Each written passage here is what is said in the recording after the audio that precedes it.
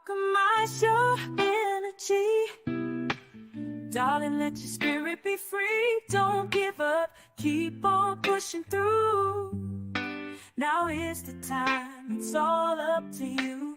Alchemize your energy, my friend. Let your spirit be free. Don't give up, keep on pushing through. Now is the time, it's all up to you.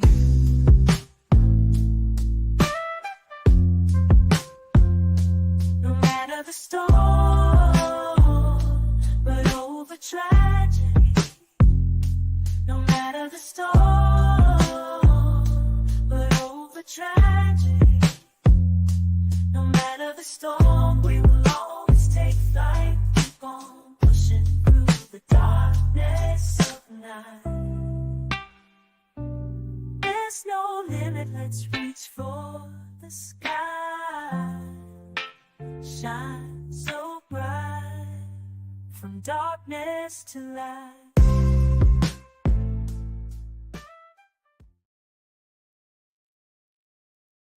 This angel is worse than Satan, and this is also the angel that was responsible for creating demons. The book of Enoch describes a group of fallen angels known as the Watchers, and these angels are believed to be some of the first angels that sinned against God. In this video, I will be focusing on the leader of these angels, Samyaza. Samyaza was responsible for corrupting humanity in the worst way imaginable. Samyaza led the 200 Watchers to sin against mankind, and this nearly wiped out humanity completely. And perhaps it would have if God didn't intervene. This is how this angel nearly eradicated humanity as a whole. First, Samyaza had lust for human women. However, he was scared to commit such a sin by himself. So he told the 200 Watchers this: "I fear ye will not indeed agree to do this deed, and I alone shall have to pay the penalty of a great sin."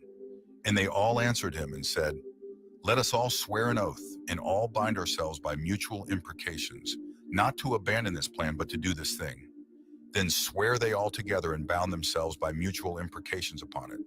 This agreement occurred on Mount Hermon. After the Watchers made this agreement, all hell broke loose. The result of Samyaza and the other Watchers interbreeding with humans were monstrous hybrid beings known as the Nephilim. These hybrids were so evil that they nearly erased humanity completely. The book of Enoch says, "And they became pregnant, and they bare great giants, whose height was 300 ells. They consumed all the acquisitions of men, and when men could no longer sustain them, the giants turned against them and devoured mankind.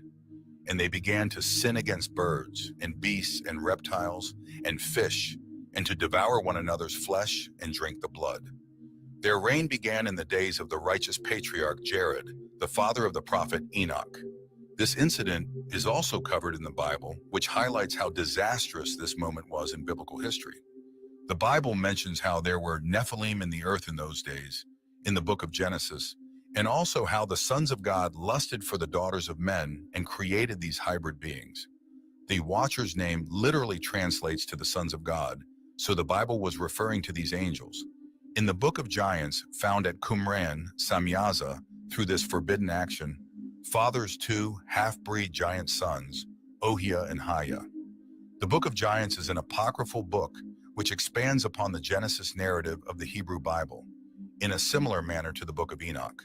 References to the giants are found in Genesis 6 verses 1 through 4, the books of Enoch, Ethiopic, Slavonic, Hebrew, Greek, Jubilees, Genesis Apocryphon, 2 and 3 Baruch, Slavonic, the Damascus document, and visions in Daniel 7, 9, 14.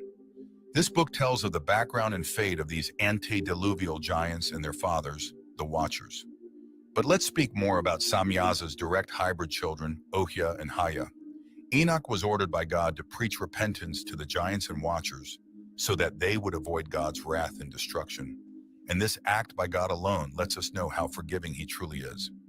In his mercy, God gave Samyaza's giant sons, Ohia and Haya, dreams, and these giants relayed the dreams to the other Nephilim and the Watchers. This assembly of Watcher giant associates were perplexed by the dreams, so they sent a giant named Maweh to Enoch's abode and to the places of his preaching, for Maweh had been instructed that he must first hear the prophet speak before petitioning him for the oracle.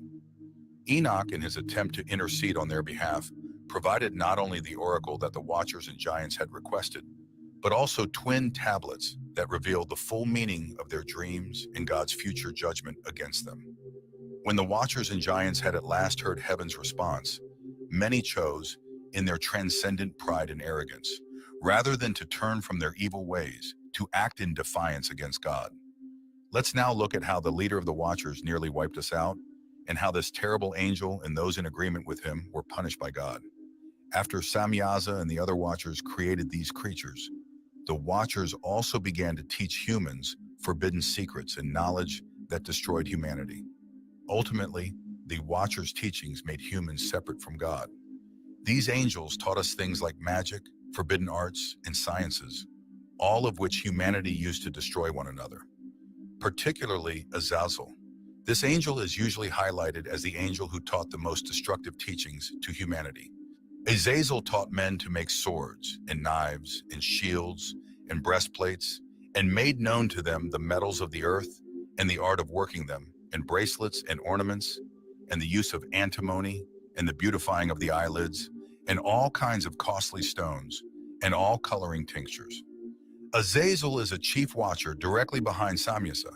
If you would like a second, more detailed video on Azazel, comment part 2. For this video's focus is about Samyaza, the leader of these angels. Samyaza taught humans enchantments and root cuttings. So essentially, Samyaza taught humans about magic. The form of magic he taught humans was most likely dark magic, due to the fact everything these angels taught humans caused us to walk away from God and destroy one another. During this time, everything on the earth was hectic.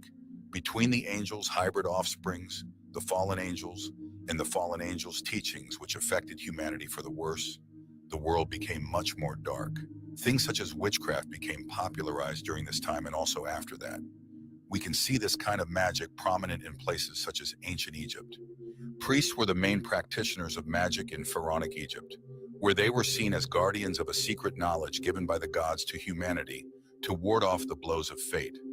We can clearly see these so-called gods are just fallen angels being worshipped as the false gods that we were warned about in Exodus 20 verses 3-5. In ancient Egypt, the most respected users of magic were the lector priests, who could read the ancient books of magic kept in temple and palace libraries. In popular stories, such men were credited with the power to bring wax animals to life, or roll back the waters of a lake. But this magic was also used for evil purposes.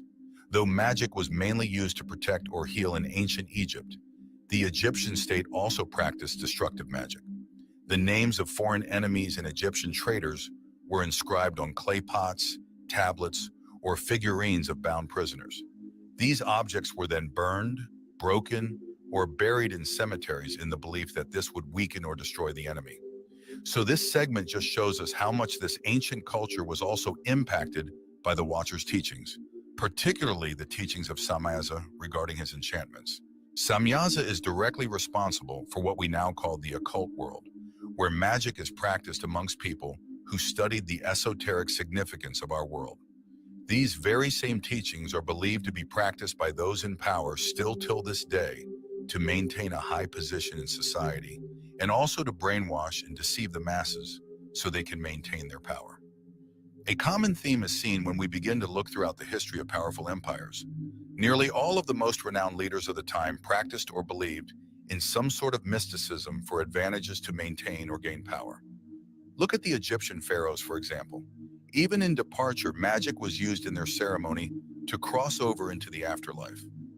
All Egyptians expected to need Heka, which is the Egyptian word for magic, to preserve their bodies and souls in the afterlife. And curses threatening to send dangerous animals to hunt down tomb robbers were sometimes inscribed on tomb walls. The mummified body itself was protected by amulets hidden beneath its wrappings. Collections of funerary spells, such as the coffin texts in the Book of the Dead, were included in elite burials to provide esoteric magical knowledge. These spells that were taught to humans were not just some fantasy either. At least 13 people who opened the infamous King Tut's tomb mysteriously passed away shortly after. And all of the cultures which practiced magic also have stories similar to that of the Watchers descending down to Earth and manipulating humanity genetically. This story is prominent in ancient Mesopotamia, where deities known as the Anunnaki came down and then manipulated human DNA. However, for this segment, we will particularly focus on the Bible and what it says about this heavenly secret known as magic, which was taught to humanity by the leader of the sons of God, Samyaza. Magic is an ancient practice rooted in rituals, spiritual divinations, and/or cultural lineage, with an intention to invoke, manipulate, or otherwise manifest supernatural forces, beings, or entities in the natural world. But when we ask ourselves how the mere natural, us humans, came into knowledge of this supernatural understanding, it all begins to come together and make one big picture. As we look in the Bible, we see different forms of this practice being used for more positive purposes, such as contacting God, before Samyaza demonized this practice. Genesis 12:6-8 says, "At that time the Canaanites were in the land. The Lord appeared to Abram and said, 'To your offspring I will give this land.' So he built an altar there to the Lord, who had appeared to him." Now, if we look back at the definition of what magic means, we see it means to also manifest supernatural beings into the world. And clearly this was done in Genesis 12, when Abram summoned God by creating an altar. As we can see, the natural and supernatural were always connected, as God intended it to be. God gave humans a vessel to contain a soul in order to live a life in which we spiritually grow closer to Him, to reach a higher level of existence in the next life. Unfortunately for humans, however, Samyaza and the other sons of God drastically prevented humans from reaching the supernatural paradise, all due to their greed and fornication. Teachings such as magic separated us from God because it made humans rely on magic instead of God. The things the Watchers taught humans were not initially bad. However, they taught humans how to use them for bad purposes, which led to our demise. But also it led to the fallen angels and Nephilim's demise in the end. God made these hybrid creatures, and the Watchers wage a civil war upon each other in retaliation for these abominations corrupting the earth. This was a destructive battle that resulted in many of the Nephilim giants being slayed. This was the purpose why God made this civil war happen. Then the Lord ordered Archangel Michael to bind Samyaza and his associates for 70 generations, and after that time was up, they would be casted into hell forever. The final part of God's wrath was the Great Flood. The Great Flood was meant to destroy the remaining remnants of the corrupted genes on the earth. What people don't understand is Noah was spared from the flood because his genetics remained uncorrupted, whilst the rest of the world was affected in some way by the fallen angels' genetic manipulation. Now remember how I said Samyaza was responsible for creating demons? This is how the creation of demons came about. After Samyaza and his heavenly brothers created the Nephilim giants, and God eradicated them, there remained the evil souls of these monstrous beings. To conclude this video, real quick, can you pause it? Most High and the Most High only. Do not worship or... I just want to make a quick point in a note that it said that Noah was pure in his genes, or in his genetics. I just wanted to make a quick little note of that. Oh, no. That was the end of that. I wanted to play like that quick 12 minutes so people could get to understand what we're about to talk about. Okay. You know what I'm saying? Because I've been researching this, and because I never really understood about this, and when I called you about it, because I was like, what? You know what I'm saying? It was like, what? Right. Ty, your face is like, child, please. Yeah. You're like, no. Okay. So that was the end of the video. He was gonna wrap it up and get into some don't be doing this and don't be doing that, and blah blah blah blah, everybody witchcraft and magic and blah blah blah, so please, like, I don't know. Yeah. That is like a biased standpoint. Very much biased, but when I go through the Book of Enoch discussion, it's all biased. So I'm like, what's going on with this? So let's go. I mean, I maybe I should have paused it in between as it was going on and let you comment on each thing and let you say, oh, hold on. But I mean, I have other videos where they talk about this stuff and it gets it deeper, it gets real crazy. Hey, what's up, Bones Jones? What's up, Michael? TMKC, hey, how's it going? I think I thought I saw Iconography up in here. Jackie, thank you for being our mod. Alcatone, thank you for everybody for coming up here for this conversation. And this is an open panel, so we're just going to start off with Bluu breaking things down, and we do also invite people to come up here and discuss this, because when I first saw this, me being a practitioner of E5, and you know, I was like, "Well, is the Watchers like?" And I called you. I said, "So, do you think the Watchers were the Orisha?" Because I was confused. Yeah. It was sound like they're trying to make these beings, these Watchers, sound like the Orisha. You know what I'm saying? But then make them into something evil. They created giants that was falling in love with humans. Give your take Right. on the Right. Book of Enoch. Let's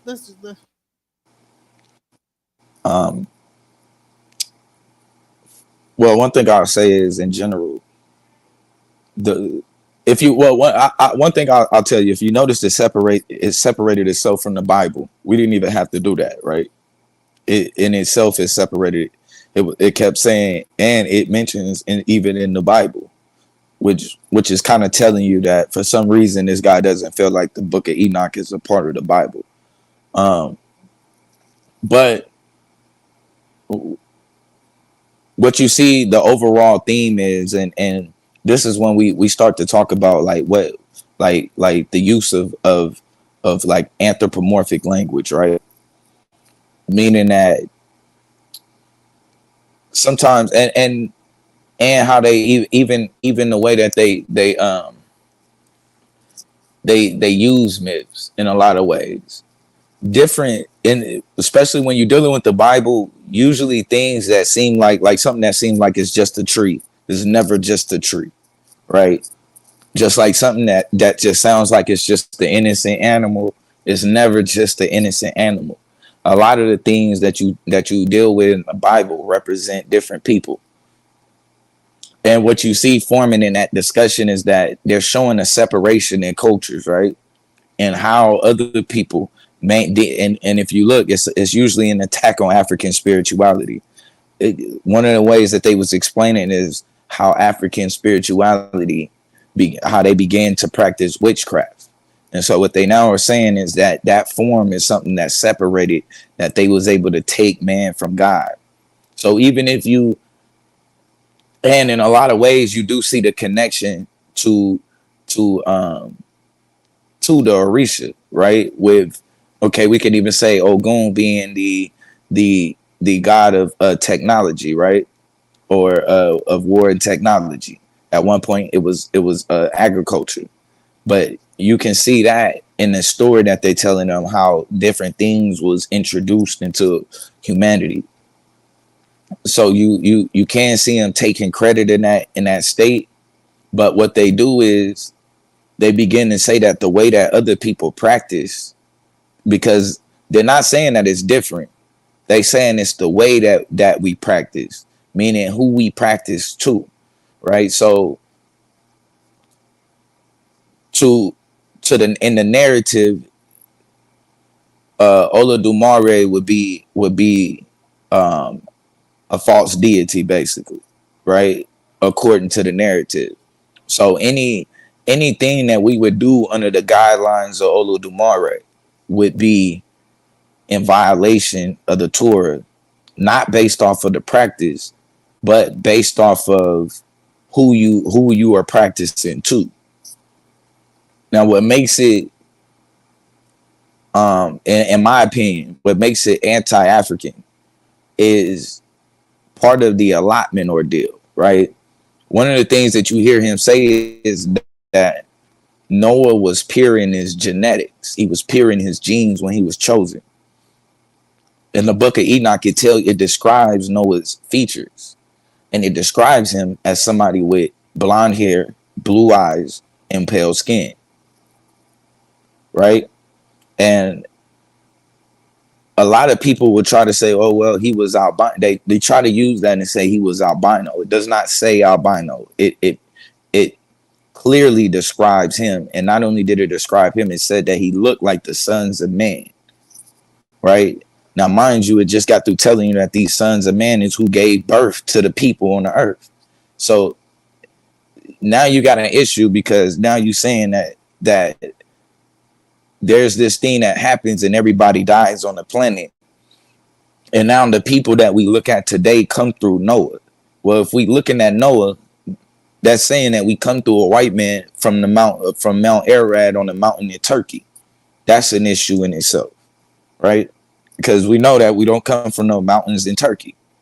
That's crazy. And if you look at Mount Ararat, it just so happens to be in around the same area as the Caucasus Mountains. And what's even crazier about that is, remember, the boat does not move, right? The water rises, the boat rises, and then the boat lands on top of the mountain. The boat never moves. So this is the area that they were in. They were in Turkey.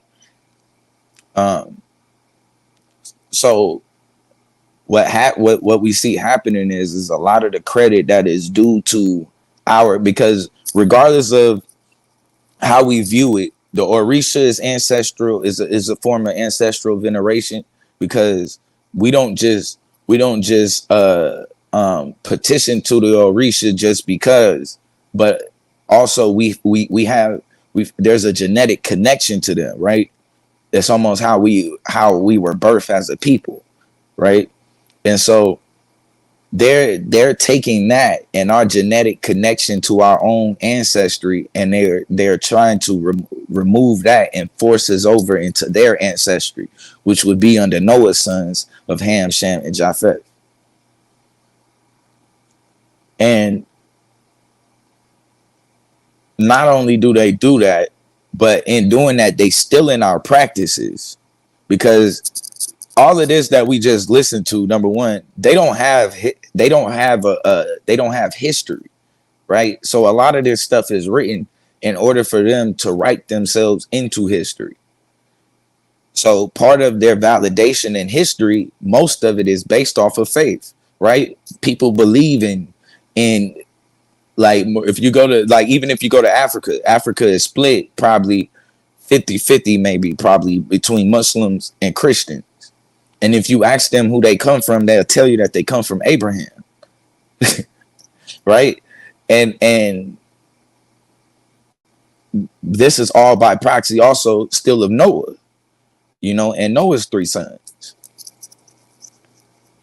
What you see happen, and the way I always describe the flood, right, is that there's no physical flood that happens. The flood, what they talking about is a reallotment of land. And so the allotment that we already had based off our own spiritual traditions, right? So whatever allotment might have been for particularly the Orisha and our genetics has now been transferred over to the genetics of the biblical characters, right? And if you notice that every time, they always are replacing our connection to the source with theirs. So they want you to drop your ancestral worship so you can worship their ancestors. And at the end of the day, the point of it is to say that their ancestors are better than yours. Their ancestors were closer to God than yours. And there's really just no truth to that, because like I said, they don't have history. They don't have a culture. So the things that they are practicing, the reason why we can see familiarity in it is because it's our shit in the first place. They're just taking our stuff and adding a timeline to it and putting characters in it with a lineage. And that's one thing, that the reason why I had called you when I saw that stuff about Enoch is I was like, well, this sounds like the Orishas in a way, but they're turning it into something else. I'm like, I don't know where, because I mean the story is like kind of lined up with some of the Orisha and everything like that. And that's when I called you. I said, you know what? Because I know that you know the Bible in and out. So I said, okay, if anybody knows what's going on here when they're bringing up this book, because the one thing that they try to do is they connect it with Ethiopia. They say that this was an Ethiopic script that they had hidden, and that they had found this book and blah blah blah, and that's the reason why it makes it valid, because it's from Ethiopia, and it's this book that's X amount of time that was missing from the Bible. So but so they try to connect it to Africa, but they still don't, give it any reverence. You know what I'm saying? So I'm And sorry. see, there you go. You hear me? And see, what you're gonna hear from a lot of people is that Christianity is African, and usually a lot of times what they try to base that off of the story of Ethiopia and how things came about. But if you can, I want to show you. I want to show the people something. If you can you pull up the Ge'ez? It's Geez. It's the Ethiopian. Let's pull up the Ethiopian Bible. This is the oldest. This on YouTube or like this on Google? Just just Google it. We just want to see the pictures of it, and we want to open it up so we can show that it's not African. All right. People do this all of the time, and I could tell they never opened up the book. Like they'll go, oh no, this is African, this was us, this is that, this is so much different. No, this is this is no different than any other Greco-Roman book that we have, right? Let's see. We just want, maybe you go to images. If we can, should be just some images of it open. There we go, right there. You see it? You see those pictures? Now that right there, that's I believe that's Abba Garima, right? Those are the Garima saints. The Garima saints are the ones who are responsible, right? They had a dude name, I think his name was Abba Garima, and it was said that he copied the Bible down in Ethiopian one day, and they said that God, I guess, stopped the sun or something like that, so he would be able to do it. But when you look at all of these people and who they are, none of them are actual native Ethiopians. All of them come from Greco-Roman territories, right? Look at this. This is your African book. Does that look like an African to you? Hold on, let me do this. Hold on. Mm-hmm. No, you good. I'll do my lighter. My little screen. Hold on, y'all. I try to be cute with my little new layout and everything. I gotta go ahead and go back to the regular layout because all right, we're gonna pull things up. It ain't gonna look right. Okay, here we go. So this is the Ge'ez right here. This is this is who is this? This is supposedly it's in Ethiopia. This is one of your saints right here. The Ge'ez Amharic Bible. Right. And so this is what they say. But when you look inside of it, what you realize is it's not African at all. The pictures aren't African. These aren't African pictures. This look like any other regular ass Bible that you'll get from anybody else. Do you think they might be just light-skinned Ethiopians or maybe like Arab or? Nah. These are Greco-Romans. And the reason why I know why. So next, pull up the Garima Gospels, right? Pull up the Garima Gospels. And I think the Garima fathers should show up, the people who actually wrote it.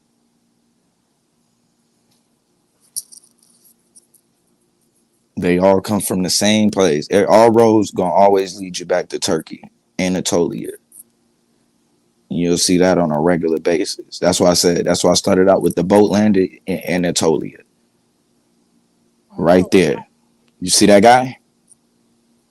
Well, right. He got the leopard though. I was just finna say, you see the leopard, right? All right. That leopard's all throughout Africa. The leopard is a very big thing, a big deal in Africa because the leopard is a powerful tool. Like that's actually Shango is had leopard. With all kings and stuff would wear leopard. Right. The Greeks also attached themselves to that, right? Because they understood that. They understood how we seen power through symbology, through symbols. So they also use that now when they come in, because remember, this is them entering Africa.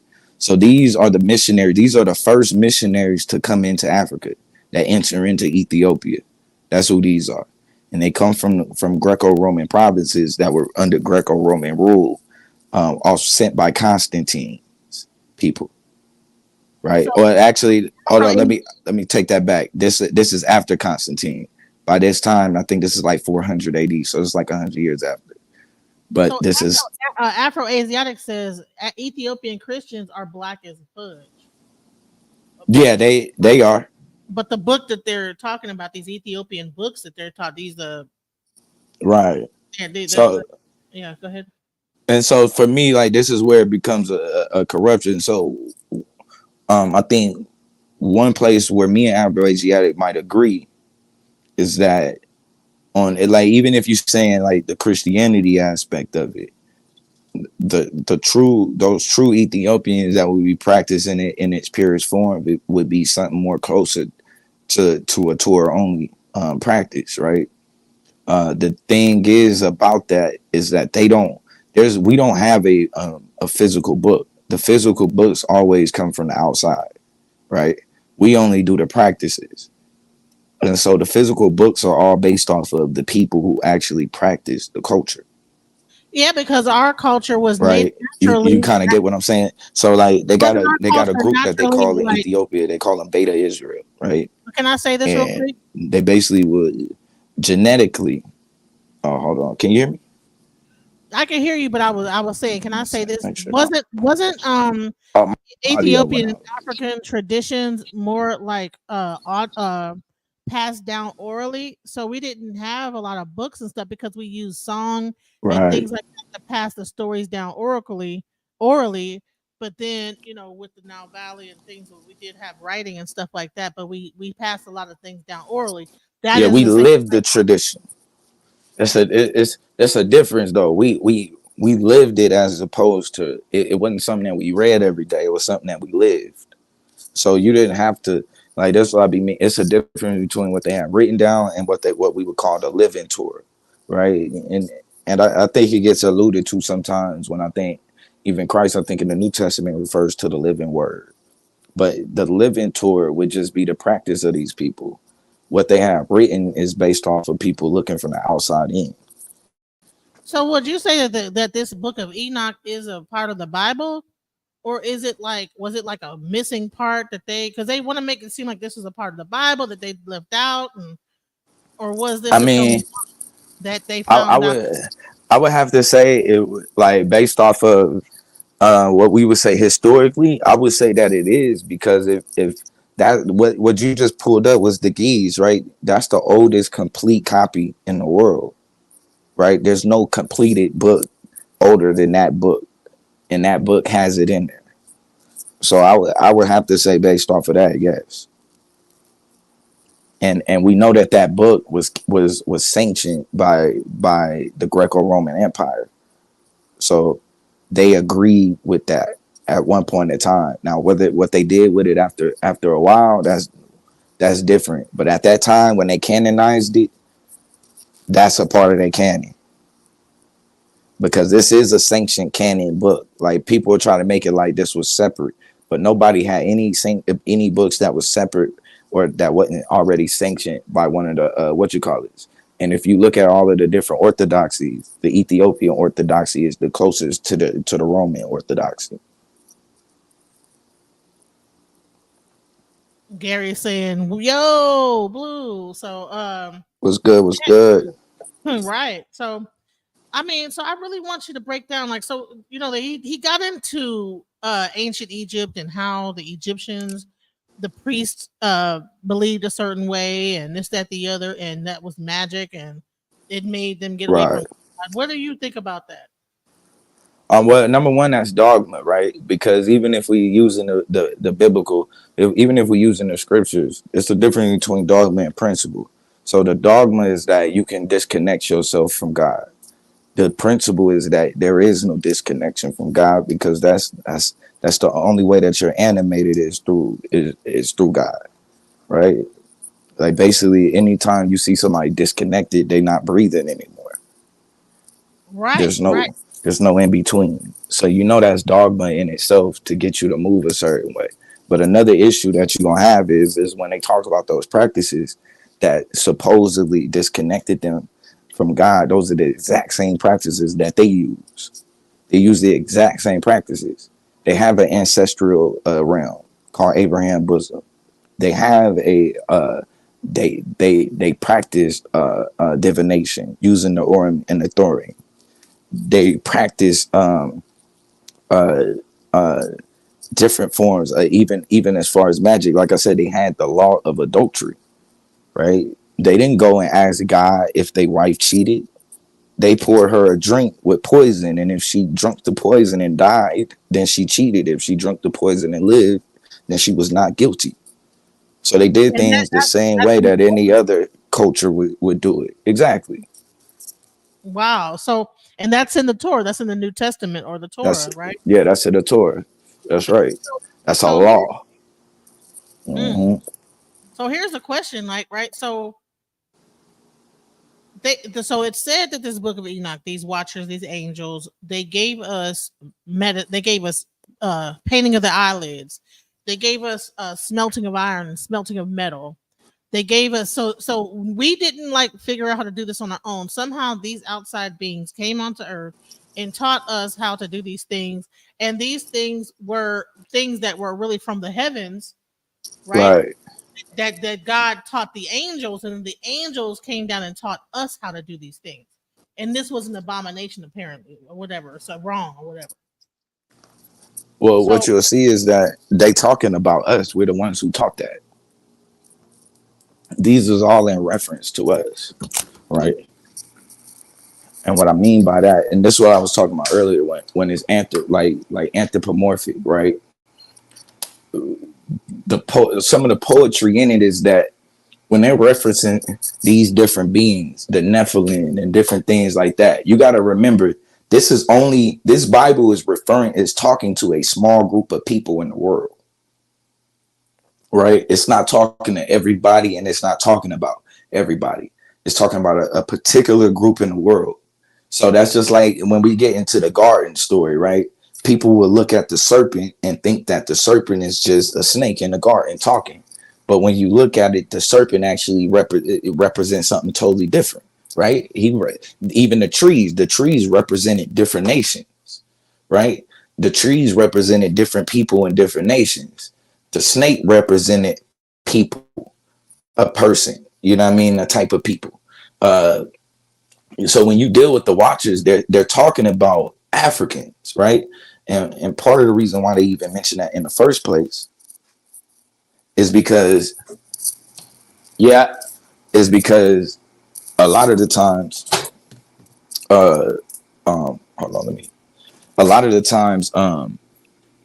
what happens, okay, right here, is that like in our culture, the serpent is something that's held at a high regard, right? We uphold the serpent in a high place in our culture, but to them, it's a reason why. Remember, there's no and I'm gonna say this because you gotta remember, there's no dragons and serpents in the Bible, right? All of that's new. No dragons. The term is serpents, right? And in reference to snakes. Anytime people defeated a people, they attributed to their God defeating your God, right?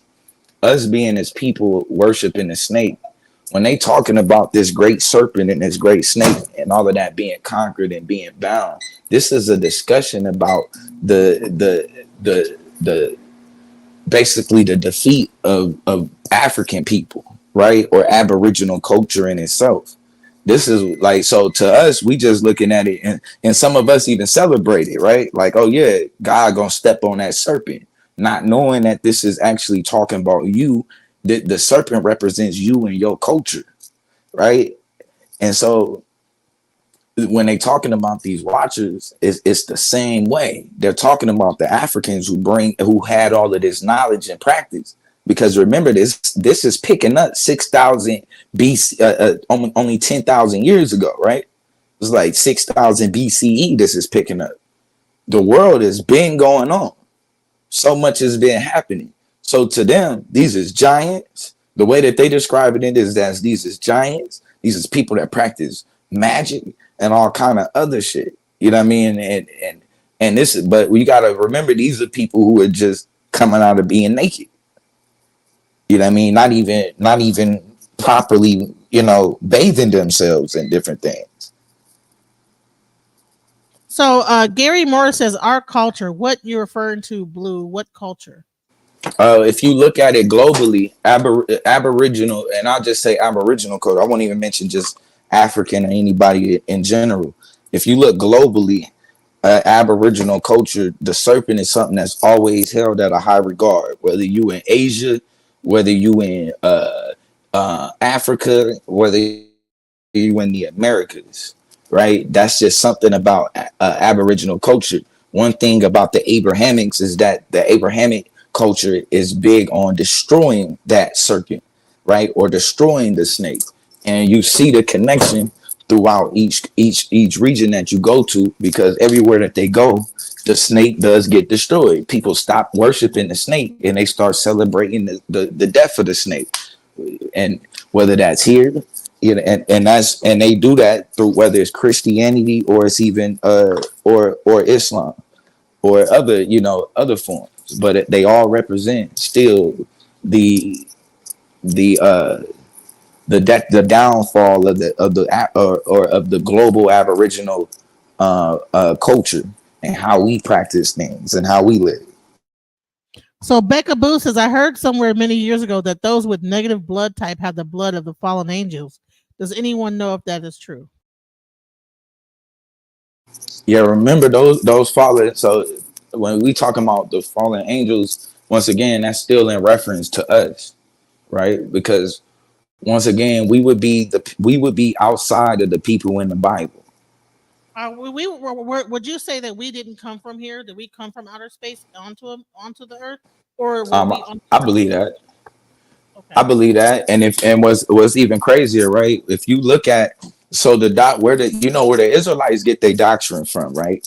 It actually comes out of like this out of like a white supremacist doctrine, based out of like Britain, right? Where they have a 12 tribes chart. They got like all of that, right? And they've been doing this shit. And one of the things that they talk about is that we invaded this planet on coming on like some type of spaceship called Satan, right? And this is how they look at it. And so we view ourselves as the Israelites. They view us as actually coming from Satan, from outside, and being not foreign to this planet. One of the reasons why I would say that we are not foreign to this planet. Number one, I think when you look at all of our different traditional stories, they all kind of give the same scenario, is that they all have us coming here from somewhere else, from a different star system. I think that's something that's consistent, is that we come from a different star system, whether it's here, whether you in South Africa, whether you in West Africa, whether you in Australia, they always refer to a different star system that they actually come from. Yeah, like, I would say in the Congo, they have like they say there's the Sirius star system. Right. I think that Egyptians pointed to Orion's belt, right? Right. And you have like, yeah, they all like had like a different star system that they like said they came from. Yeah. So to me, right, and to me, the way that I look at or understand biology, the body operates more as a spacesuit than it does as something that we are, right? And because if you notice in all spiritualities, one thing that's a major principle is understanding that you are more than your body, right? That you are a spirit that uses a body the same way. So the only difference that I would say is that you're a mind that uses a brain. You are not your brain, right? So when we talk about mainstream science, the mainstream science would tell you that no,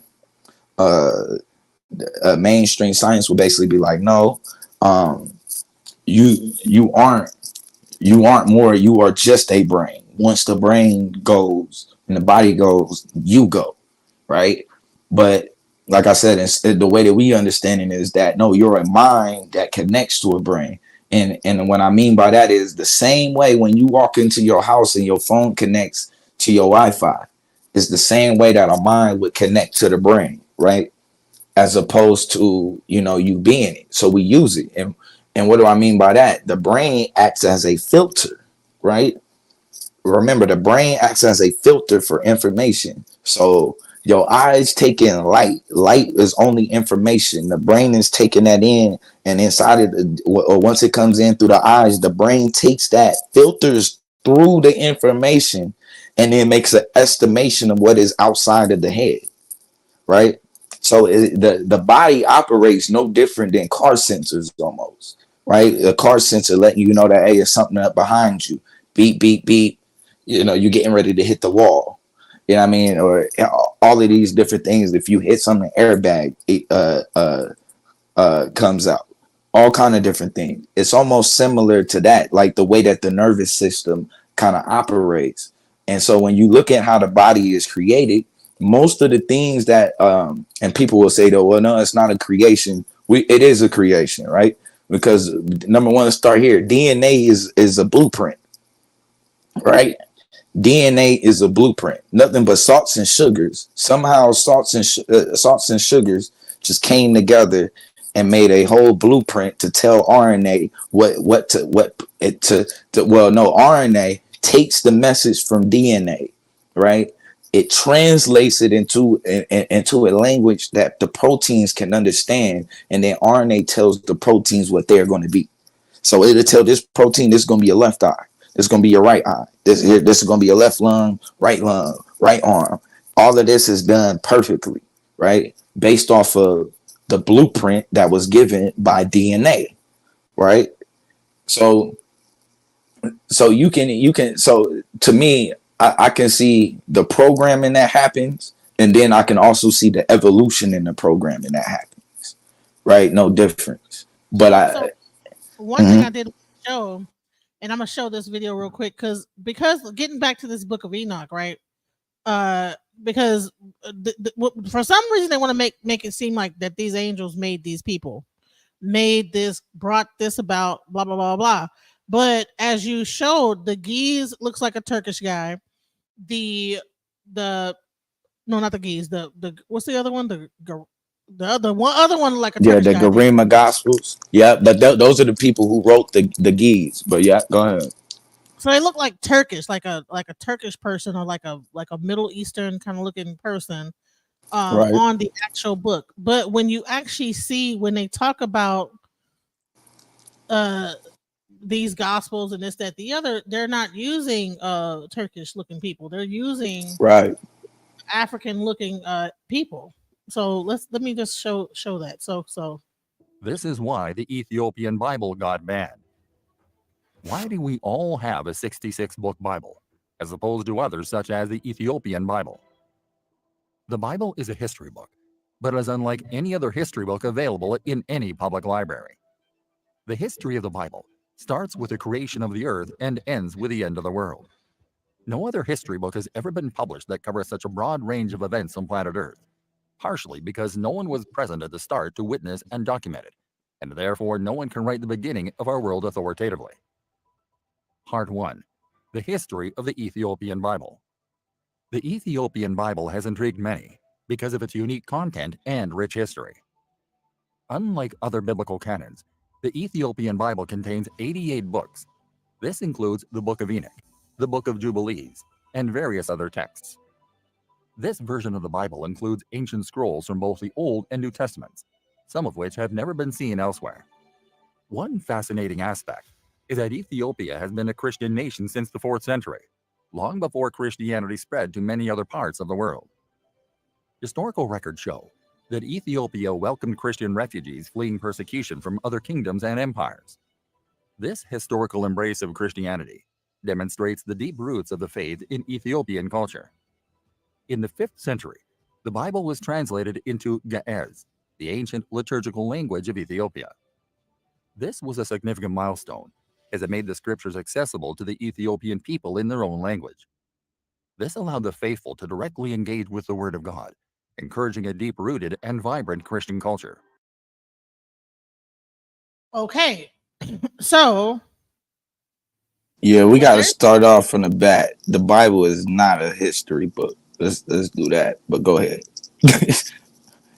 Right. So what they're saying is that the Bible was already there, but it was just getting translated into Ge'er so that the Ethiopians could understand it. That's what he's saying. Right. What language do you think it was? I was going to actually touch on that. What language do you think it was being translated from? I don't know. A What language. This is the uh, Greco-Roman. okay. So what I'm gonna show you, right? So when you go into King Azana, right? You have somebody named. Matter of fact, let me see if I could send this to you. Right, Greek comes Because out of the what it Greek. seems like they're doing is they're saying it's the oldest Bible, Mhm. and then it was translated. So it means how is that the oldest Bible? Like, which if it was translated, it means there was another No, source. no, it's not the oldest Bible. It's the oldest completed Bible. Oh, okay. They mix that up a lot, and people would come out and say that, oh, it's the oldest. No, it's not the oldest Bible. It's the oldest complete copy. So there's not a completed book Which older is than why that. 88 books because it has Right, all the right. books. Okay. But And then, but did he what? say that for our Christians in the panel? Like me, listen, I might not practice Christianity. I was a Christian when I was younger, but this is important to like know the history of these things. You know what I'm saying? This is not like trying to put down anything, but this is history. Like let's talk about the history of things so we understand where they come Right, from, what the sources are. Because when we watch this the Book of Enoch and blah blah blah blah blah, and we're just watching it online and we don't think about the history or know the history of it. We just believe whatever is being told to us. And so we're sitting up here believing this and we don't even know what origin. So we're thinking, oh, the Bible come from Ethiopia. Well, no, it was translated into Ethiopian and that was the full copy. So shouts out to that. Thank you, Bluu, for clearing that. hey, what's your? Can you hear me? Yeah, I can hear you. What's your email? It's monica.lockett@gmail. I'll Okay, Mike. Okay, I got it. No, you good. All right, I'm sending this to you real quick. It might show up as in your drive instead, like a Google Drive. Okay. But And what while we're you want to talk, or because I could play some more of this bullshit, or you want to just talk well, first, yeah, let me actually, I want to start out with, okay, so one of the things that they were saying, like that it was already there. What happens is that, so remember, you get the canon in 325, right? The Bible is canonized in 325, right? That's at the Council of Nicaea. Now, by 340, let me make sure I got that right. 340, by 340 AD, they send Saint Prometheus and them in to Ethiopia. Now, Saint Prometheus, let me see. Now, he was ethnically a Syro-Phoenician Greek born in Tyre. Now, they claim he was captured as a boy, right? And then he became a slave to the king of Axum, who freed him shortly before his death. And they were invited to educate his son. Now, the son of the king became King Azana. King Azana is who actually enforces Christianity at that point, right? So now when he does that, King Azana now enforces it, I think 340, yeah, in 340 AD to 356. That's when you get King Azana. And so what you will see, number one, the reason why that connection is so smooth over, oh, okay, there you go. You right, you already there. All right, so as you can see, right, you see that canon law, right? Canon law is a set of ordinances, regulations made by the ecclesiastical authority or the church leadership for the government of the Christian organization or church and its members, right? It says that governing the Catholic Church, both the Latin and Eastern Catholic churches, the Eastern Orthodox, the Oriental Orthodox, and the individual national churches within the Anglican communion. So you could go ahead and hit the next one. Oh no, yeah, keep going. No, you're right. So it says the way that such church law is legislated, interpreted, and at times adjudicated varies widely among these three bodies of churches. In all three traditions, a canon was originally a rule of adopted church council. These canons formed the foundation of what they call canon law. So canon law is basically what they decide what goes in the Bible and what's allowed in it and what's not allowed in it, right? Or what they decide that is actual. So that's all that canon means, is that it's agreed that this should be a part of the Bible. So you can go to the next one. Let me see what that one is.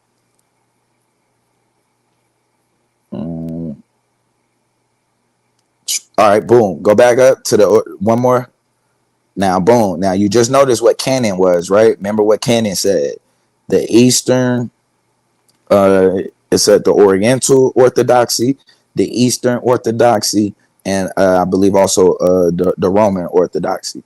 Now watch what happens right here. It says that the Oriental Orthodoxy communion is composed of six autocephalous churches: the Coptic Orthodox Church of Alexandria, the Syriac Orthodox Church of Antioch, and the Armenian Apostolic Church, the Ethiopian Orthodox Tawedo Church, and the Eritrean Orthodox Tawedo Church, and the Malankara Orthodox Syrian Church. So they're still under Oriental Orthodoxy, which means that they're still under the Pope. So they're still under the same organization, and they're saying that this is separate from like the Roman Catholic Church, and it's not. It's not. Whatever they say is canonized, they must agree on that. They fall in the same category. You go ahead to the next one though. Right. And this also is an open panel. So anyone that wants to make a comment or a statement or whatever, please feel free to come up and speak. But the main thing, I wanted Bluu to really get his thing off, but yeah. Right. So it says, well, who are the sources of this canon law, right? The church. And endowed by its founder with legislative power, makes laws in conformity whatever, with natural and divine law. The sources of the authors of this positive ecclesiastical law are essentially the episcopate and its head, the Pope, the successor of the Apostolic College. So not only this, mind you, and the successor of the Apostolic College, not only. Okay. Hold on. This lecture just hit me back. I was about to say, okay, so yeah, not only the Orthodoxy Catholic Church, but mind you, this is also what's canon for Christians, regular Christians. Because remember, regular Christians act like they can't stay in the Catholic Church. Well, they canonize all that. What they say is law, even for you, even for you. So it's canonized by everybody. If you any Bible that you see people holding, it has to go through this, right? It's still sanctioned by the Pope. So even Methodist, even Protestant, even though they were protesting against the Catholic Church, they're still canonized by the Catholic Church. The Catholic Church, right? Their Bible, they don't have a different Bible that goes outside of what the Catholic Church has said is canon law. So does the Catholic Church read the King James Bible, or do they have their own Bible? I think let me see. Do they read I think they read the old King James, if I'm mistaken, like the 1913 or something like that. They got like a original, because I think they got a lot of the books too, that like the Maccabees books and stuff like that in there. So they got some stuff that people would say ain't normal in the Catholic book still. All right, so I want to play a little bit more of this, because I want you to break it down. I want you to break this stuff apart, because a lot of people probably will run across this Book of Enoch stuff and be believing it. Stuff all over TikTok and this, that, the other, but they don't even understand that this is not even a book from Ethiopia. It was a collection of books, and it was just only like the only complete one, but it did not originate in Ethiopia. It came from somewhere else. Mm-hmm. Right. Yeah, go ahead. You could play it. This was a significant milestone, as it made the scriptures accessible to the Ethiopian people in their own language. This allowed the faithful to directly engage with the Word of God, encouraging a deep-rooted and vibrant Christian culture. Why was the Ethiopian Bible banned? The formation of the Bible as we know it today was a complex process involving many decisions about which texts to include. Early church leaders met at councils, such as the Council of Nicaea in 325 AD and the First Council of Constantinople in 381 AD, to determine the official Bible.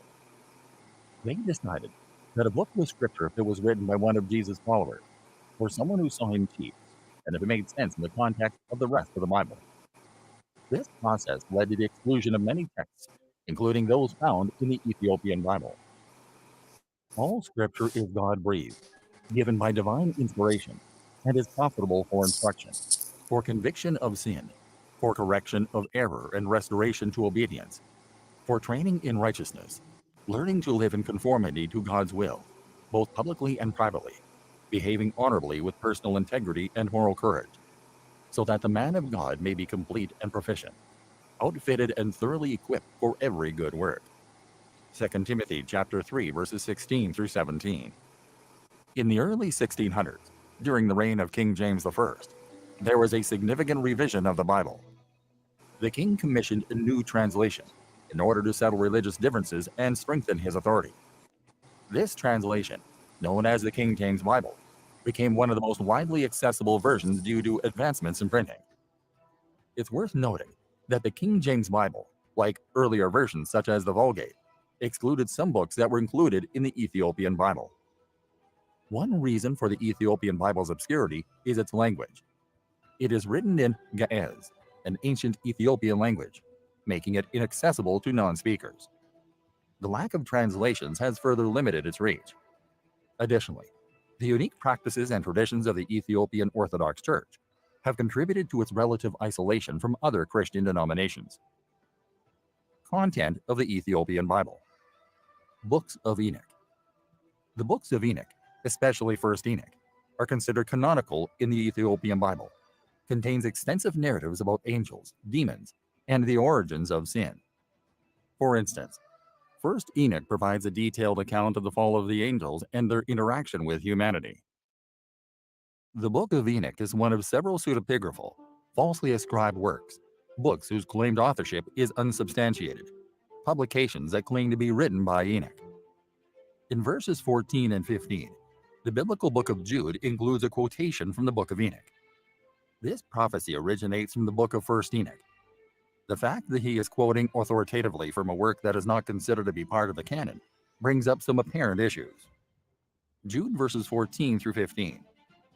It was about these people that Enoch, in the 7th generation from Adam, prophesied when he said, "Look, the Lord came with myriads of his holy ones to execute judgment upon all, and to convict all the ungodly of all the ungodly deeds they have done in an ungodly way, and of all the harsh and cruel things ungodly sinners have spoken against him." This does not, however, prove that the Book of Enoch is divinely inspired, or that it should be included in the canon of sacred writings known as the Bible. All right, let's talk about it. Let's talk about it. Yep. So yeah. I knew to cut it off right there. Okay, so let's get into it. So Yeah. have this book, and then they're saying that it was not. It's not. Hit the button. Go ahead. My fault. I was in my background. Oh, okay. Yeah, I'm like, they're saying that it's not founded or whatever, but then it's in other parts of the Bible, like it's referenced. So is this maybe something that you're reading then and referencing it, or like what exactly is going on here? Well, to me, when you look at their reasoning behind why it wouldn't be canonical, it doesn't even make sense, because they basically saying that they can't validate the authors but I don't know a biblical text where you can validate the authors. So I think in that instance, I think that in itself is a little bit of a disadvantage. Uh, or really, it's a little bit of intellectual dishonesty. So I would, like I said, I would have to say it was canon because wherever who they got it from, it came directly from the time. It was like right. They created what they had. So I think what happens though with it is that and why they don't. I think the belief of it, like they kind of they try to have like some sort of logic when they talk about the Bible, and it's hard to be logical. And with the Book of Enoch, so I think that's their issue with it, and why they might rather have it removed.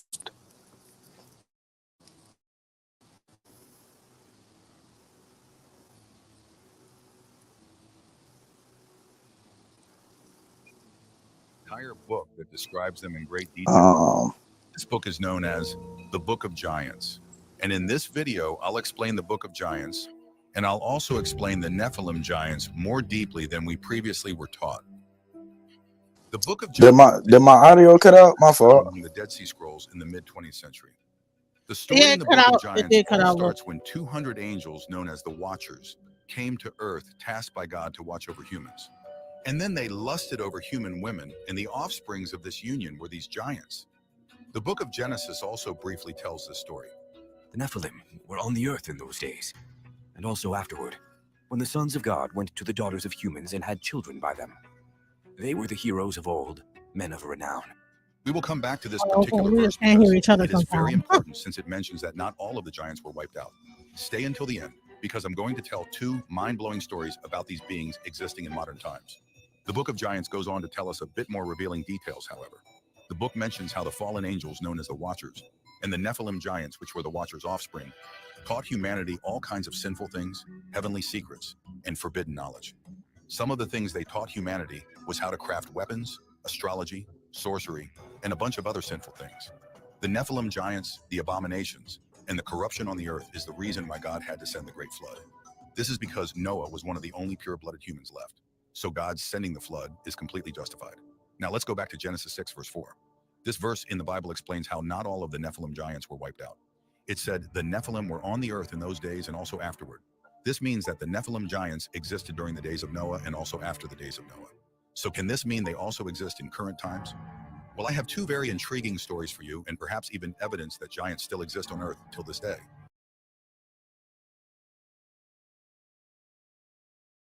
So we're not gonna get into that because that's a story from YouTube, but I think it's been debunked. But anyways, let's get into that. So now, right. bottom line is that what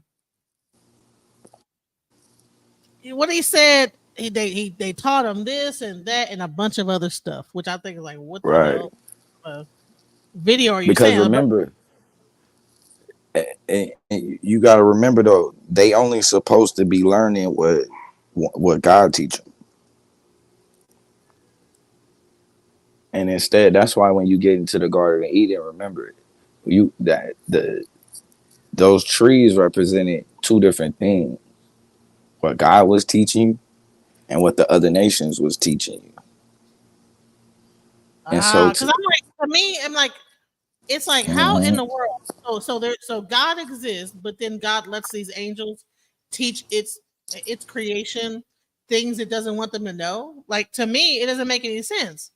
Right. How, they're a God, and then the God's gonna let the angels come down and do what the heck they want to do. You know what I'm saying? They're gonna let them have sex with people, make giants, do all this wild stuff, and God just sitting there like, okay, have at it. You know what I'm saying? What?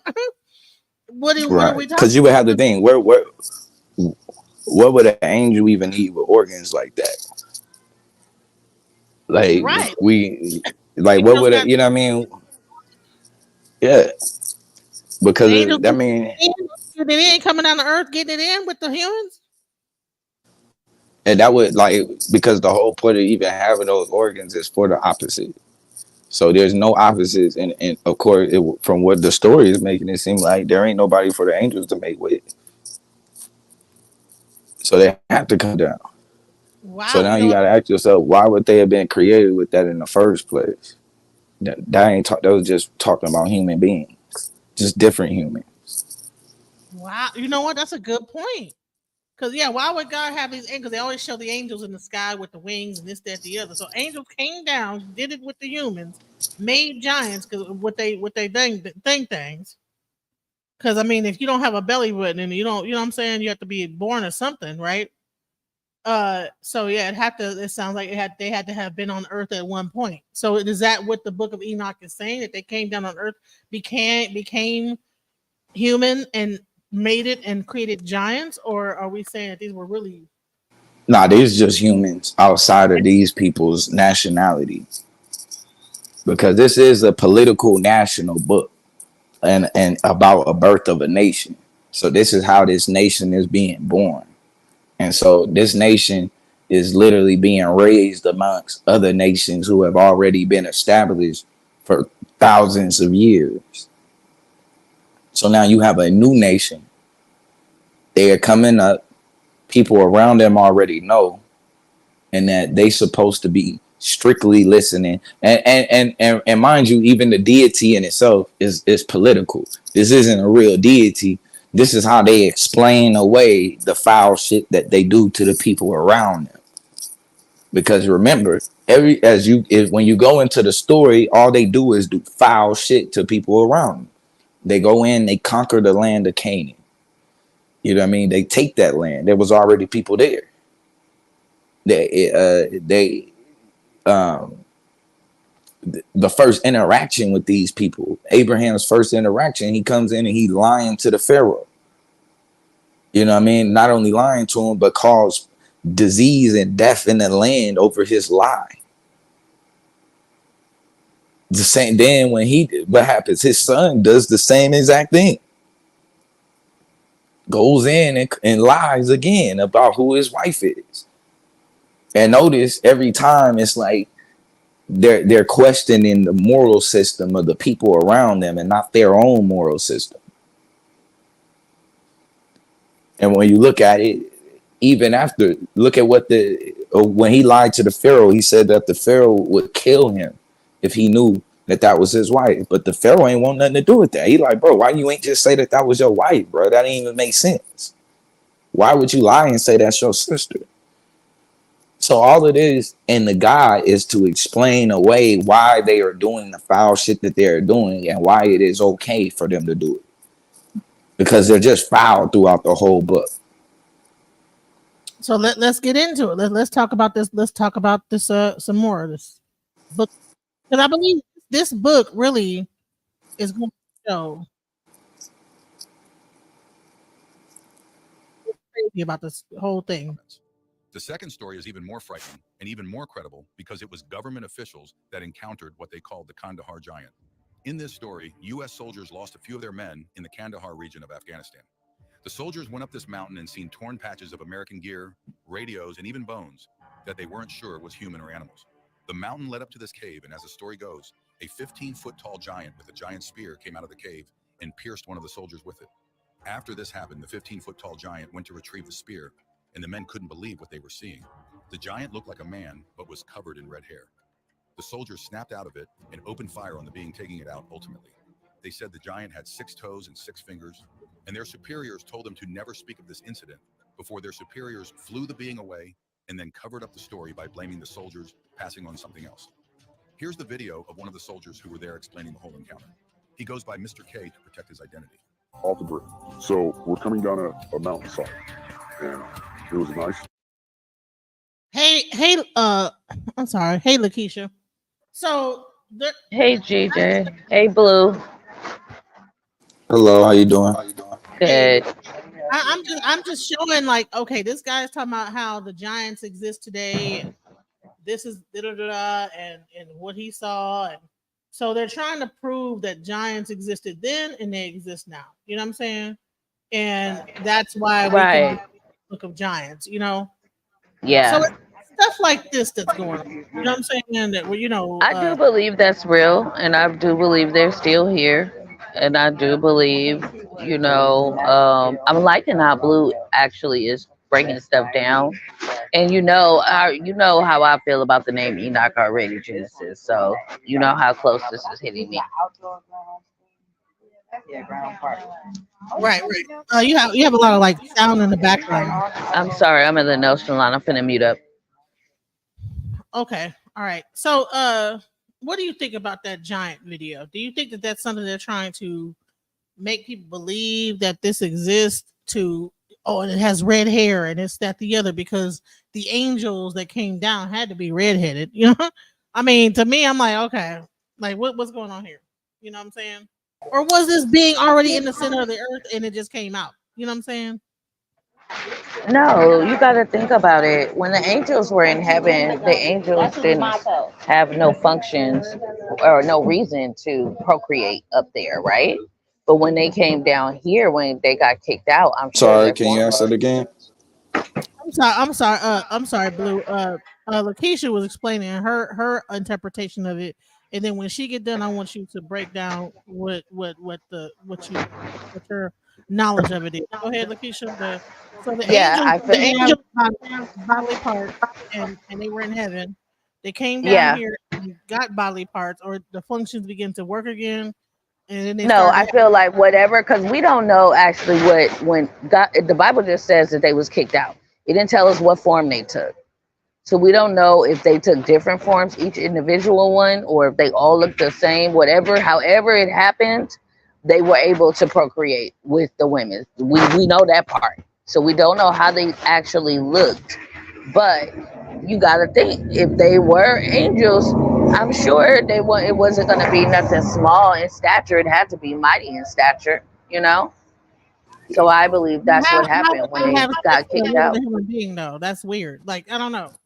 So it's not weird. It's not weird because, for one, the angels are lower than human beings. God created the angels to be a little lower than us, which means that, like, we're right out of their grasp. Like, we're almost like them, but right out of their grasp. We're just different. So that wouldn't be weird to procreate with something that you saw with your own eyes, God create, which you probably wanted in some form or fashion to be able to have what he was about to bless them with. Your function is totally different, and especially the ones that Lucifer persuaded and finessed out of their, to get them to forfeit their rights in heaven and actually be heavenly beings serving God. So I don't think it's weird at all. Right. So what about Beauty and the Beast? You know what I'm saying? What about all these fairy tales that we were taught? And was it weird for us to be like, oh my God, she fell in love with a beast?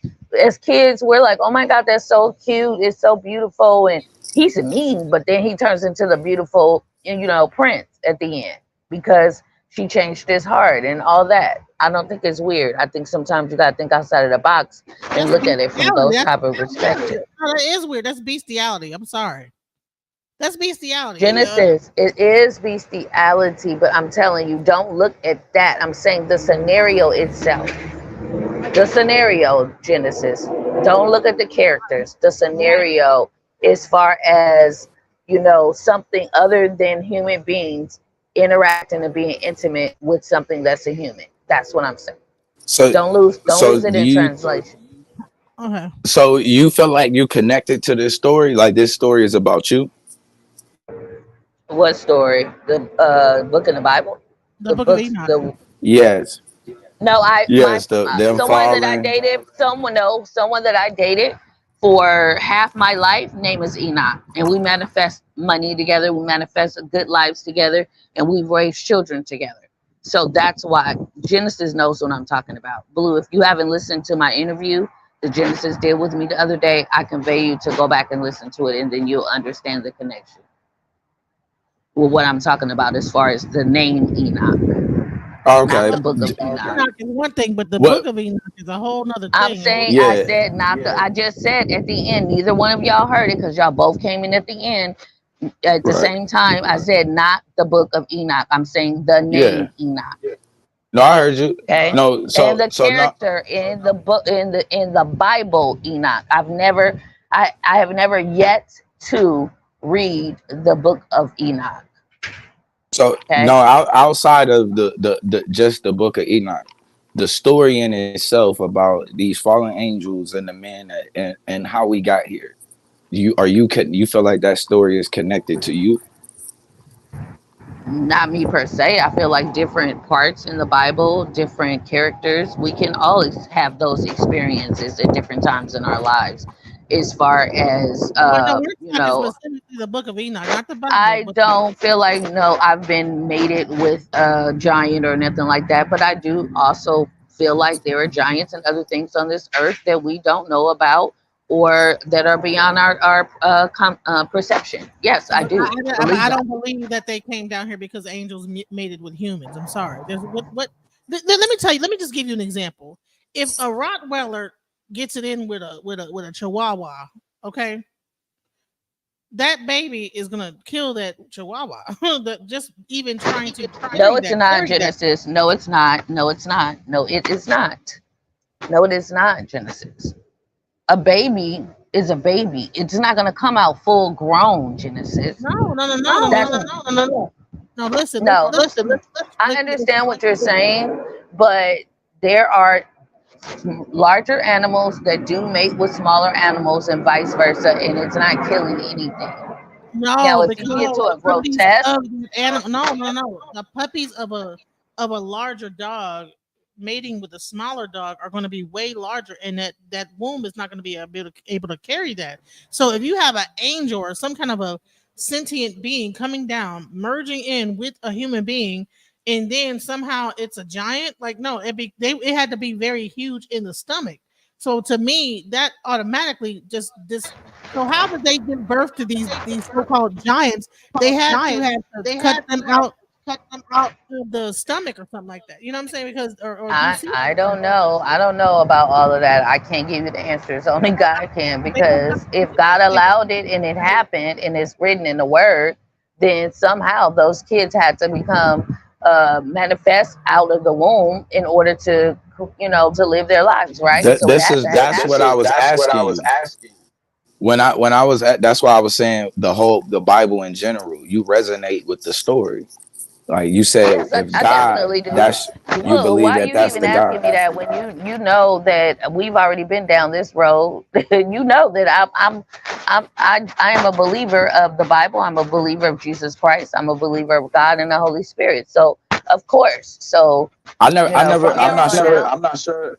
I mean, We've I talked might have before. had Yeah, okay. we've talked a couple of times. Yeah, we've spoken a Okay. couple of times. So from here on out, you know that Leticia, that when you speak to me, and I'm not being condescending or anything, you just know when you speak to me, yes, I believe the Bible, and yes, I believe Jesus Christ and God and the Holy Spirit. So there's no misunderstanding about any of that going forward. okay, so this conversation is about Book of Enoch.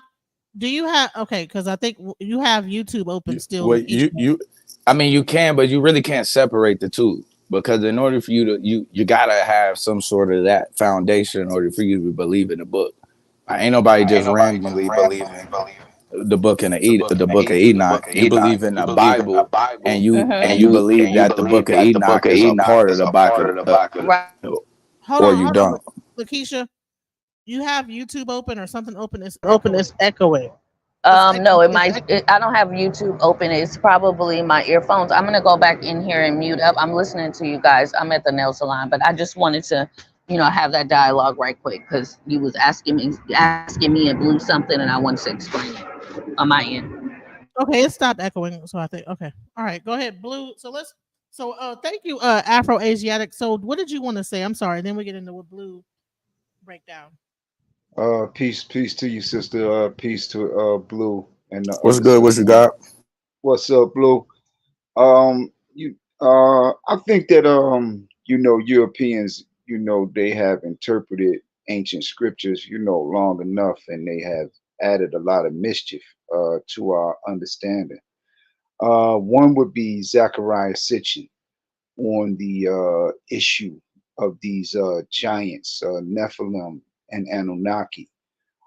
Zechariah Sitchin is really the foundation of all of this talk of these people or beings coming from outer space. It really all boils down to Zechariah Sitchin. Once we trace the line to Zechariah Sitchin's, then we can see where everyone else is erring. Because everyone else that's talking about Nephilim and Anunnaki coming from outer space is basing it on Zechariah Sitchin or someone who took Zechariah Sitchin's words and ran with them. And that's most people. That's why we hear Nephilim being associated and Anunnaki being associated with outer space. But in reality, it's talking about African tribes. Sheikh Anta Diop went into it in his book, Civilizational Barbarism. And he talked about Anuak, very dark skinned, tall, Nilotic looking East African tribes, that they were a real example of a Anunnaki, or what we call Anunnaki, but the tribe is called Anuak in East Africa. He said, Exactly. yeah, yep.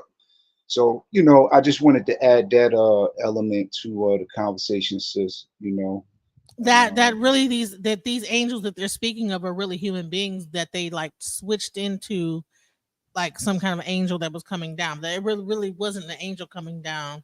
And it's certain tribes that are giants or larger, you're bigger people, like when you go into Senegal and things like that, they're taller and this, that, the other. Now, I don't know about the story about the redhead giant that came out the ground. I don't know what that is. You know what I'm saying? But we do have tribes that are larger people, taller, that are in Africa, and there might be some validation to that maybe this is what the real story was. Right. Interesting.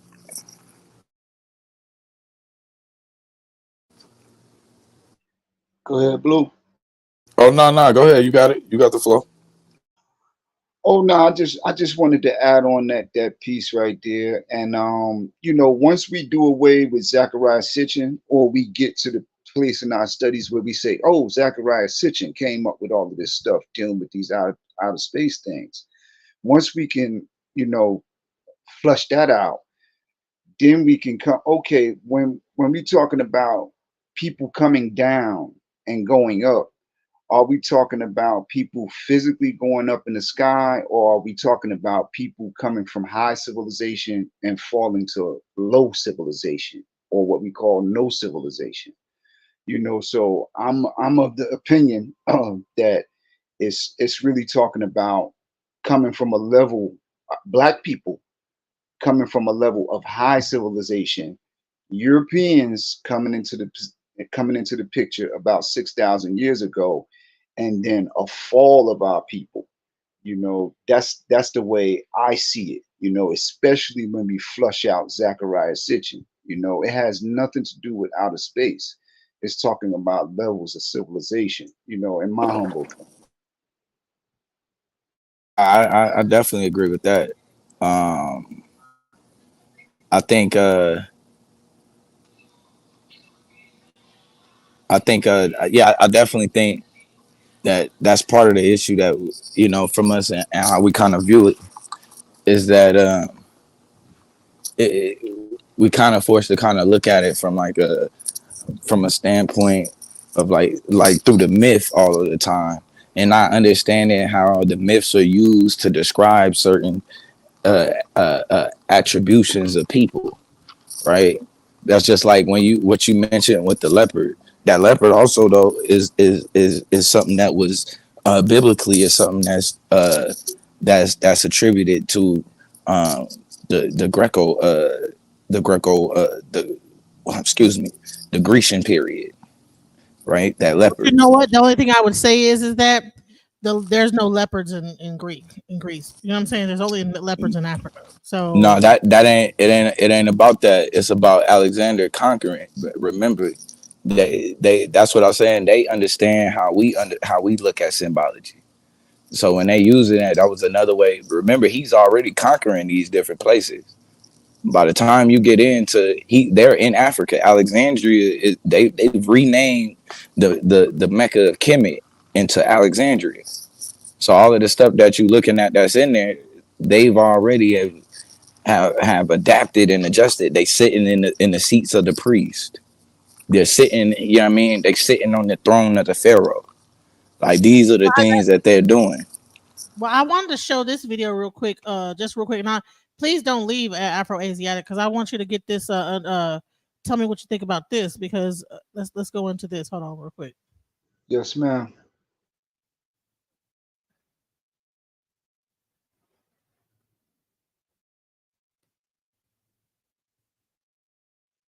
Can y'all see the screen right there? Our African ancestors, brothers and sisters, saw Yeah. lineal system. Keep in mind that all the kings had to come through the line of the woman. Is that right? Right. What man can say he didn't come from a woman? Please step forward so we can understand where you came from. So our ancestors had no problems understanding that divine principle of that sacred womb where we all came from. That was the basis and foundation of the goddess principle and the matrilineal system in Africa. And our ancestors saw, in order for the king to rule the throne, like you have Ursa Ma'at here, the goddess Sheshat. Here you see her in the tree of divine wisdom, giving the fruit of divine knowledge and wisdom in order for him to rule the throne. It had nothing to do with no tree of good and evil. The patriarchs who came from the north, the Hyksos and others, who had a misogynistic nature, a hatred towards the woman, could not conceive of a woman nor a goddess giving a man anything. And that story was corrupted. The tree of divine wisdom and divine life was corrupted into the tree of what? Because here we have that they created in their biblical stories in the opening of the pages in Genesis that there was Adam and Eve, is that right? And they were not to eat of the tree of what? Knowledge of what? Good and evil. Now, who was seduced by the serpent and ate from the tree? That's why, sisters, you got to watch and hear that sound. But anyway, here we see that she was seduced to eat the fruit, and then she seduced who? Adam. Now, we are told that that's the reason for the world's sins of this first woman eating of the tree of good and evil, and that that's also not only the reason for the world's sins, but her monthly cycle is to remind her of that sin. This is what's taught in the church. Okay? Now, when sisters start jacking that preacher up, who's been equally spiritually enslaved himself, to tell that story, and that we were born in sin, there was no story whatsoever in the Kemetic Nile Valley that we were born in sin. So a few years ago, back in 1988, boy, time is fast. That's not biblical either. Because yesterday, brother and sister showed me. They said, "Hey, brother, Quasi, you see, there was a black." Okay, all right, let's get into that. Let's get into that. It's not biblical. Let's go into that. Yeah, it's not biblical that we are born into sin. So where does it come from? It's a verse in Psalms that's misinterpreted. Like it's just a lack of comprehension on a verse in the book of Psalms where David was referring to his parents both being in iniquity. But no, there's nothing that states that you are born in sin. And so this is the disconnect between the New Testament and the Old Testament. That statement that the reason why that this happens to women and this and that, that's not even Torah. If you notice in the Old Testament, you don't hear anything about Adam and Eve again until you get all the way into the New Testament. The reason why is that story is not a real story. It's a story about, like I said, this is the book about a birth of a nation, right? But the story in itself, and when I give you an example of why I say a birth of a nation, this is why when you go into Isaiah, it says that can a man child be born in one day? Or no, it says, can a nation be born in one day? In referencing to the birth pains of Israel, right? Meaning that and then saying that she was going through these birth pains, and that now you could see her giving birth to a man child. That man child was Israel, right? So that's why it's a lot of mentions of birth pains and as if there's a pregnancy going on, because there is a birth of a nation that's taking place. Now, when you get into the story of Adam and Eve in general, the point of it isn't about uh um you know, the woman tricking him or any of that. The point was that being naked, right, is a vulnerable state. Them being naked had nothing to do with them wearing clothes or at all, whether they had clothes on or clothes off. The point of them being naked, remember, when they ate of that fruit, their eyes was open and now they became exposed, right? So when it talks about that exposure or that vulnerability, that's being naked.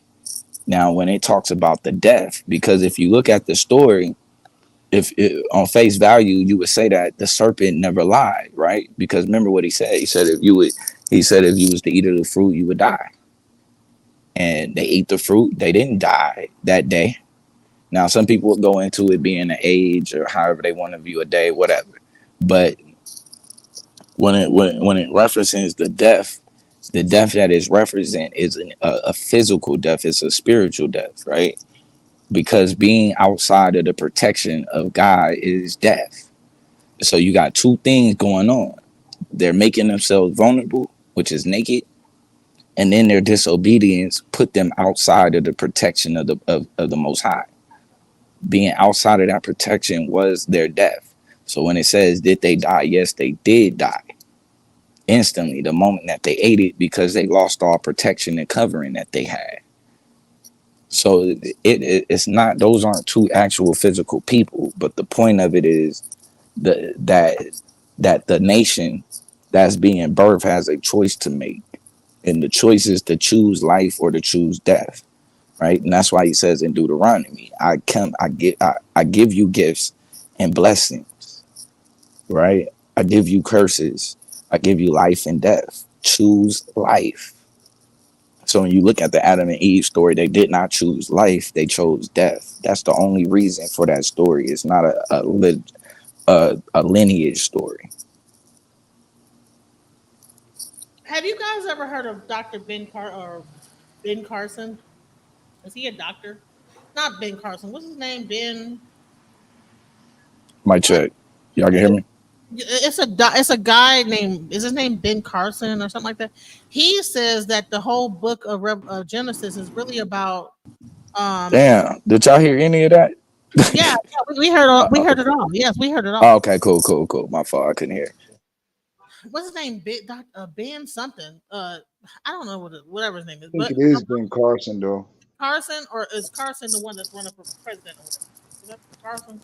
Well, he said that there was an inlay in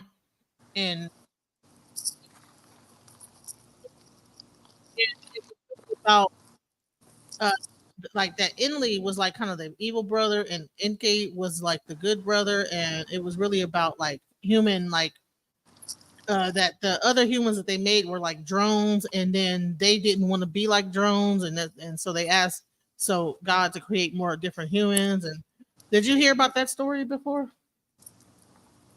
Yeah, as far as the Anunnaki. Billy Carson. I said Ben Carson. My bad. Yeah, Billy Carson. Yeah, I've heard him tell that story. So what do you think about that story? Like, excuse me. What do you think about that version of the Adam and Eve story? Yeah, I think, yeah, that's not it. That's not it. I mean, we just gonna be real. They do that a lot. It's into creating humans, and right. And basically, it gets into science and all this other stuff. And there's like, yeah, he doing too much. Yeah, okay. Because I was just trying to see if you like if you what you thought about that. Yeah, dude, pseudo as hell. Afro Asiatic, you have anything to say on this subject? No, not much. I think Ben Carson is running with the Zachariah Sitchin thing. You know. Yeah, definitely, That's definitely. acquisition rhetoric. Okay, all right. So Hmm. so let's finish watching the rest of this thing with Ashraf Quasi. Adam and Eve. Although they made a black Adam and Eve, that has nothing to do with our story. This is what we see the evolutionists and creationists fighting each other. And they know anthropological studies that black people were first, so they put a black Adam and Eve and gave Adam a jerry curl and gave Eve a weave. You know, they had to be looking good for each other back then, you know. But it had nothing to do with our story, brothers and sisters. Even though they make it black to make you accept it, this is not still an African story. The African story is the goddess Sheshat giving the fruit of divine life from the tree of divine life and wisdom in order for the king to rule the throne. And this goddess concept was corrupted throughout the whole African Nile Valley, and even in our spiritual subconscious, even today, where we are told that the sisters are the ones, the women are the ones for the world's sins. This is the demonization of women and the hatred of women. This is part of the sexism that you get in the theologians. Even in Paul, it says that women shouldn't even speak in the church. But I'm letting you know that that is not the African spiritual way, brothers and sisters. We had a god and a goddess. That's a spiritual Ma'atian law that our ancestors saw. Okay? So let's understand that there was no rib, by the way, in the African creation story taken from the man to make the woman. That didn't exist. They were created simultaneously. So we You'll don't hold have it that right little here. story. Now, this was key about this part, right? Is very interesting. Is that this is how you know that the biblical narrative, even though it uses the culture of these people, it's not. Because if you notice that when you get to the original Yahweh has a wife. That's right, Blue. So You know what I okay, mean? let's go into That's so beautiful, the Blue. Yahweh in the Torah or in okay, let's go into that. So there is a Well, feminine you can even you can see it even in the Torah. And I'm glad Afro is here because he's actually somebody that's better, you know, with the language. But even when you deal with the Yah and the Hua, there's a feminine and a masculine that's brought together in order for them to be one. 100% correct, brother. And so this is why when you get into the book what is it, Proverbs, it refers, remember what he just said, right? That she brought wisdom, right? The same thing when you get into Proverbs, she brought wisdom. It was the masculine energy and the feminine principle that created, right? That's why when it says let us create man, and people be like, oh, that was him and the angels. No, the us is a representation of the feminine principle and the masculine principle. Those two energies together are like the only way that you can actually create. And if you get two masculine principles, they'll never create. Two negatives will never create. But a negative and a positive come together and they able to create, right? And so what you see is a development when you look at the development of El or of Yahweh throughout time. They when one point he has a wife, and then they as he develops, they take the wife away. And now you start to also see the feminine principle of in the biblical narrative removed, right? So Suppress. Yep. right, it's suppressed. So when you get to the written word, this is the issue with when I say the written word and not understanding that this has been in the point when we showed earlier, this has been in the hands of your enemies for forever. So even if at one point we want to say it was ours written, it ain't the one what we got now ain't. And so they removed this feminine principle and not only that, because remember, at one point when you in the Old Testament, you had Deborah. Remember, Deborah was leading the whole army. She was in the highest place at one point in time in Israel. But yet when you get to the New Testament, a woman shouldn't be speaking in church and can't lead. That's how we see the European exegesis and their interpretation. They suppress the feminine. But it's in stone in Kuntalit Adrud in the Sinai Peninsula. They have Yahweh and his Asherah. a lot of brothers that are of the Hebrew Israelite thought, they think that is something wrong with that, but that's the natural order of things, in my opinion, respectfully. That's ancient Near East culture. Our people, I think they understood that the woman was extremely close to the creator. And I think they understood that in ancient Near East culture. When we have all of those different goddesses, Nin Saga, Nin Mames, we always see that Nin is nine. It's pointing to the power of the woman's womb. The Nin.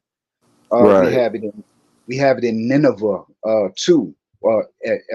Essentially pointing at the nine, but we have it with Ninsaga, Ninkigal, and Mames of the Amana letters, but it's all dealing with the number nine. Even Nana is dealing with the root of the number nine, which is a reference to the power of the woman's womb. Nobody gets here without the woman, in particular the black woman. Nobody comes without the black woman. Without the Right. woman. Nobody. And even how we see it now, that and when it like it says, let us make them in our image, right? That we still in on this plane, because in that plane of before we are created, there's not a literal sex that's happening, but the principle of the masculine and the feminine, it happens. And the manifestation of that is how we create today.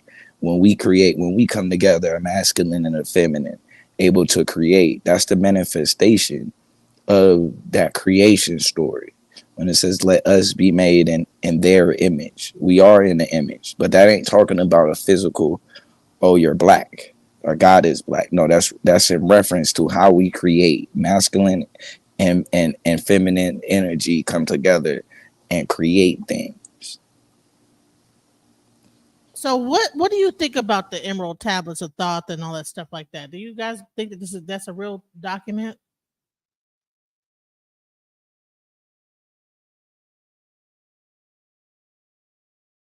Hello? Hello? I'm sorry, I didn't hear you. What you say? So what do you think about the Emerald Tablets of Thoth? Do you think that that's a real document?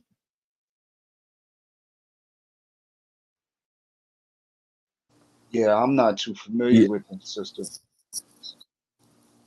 I think those are Thoth is Tahuti, right? Also, Yeah, thought Yes. they. that that's who brought the skill and all of that. Yeah, I think um I think it's definitely truth to the story. You talk about the bringing the skill of mathematics and all of the different principles that we use today in order to view the world, or even to be able to understand the outside world, and to even And, understand and, self. and, and according to the book of Enoch, let's get back into that. This is what this discussion is about. Enoch, the book of Enoch is saying that these things are wrong. Like that these angels brought this whole thing down and blah blah blah, and it's making Right. those demonized. But our whole society lives off of that knowledge. Yeah, you So got to think though. The political story is telling. Remember, politically, they don't want the masses to have knowledge. That's a political thing, right? We don't want the masses to have knowledge. So a part of that story, that's just like even when you go to a part of the story of Adam and Eve, part of that too is not having that knowledge. You not being able to know certain things and keeping you almost in a dumbed down state. But who else would want you in a dumb state besides the people in control? So that's why, remember, when you around these times, only certain people can even read the Bible because of the language it's written in. So for so long, most people or somebody else is telling you it says. Not only that, people still live by that same tradition, because people can hold the Bible, they still don't listen. I mean, they don't read it. They still are fixated on what they're being told it says. So the same thing has kind of applied. So some of the political aspects of it is the people that's in power and control trying to maintain control.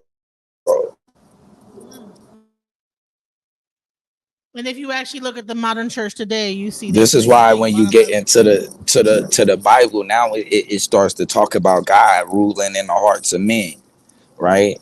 And him being in whatever kingdom he rules in, and he gives the kingdom to whoever he gives it to. And this is a way of telling you that whoever is in authority, God put him in authority. You know what I'm saying? It's not by accident. Same thing when you get into the New Testament with Paul, when he starts talking about, you know, the person that's in authority or in power, they'll never use it against what you call it. They only use their power against wicked. So when you getting shot down and shit in the street, it's because you wicked, and that you've been disobeying the authority. Because remember, whoever is in authority, that is God on earth. Whoever he gives the kingdom to, that is God on earth. That's who you listen to. So we look at like this is why we talk about us being so docile in a lot of the conditions that we are in, is because we kind of have this belief that whoever that authority is actually God.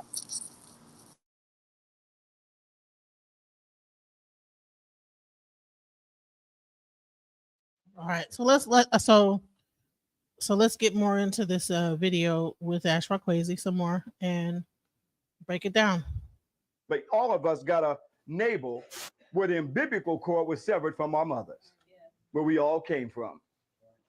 But until we get back to the true spirituality of understanding our divine balance of African men and African women, we'll forever be a victim in somebody else's racist theological story and the victimization of sisters where we cannot see our divine balance in the universe. Hotel.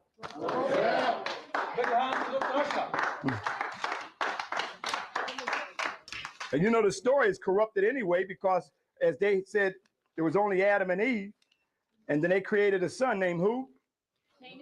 And Cain went out to the land of Nod and found what? They haven't been able to explain that story yet. And then the racist theologians will tell you that was the sub-Negroid race. No, African people had a great kingdom long before their Adam and Eve story that they created and corrupted from the goddess Aset and Asar from right here in Kemet, right here in Egypt where you are. These stories are told. This is a book in stone. That's why they carved endlessly so it could not be revised. You see the ark already back there. How could the Ark of Covenant that the Jews say that Jehovah God is the portable God house, and you got it right here? That they're carrying. And we are taught to go to Jerusalem and not to come back here to Kemet. We look at Jerusalem as being the Holy Land, not Kemet as being the Holy Land. This was the original Holy Land. This was the original Taneter land.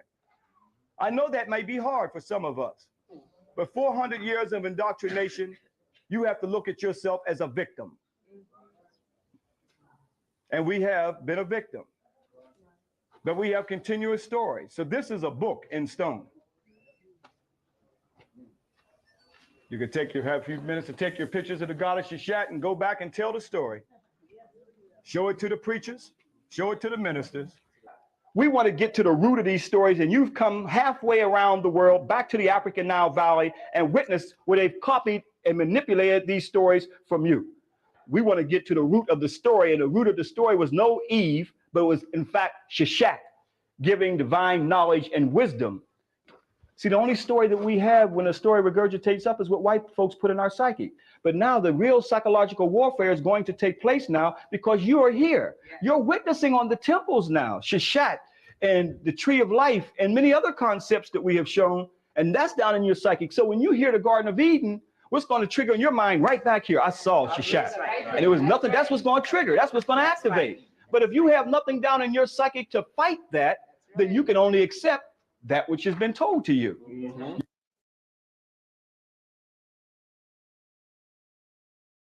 So I mean that's that's Ashraf Kwesi. He does a tour to Egypt every year in Ethiopia. But I mean, what do you think about that?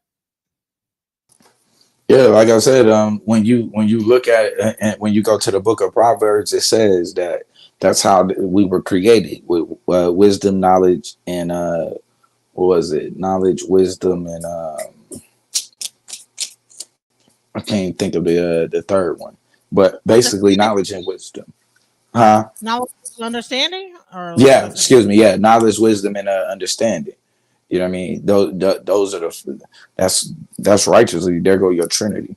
But though that's what births. And when you look at it, and when you kind of think about it, this is your Trinity, right? Because if you got knowledge and wisdom, and they come together, because that's your masculine and your feminine principle, what would it birth? Right? What would knowledge and wisdom give birth to? It would manifest understanding. So there go your Trinity in itself, and a lot of people be looking. They got all three masculine energies as in a Trinity. But when you look at the Trinity, the same way that it should be Father, what we say, Mother, Father, Mother, Son, you see that same principle still pop up. Wisdom, knowledge equals understanding. Exactly. Yeah. So that so when we talk about this book and we really get to bring it full circle, we talk about this book of Enoch, and it like saying that there's angels that came down. What the the overarching thing that Bluu is saying is that it wasn't necessarily angels, it was actually us. You know what I'm saying? It was Right. our people that were the ones that came upon this earth or were on the earth and spread the knowledge and this, that, the other. So I wanted to like really dive deep into let's really get into Book of Enoch origins. So is this a false book? I wouldn't make it any falser than the Bible in itself. If we're gonna say if it's a false book, like looking at it from a whole, yeah, the Bible and the biblical narrative is false. But is it something that's canon or should be a part of the Bible? I think so, based off of the evidence. I mean, and I'm like, if I'm taking a non-biased opinion, and that's just me looking from the outside in, I would say that the Book of Enoch is a part of the Bible, based off of, like I said, the Ethiopians have the Book of Enoch in their book. And so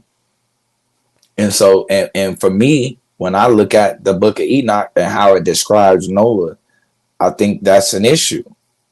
If you can you pull that up? Can you pull up how Noah looked in the Book of Enoch? It should be a scripture. I can't think of the scripture anymore.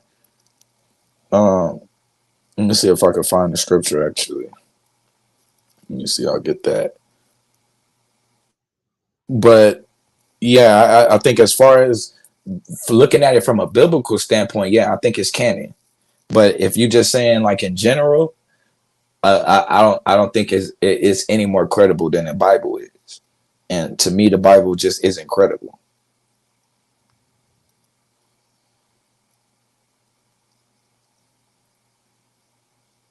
All right, I did find something. Let's see if I can share this. All right, the Book of Enoch, Black Adam, Albino Noah, and the Image of God. So there we go. Yep. Was everybody on the planet before Noah's flood? The Book of Enoch seems to indicate that the world before Noah's flood was a much darker place as far as melanin is concerned. While the Book of Enoch is not considered canon, official scripture is very important to the ancient Okay, hold on, Hebrews. wait, because can you hear me? Yeah, I can hear you. Yeah, I can hear you. I can hear you. Mic check. That's a critical point right there. I can hear you. Are you guys having a hard time hearing me? No, we can hear you. I can hear you good. Okay. No, I think it's just on my end. Okay, because I don't want to turn this up too loud and have it thingamajiggying out. So, but okay, so what you want me to stop there? You're on mute.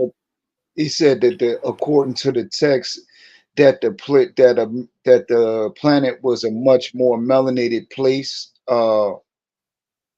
before the time of Noah. That's what you're saying, sis? That's what it says. Was everybody on the planet black before Noah's flood? The book Okay. of Enoch seems to indicate that the world before Noah's flood was a much darker place as far as melanin is concerned. While the book of Enoch is not considered canon, official scripture, is very important to the ancient Hebrews. In fact, it was so important that they hid it among the Dead Sea Scrolls of Qumran. Of Qumran. Let's Qumran. start by looking at the story concerning Yeah, the Noah's birth. Kumar caves. After a time, my son Methuselah took a wife for his son Lamech. She became pregnant by him, and brought forth a child, the flesh of which was white as snow, and red as a rose. The hair whose head was a white like wool and long, and whose eyes were beautiful. When he opened them, he illuminated all the house like the sun. The whole house abounded with light. And when he was taken from the hand of the midwife, opening also his mouth, he spoke to the Lord of righteousness. Then Lamech his father was afraid of him, and flying away came to his own father Methuselah and said, I have begotten a son, unlike to other children. He is not human, but resembling the offspring of the angels of heaven.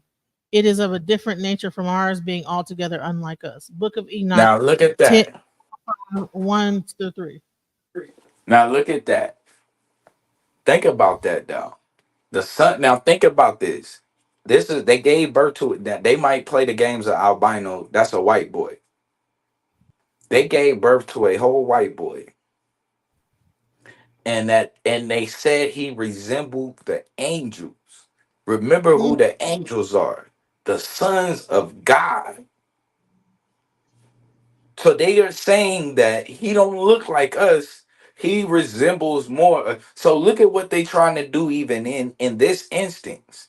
The angels are over. Like I heard what I think the sister said that the angels are lower than him. I don't I don't know. I know that's New Testament, but we don't see examples of angels being lower than human beings. If anything, we see uh we see angels having way more power and being able to do way more than human beings could ever even imagine. So it's just kind of crazy though. But not only that, we see the angels are recognized as sons of man, sons of God. So they already are telling you that in an authoritative state, there are white people there. The white people are in an authoritative state, and that lower than that is Noah, and he resembles the people in that authoritative state, and that he looks nothing like the other people around him. It's a good point. That's interesting. All right. So, the colored elephant in the room. These 3 verses in the book of Enoch provide a glimpse into what was going on around the world at the time of Noah's birth. In order to make this easier, we're going to break down the information in 2 sections. What the text says, what the text implies.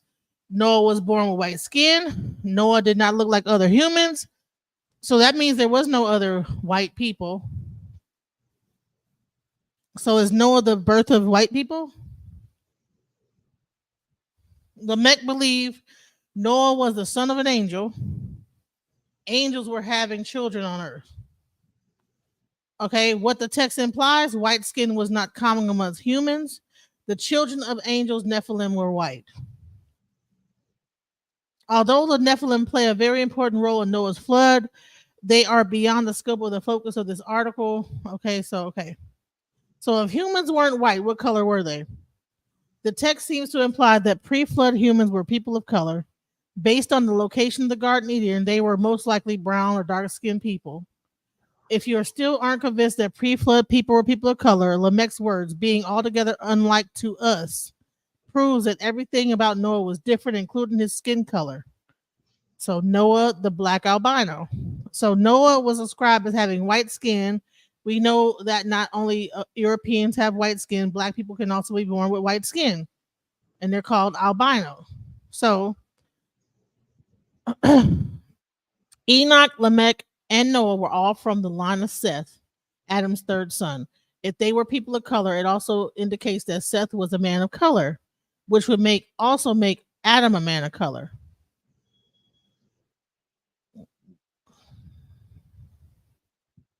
Yeah, I think that you can do that and see.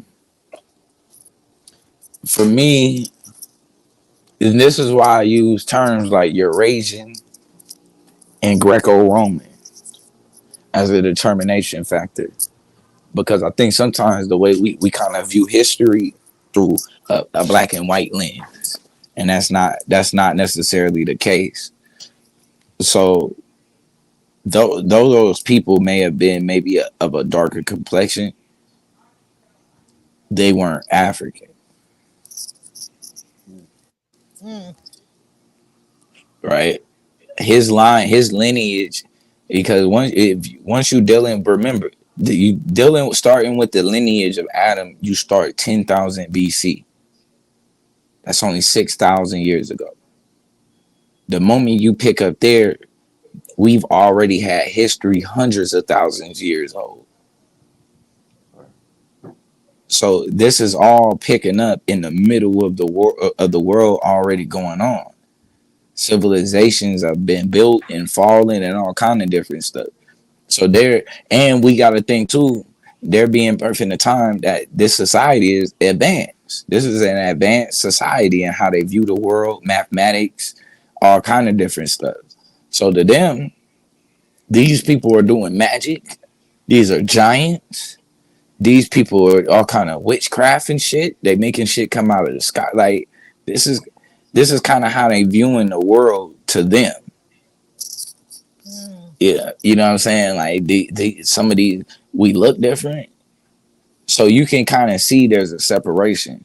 So I think when it says not like unto any other, I think it's two ways you could see that. I think part of it was too how he came out, because remember, there's a he's specific in how he is and how he looks.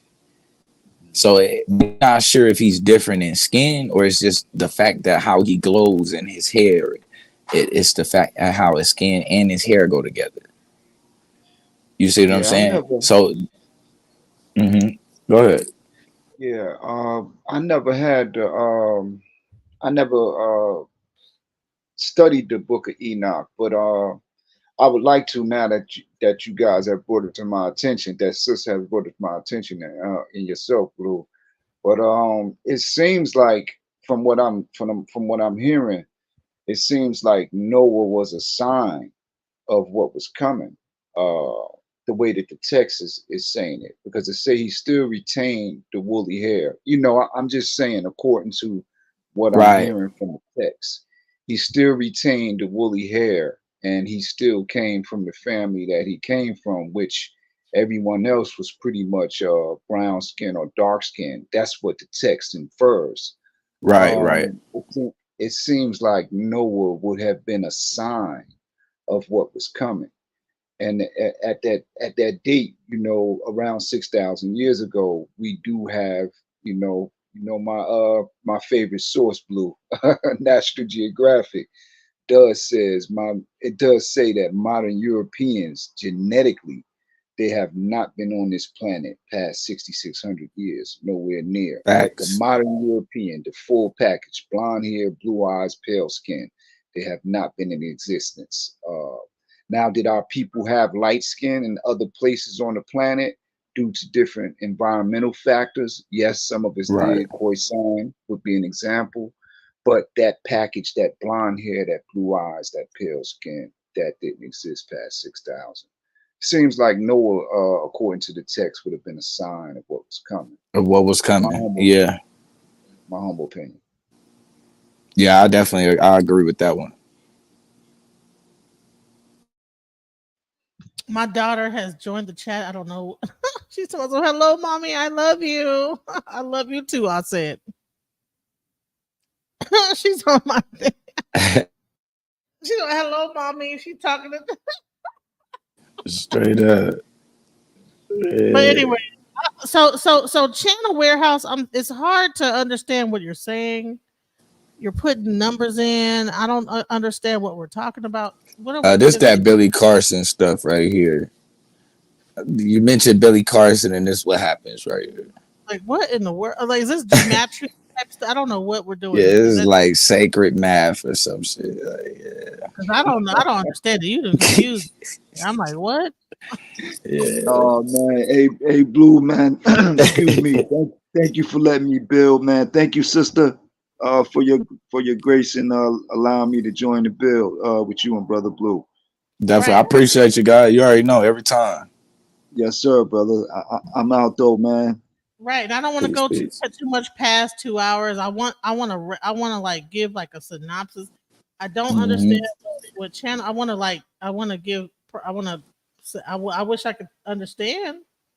Right. You way past my mathematics and all. My brain doesn't stop when you start putting numbers in. I don't know what we're talking about here. Yeah, man, you gotta be y'all Billy Carsonites gotta be stopped. Yo, we gotta. Well, I ain't gonna say y'all gotta be stopped. We gotta slow y'all down first. Let's start. What is 1 times 1? I see. We gotta go back. Like, come on now. I can't even read your comment. I'm like 7/4/3 7x7 planes of light. All DNA formed by nature, 7 colors of light. Okay, maybe this way. 7/4/3 7x7 planes of light is all DNA formed by nature, 7 colors of light. We are human, like 4/3 English alphabet A7 M7 by the curve W8609. Because 6 is above O and plane 9 is above M2 times M1 equals MC squared. Face that. Hey, look, man. MC squared. Yeah. But I think man, honey, I studied numerology too, and he done lost me. Right. Shoot. Then we gotta be careful with that we not giving certain stuff validation. You know what I mean? And a lot of times, like I said, we supposed to be showing that the stuff is false, and instead we show that we try to prove that it comes from this and it comes from that, like it comes from us. This stuff does not come from us. This is anti our culture, right? Like we've already shown. Anytime we deal with our deities come with a counterpartner, right? They always have there's always a woman next to them. I think so, and I'll say this because I ain't gonna I'm not gonna destroy the Bible. To me, I'll say this: let's make sure that we dealing with the principles as opposed to the dogma, right? So, like I said in Proverbs, it stated that things were created with wisdom, knowledge, and understanding. We see the wisdom, we see knowledge, and then we see when you put those two together that you get understanding. You see the masculine, the feminine principle, and what it gives birth to, right? You see those same principles apply with us manifesting the human on in the flesh, right, or in the physical. But when we talk about giants and these different deities, serpents and stuff, we gotta understand the connection that these things have with people, right? Whenever you dealing with books like these aren't, a tree is never just a tree. It's always something different, right? So you have to kind of get into the esoteric understanding of a lot of it. But at the end of the day, we know that we are the people that had knowledge of the science, the mathematics, understanding of the universe and all of that. And we know that we taught that. And so when they referring to these giants and doing all of this evil shit, just realize that, or I have some sort of not even gonna say realize or understand, at least try to see where you fit into the story and kind of understand what your origins say about you, and then compare it to the narrative. And I think what you will see is that the narrative, the biblical narrative, is an all-out war against our spiritual foundation and what we provided to the universe or to the planet. And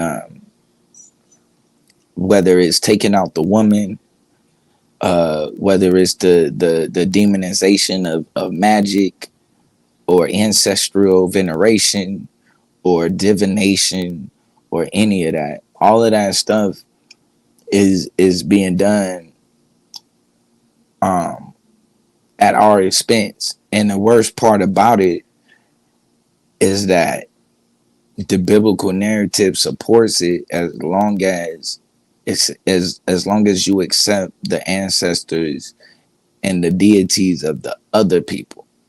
That's the issue. It's not that you practice divination, it's that you practice divination to Ogun. It's not that you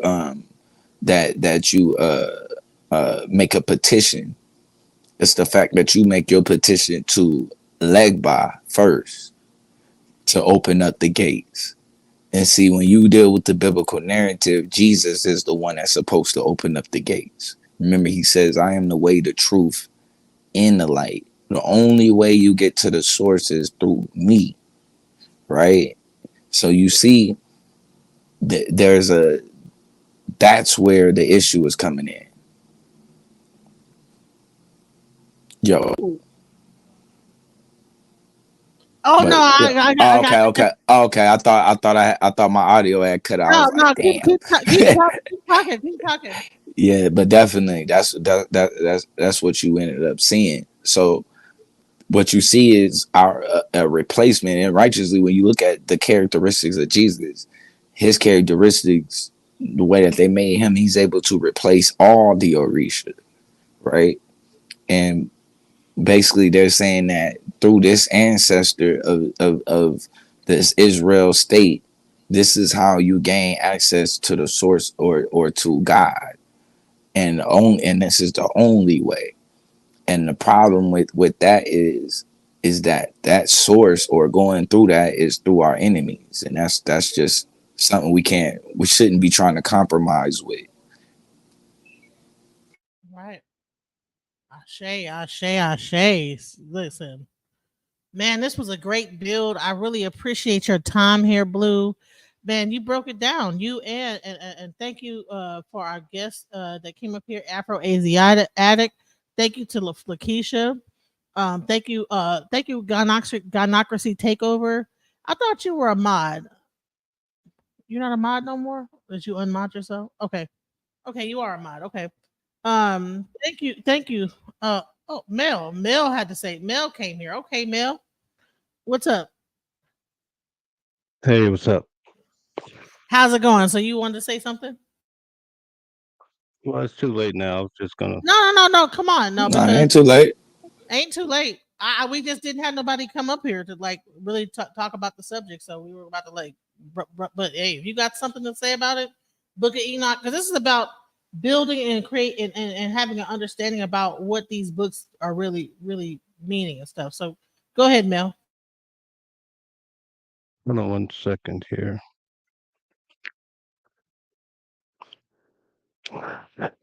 No, I don't have anything directly to say. There was a few points along the way, but I came in too late. So no. Go ahead.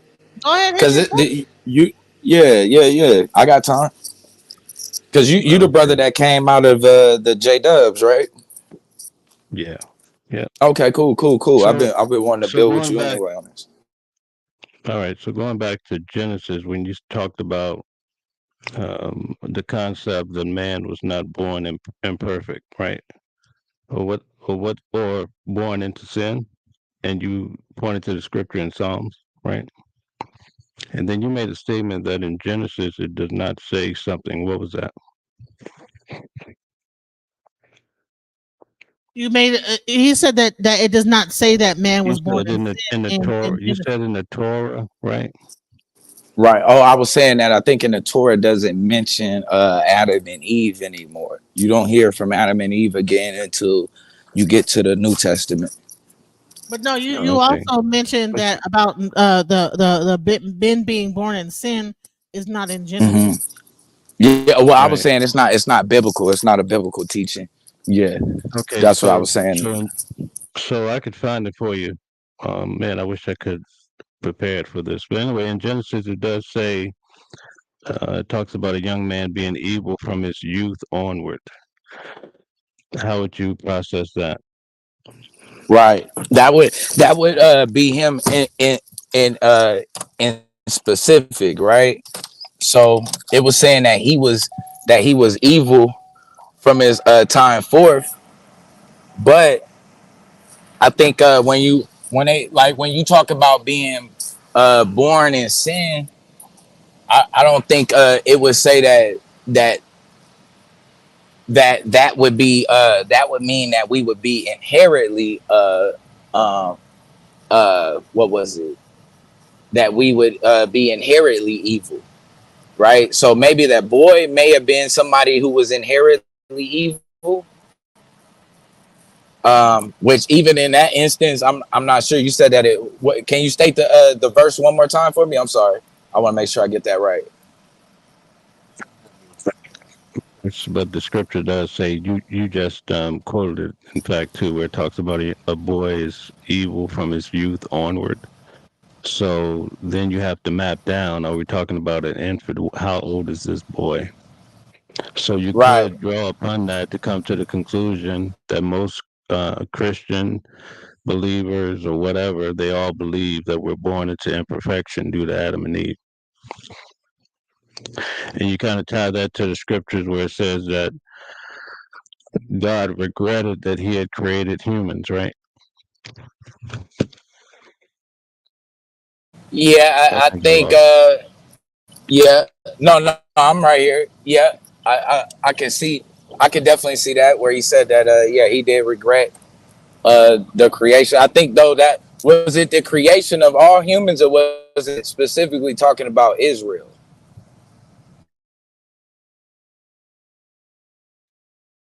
I can barely make out what you're saying. I was saying, when it said that he regretted the creation, that he had regretted it.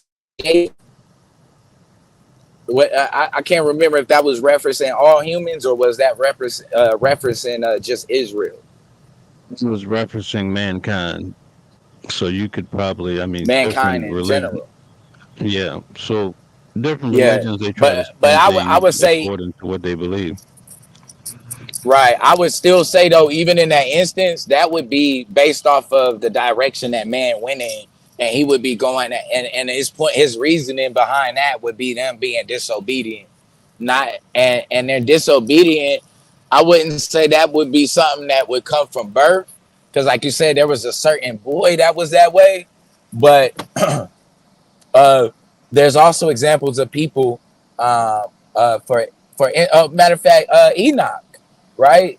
Enoch was supposed to have been perfect from the time that he was born. He was supposed to have walked with God, right?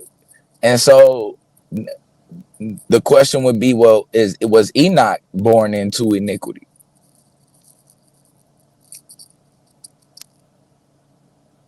It would be basically upon your belief, with your belief system. I mean, in Genesis, it was speaking about mankind in general. So if Enoch came after that, then he would fall into that same pot, right?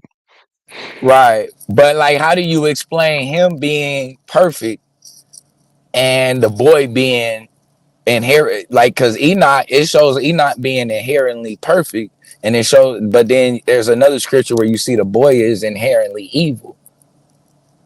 So you have one Right. that's born perfect because Enoch never sinned. He walked with God the whole way until he was not, right? So here's the thing. That's probably one of the reasons why the book of Enoch is not in the 66. Well, wait, this wouldn't come from the book of Enoch. Is the story of Enoch in the Bible, right? Okay. Remember What in scripture? Genesis. Give me your scripture. Where it says he's perfect. Hold on, let me pull it up.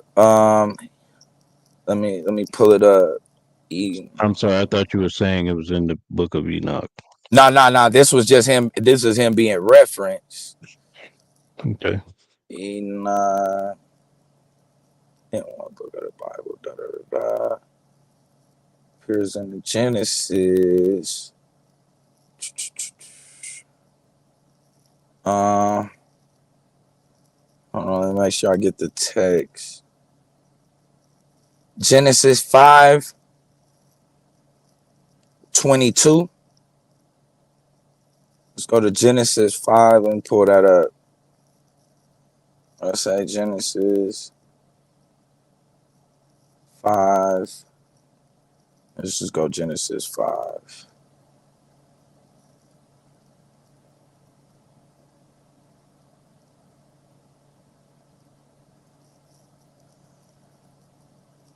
Oops. All right, cool. Yeah. Can you hear me? Yep, I'm here. Yeah. It's Genesis 5:22.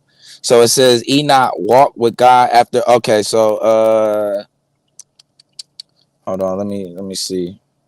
Might be starting it off a little bit too early. Let's see here.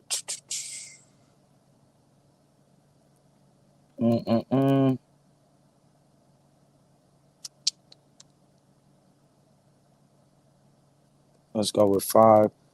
Let me start at. I'm gonna start. Let me see what it start. What it says when we start at verses 20.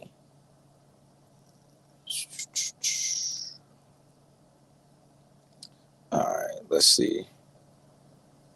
Full chapter.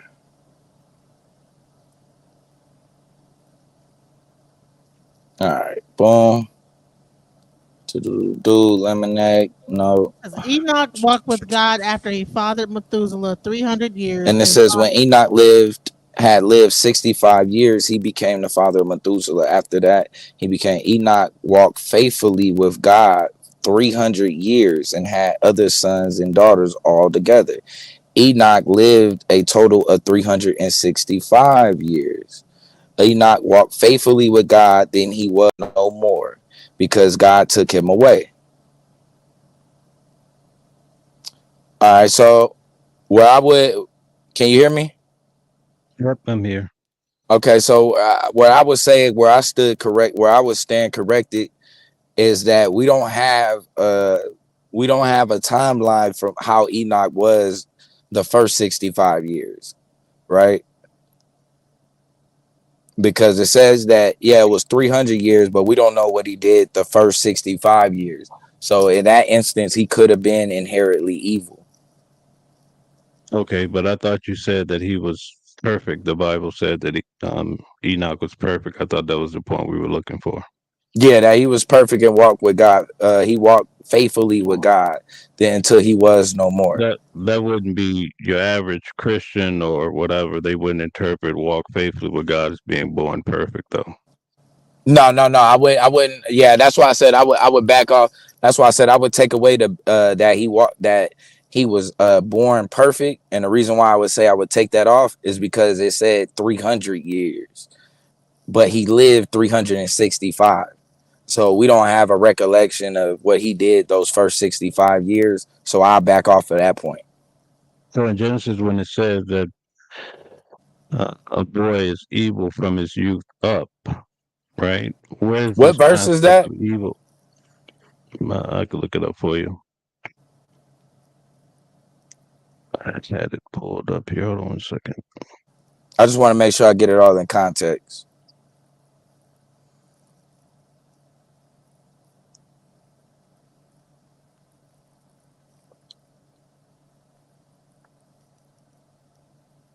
Try Genesis 8:21.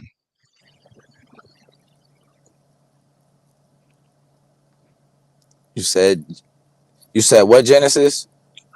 Genesis 8:21. Okay. Genesis 8. Noah lived an ark, one. And Noah went forth, and his sons, his wife, every beast, every creeping thing, every fowl. And Noah built the ark, and on every clean altar. And the Lord smelled the sweet savory. And the Lord said in his heart, I will not again curse the ground anymore for man's sake. For the imagination of man's heart is evil from his youth. Neither will I again smite any more everything living as I have done.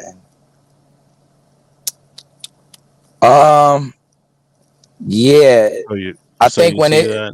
yeah, but I think even in that instance, it's hard to say that youth. So it's saying that for the imagination of man's heart is evil from his youth, right? But that's not necessarily stating from birth. That could be at the time that now he begins to be uh aware, you know what I'm saying, or more so conscious. Because you're not, I would say you're not, let me see, you could be not aware for a while, and then when you maybe you get your youth is like maybe 8 years old. Like we don't really know at that point what the youth is, because it like, and I just state this, it'd be, I would agree with it if it said that man's heart had been where, hold on, let me go back to that verse, that man's heart had been evil from his birth, but it said from his youth. I think youth and birth are two different things. So So let me ask born, you a let uh-huh, me ask you a question. You go to a concert hall and there's 2,000 people, right, and the speaker says, "I want all the youth to stand up." right. What age do you think will stand? Uh, that would Or probably be all somewhere. all the youth to come to the main floor? What age do you think we'll start with? Yeah, if you say all the youth to come to the main floor, I would Yep. assume that would be from like maybe, I'll say maybe 5 years old to like 17, Why not 2 and 3? because somebody would have to bring them up. Like you Have you ever couldn't been give a under? 2 year old, like just think about this. If you in a congregation of 4,000 people, who do you think Yeah. under 5 and under would understand when you say all the youth come forward? Okay. But I've been to events where the parents actually bring the kids so that they can participate Right. because they're But classified as a youth. so now, but look what you just did. Now, if the parent is bringing that child, was who's in? Now, let's say that this event is foul. Is the child the one that brought itself, or did the parent bring them? Because let's say But that this but is but the sin, the point, parent brought them, right? what I'm saying is the point is that usually one, two, three, they're all considered under the category of a youth. That's the point. I mean, I don't want to get too Yeah, analytical into the illustration. I I'm would just kind of saying say they that would be fall under more the youth. infant. Yeah, I mean, yeah, I'm not sure. Yeah, yeah. I mean, I kind of and I don't want to See, make it like a point on, you know what I mean? I don't want to drag on like the words, but I can see though, I can see why you would say that. And I'm not gonna close that off like a youth couldn't be so listen, like babies. she has here on the screen is from 15 to 24. From 15 to 24 is youth.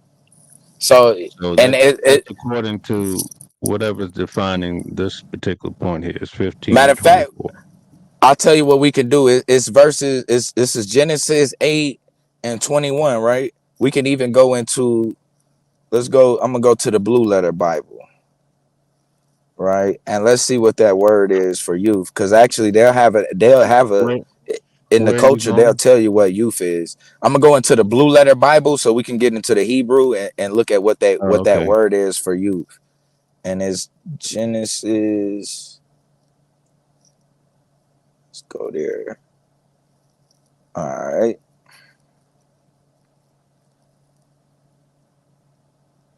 Next chapter.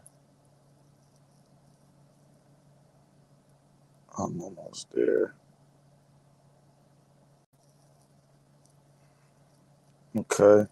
Yeah, I want to pull up in the Strong's Concordance because a lot of times they'll give you what they mean by youth.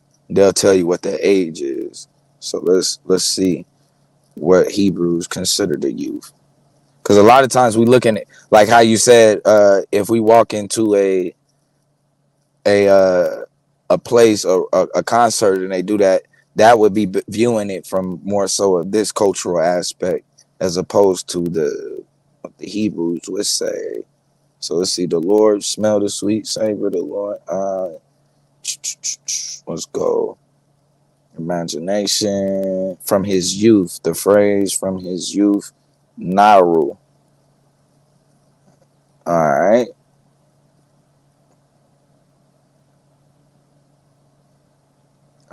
Go back.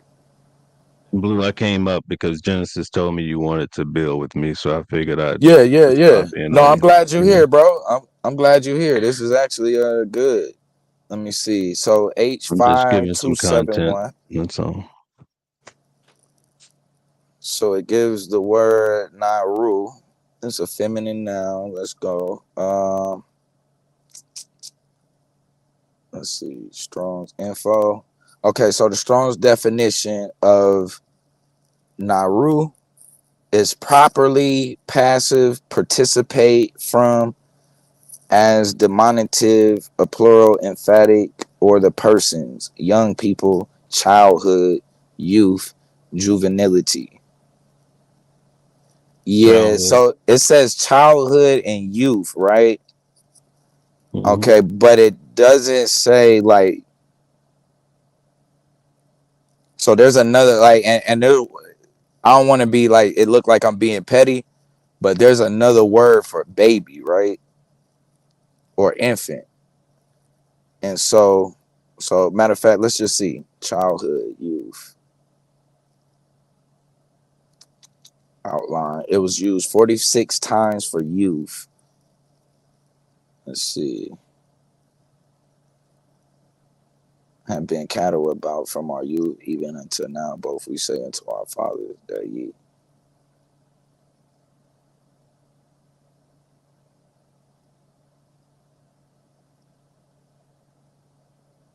So like right here, right?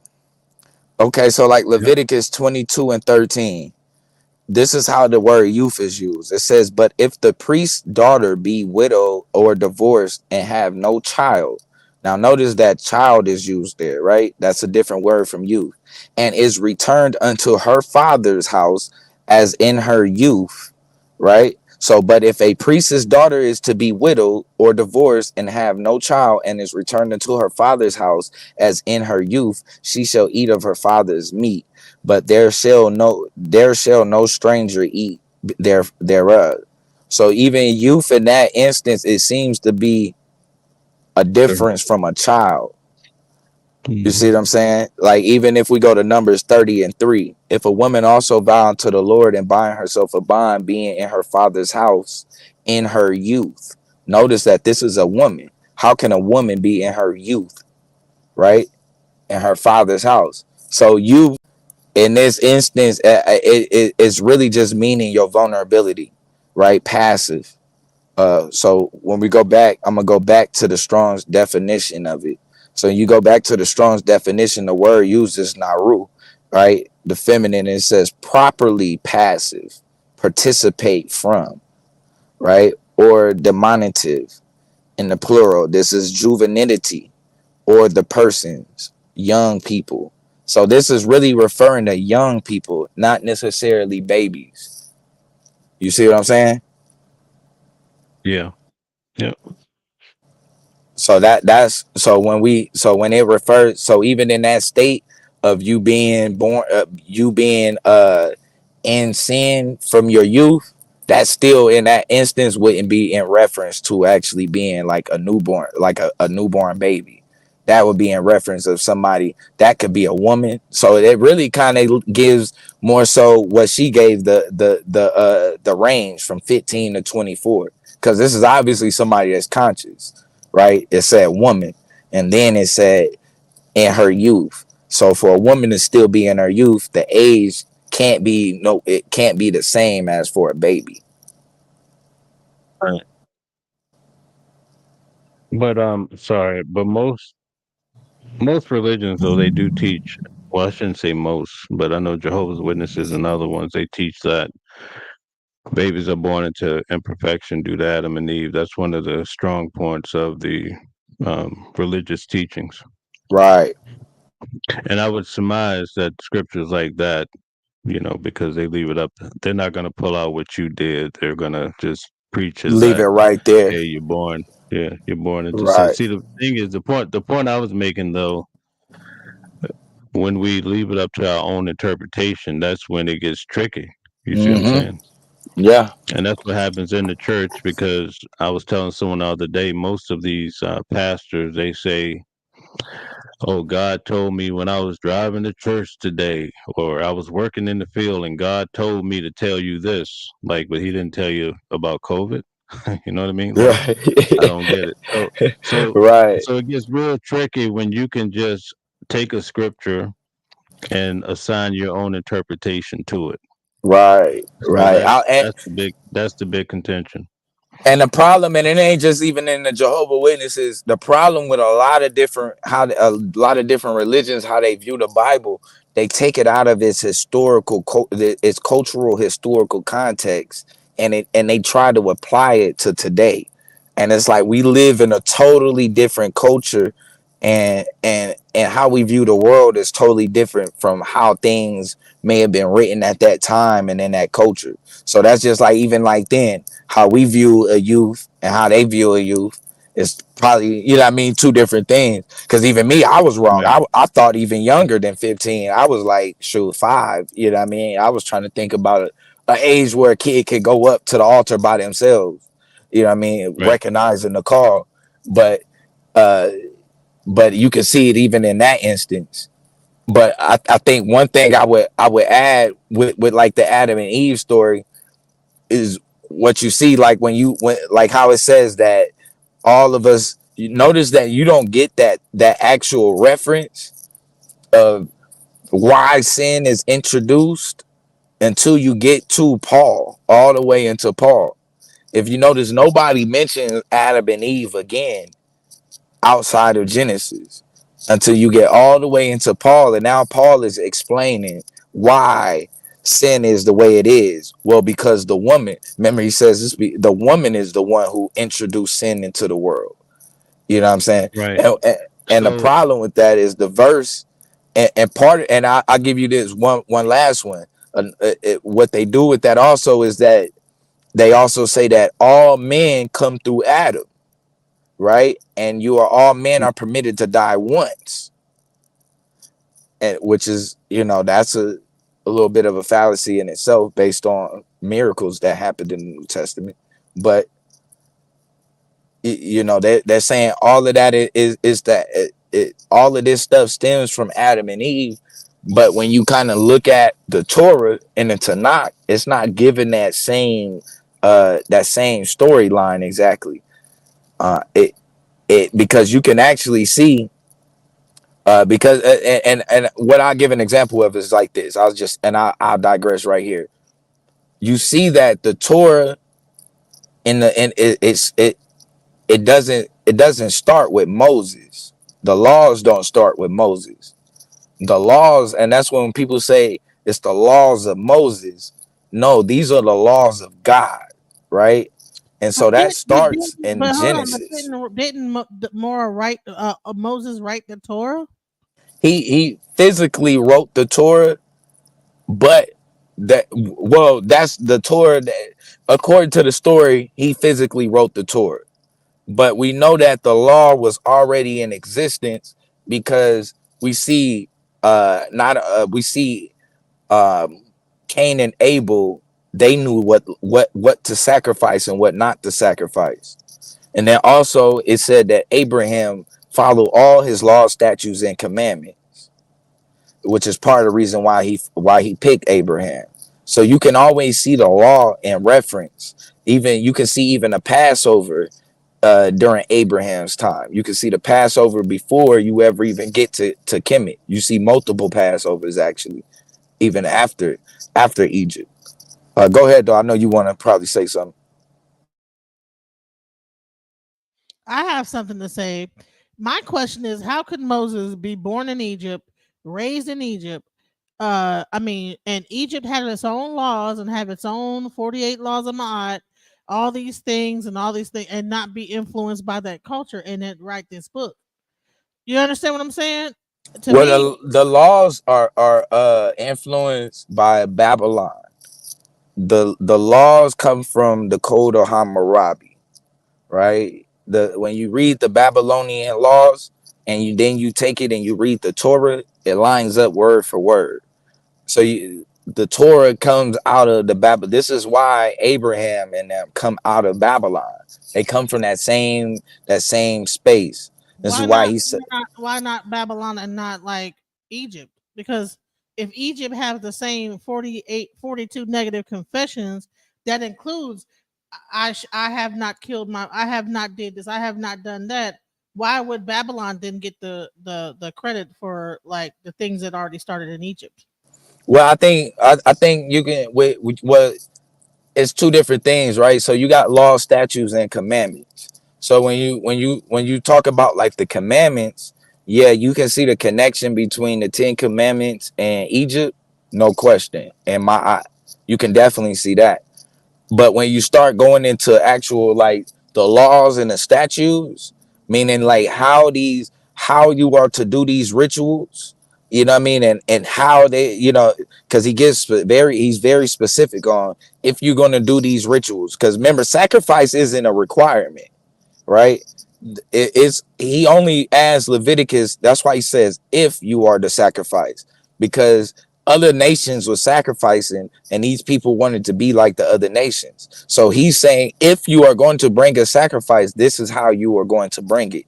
Now when you start getting into these type of laws now, now you're starting to get into the Code of Hammurabi, and you starting to see the impact of their time. Because remember, Abraham, before he goes into Egypt, he comes out of Mesopotamia, right? He's coming out of that Babylonian area, or what they call the Armenians, right? Remember, it says that thy nativity was what it say? Your mother was a Horite, and your father was an Armenian. You know what I'm saying? And that's telling you where the birth, and he's saying this is the birth of you people. So when you look at who those people were, they come out of Babylon. That Babylonian, and when you look at the Code of Hammurabi, I'm talking about it just lines up perfectly with the Torah. All right, so let me ask you. Go ahead. these okay. Mhm. Well, I just want to like just say these are the negative confessions of mine, right? I have not committed sin. I have not committed robbery with violence. I have not stolen. I have not slain men and women. I have not stolen grain. Have not purloined offerings. Have not stolen the property of God. Not uttered lies. Not carried away food. Not uttered curses. Not committed adultery. Not lain with men. Not made none to weep. Not eaten the heart. So I guess that's like in the eating the entrails of animals. Not attacked any man. I'm not a man of deceit. I've not stolen cultivated land. I've not been an eavesdropper. Not slandered no man. Not been angry without just cause. Not been debauched by the wife of any man. Have not debauched the wife of any man. Have not polluted myself. Not terrorized none. Not transgressed the law. Not been raw. Not shut my ears to the words of truth. Not blasphemed. Not been a man of violence. Stir up strife. Blah, blah, blah. So it keeps going. I mean, not slaying the cattle belonging to God, not snatched away the breath of the child, nor treated with contempt the God of my city, not carried away the kinfukate, so I'm not sure what that means, from the spirits of the dead, not stolen the bread of the gods, not acted with arrogance, not cursed God, never raised my voice, never stopped the flow of water, which is wow, wait a minute, never stopped the flow of water. I've not worked witchcraft against the king. I've not wronged none. I've done no evil. I've not multiplied my words in speaking, not pried in the matters, not acted undue haste. So you mean to tell me this is the weight of the land of this? I'm not a man of violence, not a stir up of strife, not after. So all 42 negative confessions of like what I have not done. I'm not, and then you wake up in the morning and you say that you say it in the morning, say it at night. Now this was the way of being in Egypt at the time. So you're saying that it wasn't this, that he grew up in Egypt, that instead of him learning this law, that he was taking his commandments from Babylon? No, that's what I'm saying. That those are the commandments. You good? No, I'm saying that what you were referencing, that's where the commandments would have came from, right? The 10 Commandments. Came from But Babylon then, or from Egypt? right? No, from Egypt. You can see, and I ain't gonna say fully, but yeah, you can see a correlation between the Egyptian negative confessions of Ma'at and the 10 Commandments of the Bible, right? The 42 laws of Ma'at and the 10 Commandments. But what I'm saying is when you get into the laws and the statutes, which is separate from the commandments, now you're getting into the code of Hammurabi, right? Which is based on how animal, like whether it be how animal is or how you deal, because like even when you say with my eye, right, it tells you that's saying that what I have not done, but none of that says what do you do if you have done it. And so when you get into the statutes and the law, this deals with what do you do when you have broken one of those laws. So let's say if you have broken the 10 Commandments, or you did break one of the 42 laws of Ma'at, now how do you go about what is it? Getting, basically, I can't think of the term, but I guess we'll just say forgiveness. You know what I mean? How do you get forgiveness for that? Or how do you reconcile from that? Go ahead, Meldo. I know you got something you want to say. A few things. So it's just friendly fire. So I'm going back to what you said probably 15 minutes ago. So how do we address the fact that God himself said he created evil? Because you mentioned Eve and evil, and we're talking about the youth and the evil. But let's Right. go further back into the spirit realm of the devil and everybody else. How can anyone get around the fact that God said he created evil? Isaiah chapter, shoot, I just had it up. I think it's 25 verse 7 or something. Let me pull it up for you. Isaiah Yeah. 45, 7. Can you hear me? Sorry. And I debate a lot of Jehovah's Okay. I'm Witnesses just and making sure I'm Christians. clear. I debate a lot of Jehovah's Witnesses Well, and what? Christians about this point, and they try to squirm around it, but there's no real way forward. So if she pulls up Isaiah 45, 7. Well, what it really is saying right there is not that he is the creator of evil, but that he created calamity, right? And if you look at what calamity is basically it's like the punishment for it, right? Or how you Can you deal pull with it the up in your evil. blue book? Can you pull it up in your blue book?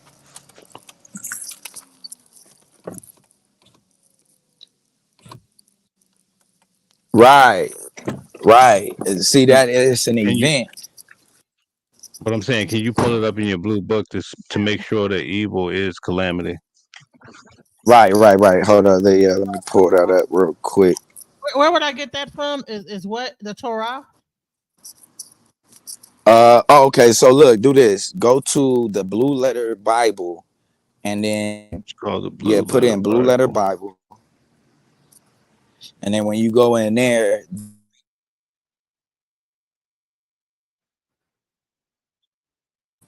what 8? No. What was it? Yeah, he got the verse. No, it was in Isaiah. Isaiah He 45, created 7. good and evil. Yeah, 45 Right. and 7. Yeah.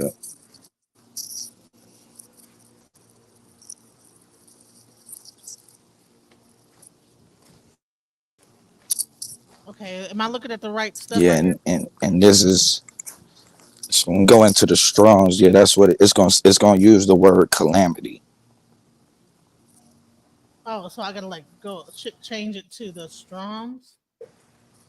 Yep, you in there right now. No, you good. You don't have to change it to anything. You just gotta find the verse. And once you find the Yeah, I'm verse, this is 45. you in the Strongs right now. So the Strongs is who that's who. It says Hamasa, evil. Strong's H 7451, So Ra, and second entry, Ra, and third entry, Ra. So that's evil. you said where is it? All right, now okay, cool. Now click on H 87451.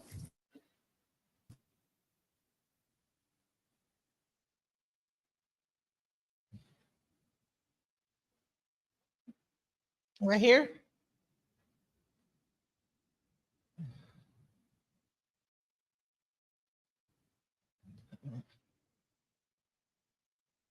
It says evil, bad, evil, disagreeable, malignant, bad, unpleasant, evil, giving pain, unhappiness, misery, evil, displeasing.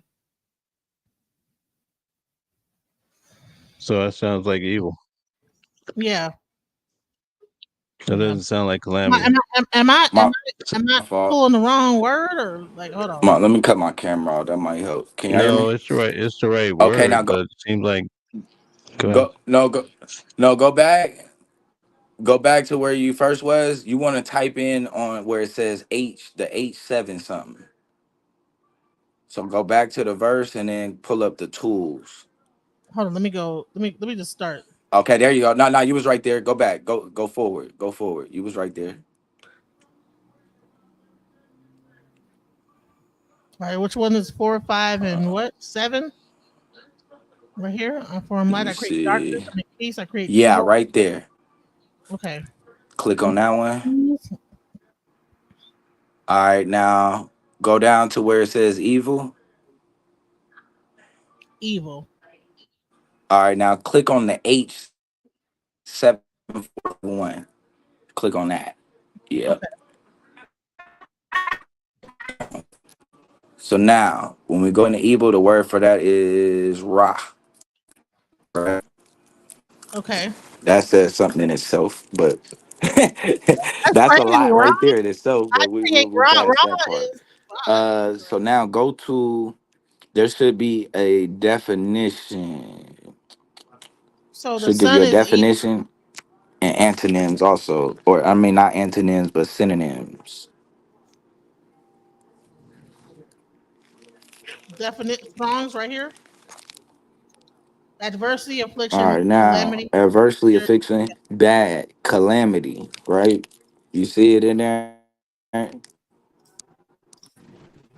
Calamity, displeasure, distress, a man You just exceedingly. briefly go through them all.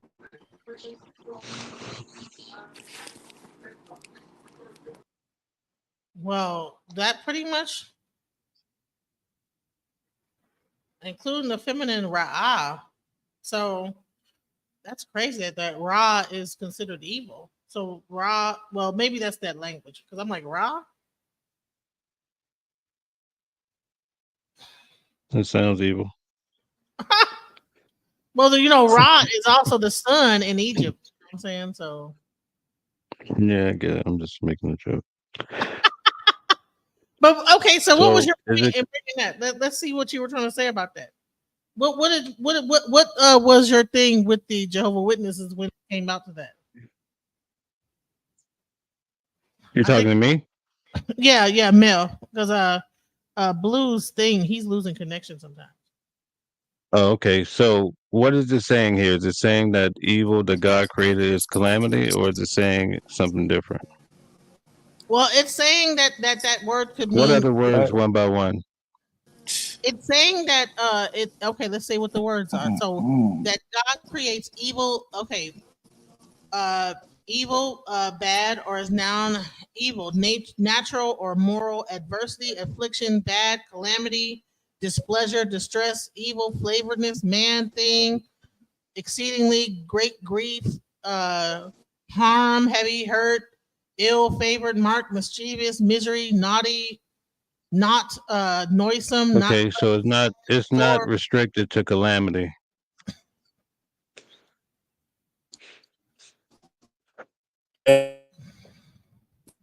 But let me see what I said. Okay, so oh man, you're breaking up, honey. You're breaking up, Blue. You're breaking up real bad. I don't know where he must be driving, but so go into why you thought when you went it because you being so Blue is he used to be a former Hebrew Israelite, and you being well he was a Torah Israelite, and you being a Jehovah Witness. So what's your point about that God in the New Testament or Old Testament is saying he brings calamity? What was the reason why you wanted to bring that up? What was the point? Based on what you just, well, number one, he brought in the clarification somewhat of calamity, but as it stands, evil is evil. So obviously, it's wise to go back to the Blue Book or whatever to try to grasp the original meaning of the word. But it really means that God created evil. I mean, the words that you just laid out, it's a multitude of words, and in that it says bad, evil, calamity. You have the whole gambit, right? So, um, the evil didn't necessarily start with the narrative of the Bible. The evil didn't necessarily start with the humans. It started with the devil, because the devil was the one who deceived Eve, correct? Right. But if God Okay, created, so so God created the devil, created evil, right? Is that what that's meaning? yeah, so if God created evil, right? So that needs to be addressed in all the narratives of those who believe the Bible, teach the Bible, read the Bible. You have to move forward considering that fact that God he takes all responsibility for evil in Isaiah chapter 45 verse 7.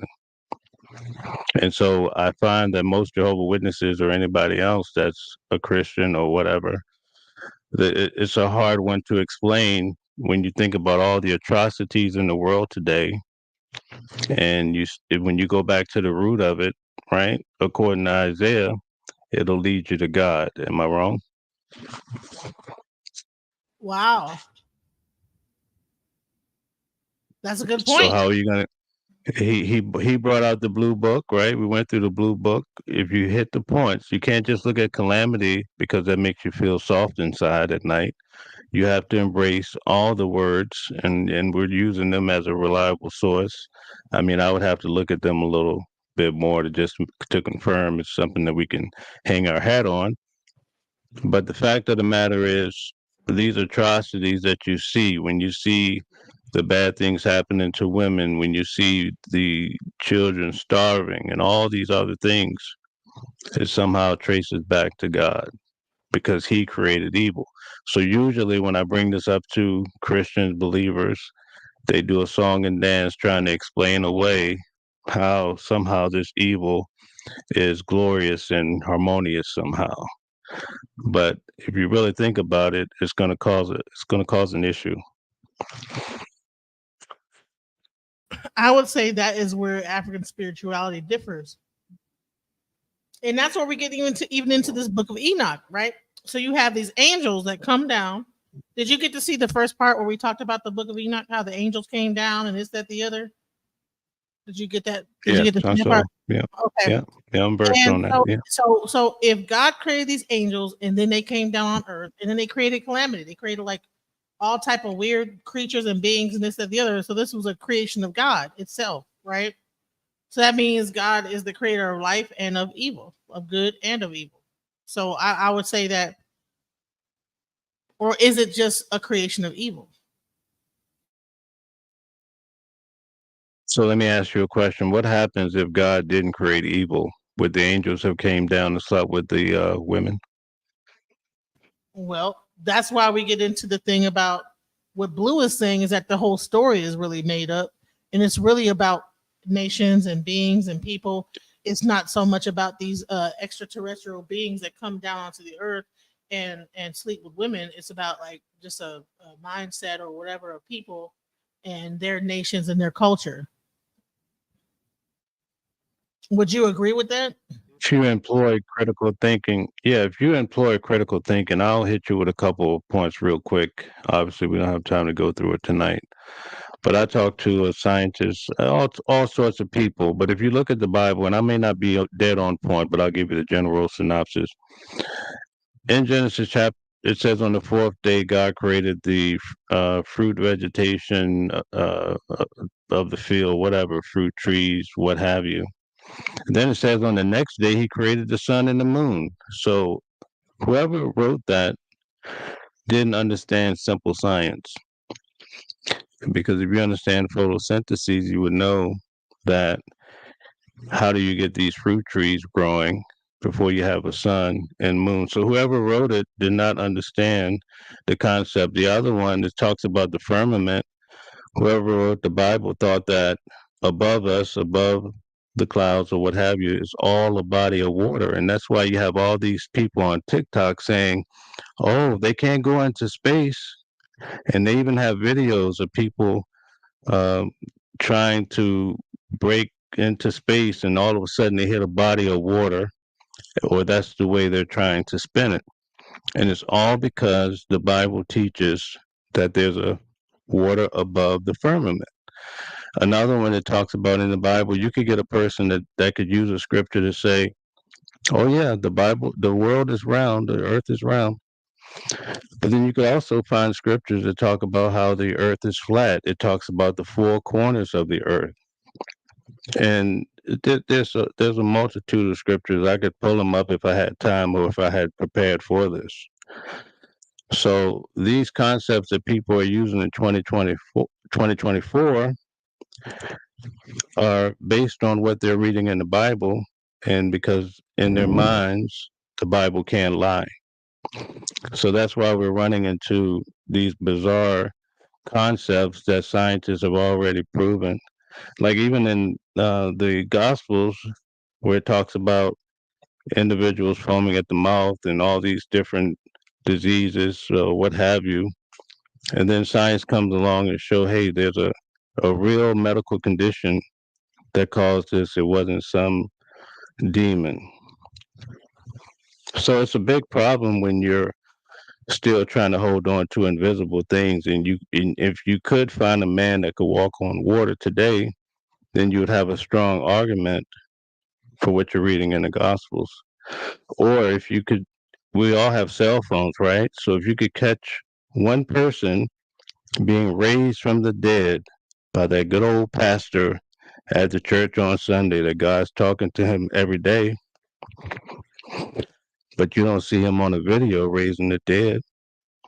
And even with the devil, the horrendous things that Hitler did, they want to put it on the devil, but usually all of these acts that are put on the devil can be attributed to the thoughts of man. If you really think about it, how come we don't see the devil pushing over a big building down in New York City? We all have cell phones, or throwing a tree in the air is always attributed to a mass shooting. A guy like R. Kelly go do something crazy. Oh, the devil made him do it. So we like to use these terms, but they don't work in real life. I was a part of a big court case here in New York as a witness pertaining to a big matter, and they made me swear on the Bible. So I went in and I had to swear on the Bible. So what are you doing when you tell me to swear on the Bible? You're trying to set the tone in the room that I'm going to be honest, right? Because I believe in God. On the flip side of that, you should, if you're gonna introduce the Bible, you also have to accept the devil. So if I went out and I killed 3 people, and I came and they hauled me into the courtroom and sit at the defendant's table, why can't I say the devil made me do it? They're gonna lock my butt up. That's what's gonna happen. They're gonna say you're crazy because you believe in the devil. But yet you're making me swear on this Bible that's promoting the devil that you haven't seen with your real eyes. And then that's the thing I was talking to Bluu about. We get into trouble when we leave things up to the imagination or to your perception. That's why, like with Jehovah's Witnesses, and my mother died because she didn't have a blood transfusion. But that one scripture that they found in the Bible that said you can't abstain from blood, the Mormons could look at it one way, Jehovah's Witnesses could look at it this way, and now with Jehovah's Witnesses, they're changing their rules on everything, even considering different aspects of blood. So you mean to tell me now they could come out potentially and say, hey, you can now have a blood transfusion? Yeah, but what about the 200,000 people that died because they didn't have a blood transfusion like my mother? So you're leaving all these weird concepts up to man and these religions that change every day, but they're having real effects on someone's life. Here's another example, and I'm just I using would. Jehovah's Witnesses as an example, and then I'll land my plane. My entire life as a Jehovah's Witness, I was at the headquarters for 10 years. I thought I was doing a service for God. A man could not wear a beard. So if I had this facial hair, when I was at Bethel, the headquarters, I could not wear it. I could not wear this goatee. I even got counseled because when I first came in, I had this little hair under my lip and they made me cut it off. Okay, so now it's okay to wear a beard. Where did that come from? Did God update the Bible in the last year? Now a woman can wear a pair of pants to the Kingdom Hall. She couldn't do that all the time as being a Jehovah's Witness. Was there some mysterious update from the heavens to update the Bible on Google Bible? No. There's just men sitting around a table saying, we're losing members. We need to bring in more people. Let's get rid of some of these weird concepts. And that's And you know all. what? Honestly, Mel, I think that's the same thing that was happening back in the Book of Enoch, back in the Council of Nicene, back in the Pope, blah blah blah blah, back in Preach. the BCE. Same thing that's happening with Preach. new churches are the same thing that was happening back then. That's why you have all these different versions of the Bible. You got the 88 version of the da da da da, the Geezy and the guys and the all the Hamalek and the Hamelech and all these different versions of this Bible that people just keep changing. You know what I'm saying? And I want to just show this video real quick just to show you like how crazy it can really get. You know what I'm saying? Let me just show you, and I'm gonna let Bluu wanted to address some stuff, what you just said. But I just want to show y'all this just to show you how ridiculous it could be. You know what I'm saying? Hold on. Amen.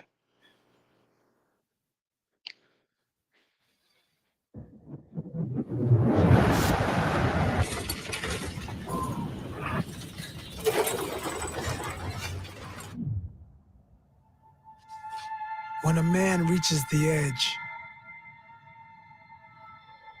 after he goes as far as any man can possibly go,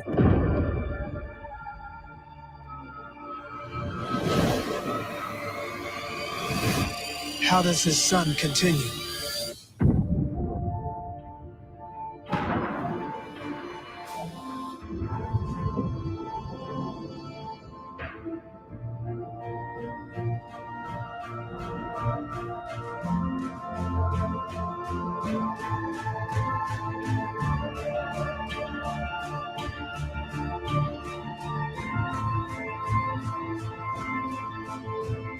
What's your wild rap? Right. So one of the things that I would state, right? So like there's just like we was dealing with the calamity issue, right? So I would say even so let's just take that verse out of it, right? Let's say because like you said, they try to weasel around and argue around that point. Right. Other places that you could go to prove where he, because the point of it is to prove that God plays both sides. The God of the Bible, let me say that the God of the Bible plays both sides of the fence. So one of the places that you can go is Job, right? Remember, Satan was never paying any attention to Job. God brought Satan and told him, hey, go fuck with Job. Satan, that wasn't Satan's idea. He said, no, go mess with him. I bet if you mess with him, he won't do this and that. So people be like, Satan was testing. No, God was testing Job. God is the one who sent Satan to go do all of that stuff. Even if we going back into the Exodus story, remember it's God that is hardening Pharaoh's heart. Every time that they did something, and remember before they even went in, he said, I'm going to bring you amongst Pharaoh and I will harden his heart. Right. So even so God is sending them to go ask Pharaoh to let the Israelites go while he is simultaneously hardening Pharaoh's heart to where he ain't gonna let them go. And Sounds so like a the trap. whole time, right? So how is he? Like so if God Himself is the one that's making you not let them go, how in the world you gonna let the Israelites go? That was never the intention in the first place. He Was for sounds like a Moses Jehovah to Witness. ask. Hmm. Hmm. So we can see God is the one that's actually changing the Pharaoh's heart and making him do something that they deemed as evil. So you can kind of see where you can show where he's playing both sides of the fence. He's playing good and he's playing the evil side. You said that he sounds like a Jehovah Witness with what he just said. Yeah, a setting. No, I'm saying God sounds like one the way he's setting them up for failure. Right, right. So you can see him doing that multiple times. So then like another place though where I would when you talked about the trees being grown and certain vegetation being grown before the sun and the moon, right? Now what Right. I would challenge you, you don't see sun and moon in that text. You ever notice that? No, you see greater and lesser luminary. You want to look that up in the Blue Exactly. Book? One for the light of the day and one the light of the night, right? Now Right. we assume that was talking about the sun and the moon. But this is why I be saying that we gotta recognize this is a birth of a nation. The two greater lights, right? These is talking about the two priesthoods, right? I mean, not the two priesthoods. This is talking about the priestly line and the Davidic line or the kingly line, right? So you have the Levitical priests. Remember the Levitical priests, the temple is open all night. They do, and remember what the Lord said, they do most of their work at night. Right. Most of their work is done at night. So while we rest in the Levitical priest is up working. This is why you bring them your tithes. Is because their work is the temple work. Now the king, the one who sits on the throne, what does he rule? He rules the day, right? He's the one who's in charge of most of the affairs that occur. You know what I mean? During that time. Now the priest is the one who solves the issue, but a lot of the problems is brought forth to the king. So the two, when they a lot of the times you'll keep hearing two of the less, the greater light and the lesser light. That's in reference to the Levitical and the Davidic lineage. Same thing when you get into Zechariah. When remember, the Zechariah refers to the two olive branches, right? The two olive trees. That one olive tree is the Levitical priesthood. The other one is the Davidic, is the one that sits on the throne, the kinglyhood, right? Or the kingship. So both of these, the reason why it uses the two olive trees as an example is because the olives represent what? The anointing, right? You have to use olive oil to anoint. That's how they anointed the altar. That's how they anointed the things that went inside of the temple, the symbols, all of these things get anointed with olive oil. So the two anointed lineages is the Levitical and the Judean priesthood, right? Or I keep saying priesthood, but the Judeo kingship and then the Levitical priesthood. Those are your two that they constantly deal with.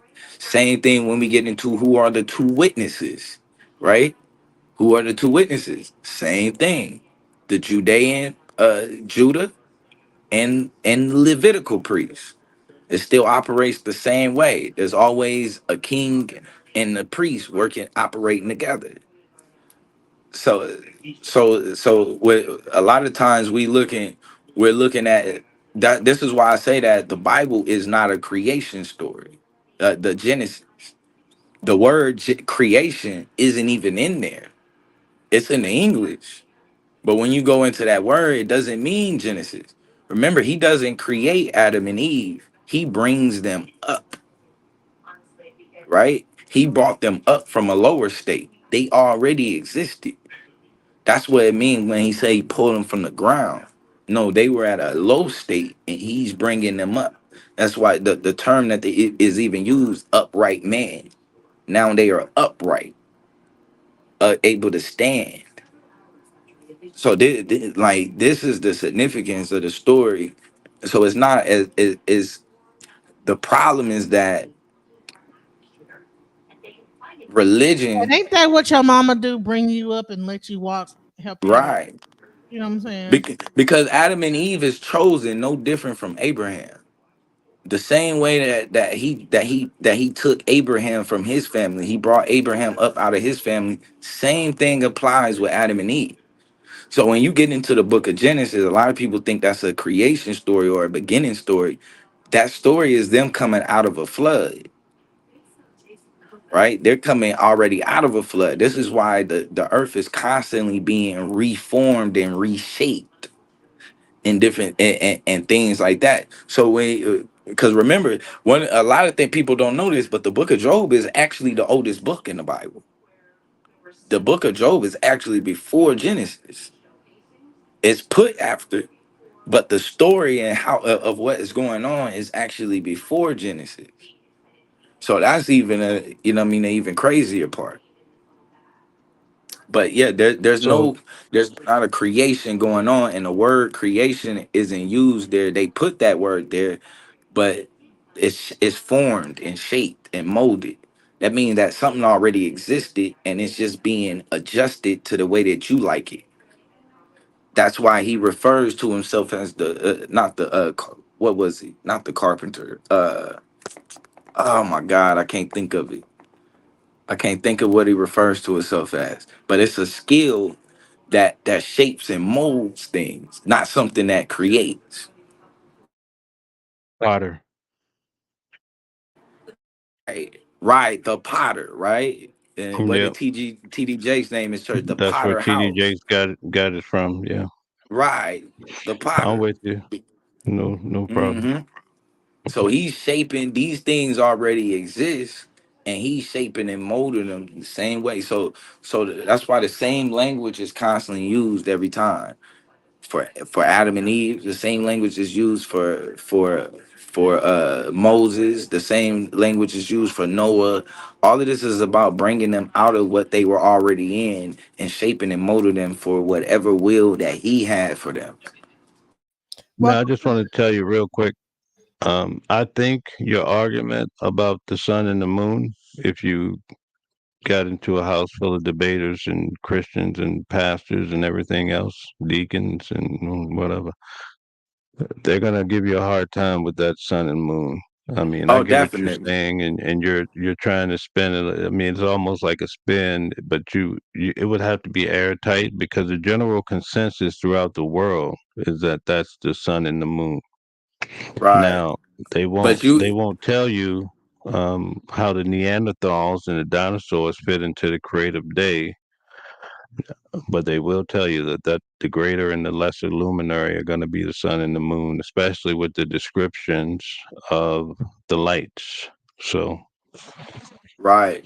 And that if you can, Genesis, why I know Afro-Asiatic want to say something. If you can you pull up that verse, the Genesis chapter 2? chapter Sure, 2, sure. yeah. I'll go ahead. Go ahead, Asiatic. I'll be pulling it up while you talk. Genesis, I'm going to pay you for your hard work you're doing tonight. So it's not in vain. I know we're working your overtime tonight, but I'm covering you tonight because we're going to have a few more scriptures to look up too. Blue, how long you in this for? Man, I got time. I got I time got time today. too, so let's rock and roll. We can rock. That's an interesting peace to the brother I didn't speak to. Peace to you, brother. Peace, peace, Yeah. peace. That's an interesting scripture you pulling Blue, Genesis chapter 2, bro. You know, I just don't like to allow the European to escape, you know, the mischief that they have made, you know, in the context of the conversation. You know, Mm-hmm. they have made plenty of mischief with the Torah, being that they had their hands on it, you know, for quite some time now. And it's hard for us, you know, to really get to what uh those language speakers what they intended. It's very difficult for us to get to it when we look at scriptures nowadays. One, because it's been converted into English, and they made mischief with the English by switching certain words around, and for our lack of knowledge of the Hebrew language. And that's understood. Everyone, you know, is not going to be an enthusiast, you know, for the study of the language, you know, itself. But the study of Mm-hmm. Right. the Right. language, it And definitely so, gives us a matter of different fact, perspective. Go I'm ahead, sorry, bro. DJ. Take it back. I think one more verse. I mean, one more chapter. Take it back to 1. Let's take it back to 1 because I think that's where you actually get the go all the way down to the bottom and just press back. You should see it. Not that far. It should be somewhere where it say like chapter, next chapter, or something like that. Oh shit, it's not there. It look different on the computer. Let me see. How could He was looking for Genesis 2, Blue. maybe? Okay, yeah, there. Okay, perfect. Oh no, that ain't it. Oh yeah, yeah. There we go. There we go. So in the beginning, God created. Now type on that tool right there, real quick. The tool for yeah. Type on the tool for for verse 1. Boom. It should just be should just double click it. Yeah, there we go. There we go. Okay, cool. All right, now let's go to the word created. 124. You see that H124? Click on that. Let's start there. Bara, right? Now, now look at what it means. So now it says to create, right? But it says to shape, form, to shape, fashion, create, always with God as subject of heaven and earth. So it's really a shaping and a forming. Because remember, the everything was void. It didn't say it didn't exist. It said it was void, right? And without structure. So this is talking about him adding structure to it. So now let's back out and let's go back to the original verse. I just want to make sure we get a clear understanding of that word create first. All right, so Yeah. now Yep. let's see. One more back out. Yep, there we go. All right. So now, and God said, let there be light, right? And there was light. Mm-hmm. H216. Aura, right? Light. Now what they gonna say? What does it say? Light of day, light of heavenly luminaries, moon, sun, stars, daybreak, daylight, daylight. Right? But when you go to Ori, hold up, go right there. You see where it says Aura comes from H215? Go to that right there. Click that one. Boom. This is the root of it, right? Aura, shine, enlighten. You see that word? Enlighten. Now watch, let's keep going. It's also, you see how it's used for the word also enlighten and the shine? Because remember, even today, right? Light means information. That's what light equals, information. So to give light, right? Or to illuminate, to light up, to But lighten, isn't watch, God of the supposed to be, eyes, to make shine of the face. All of these are the different ways that it's used.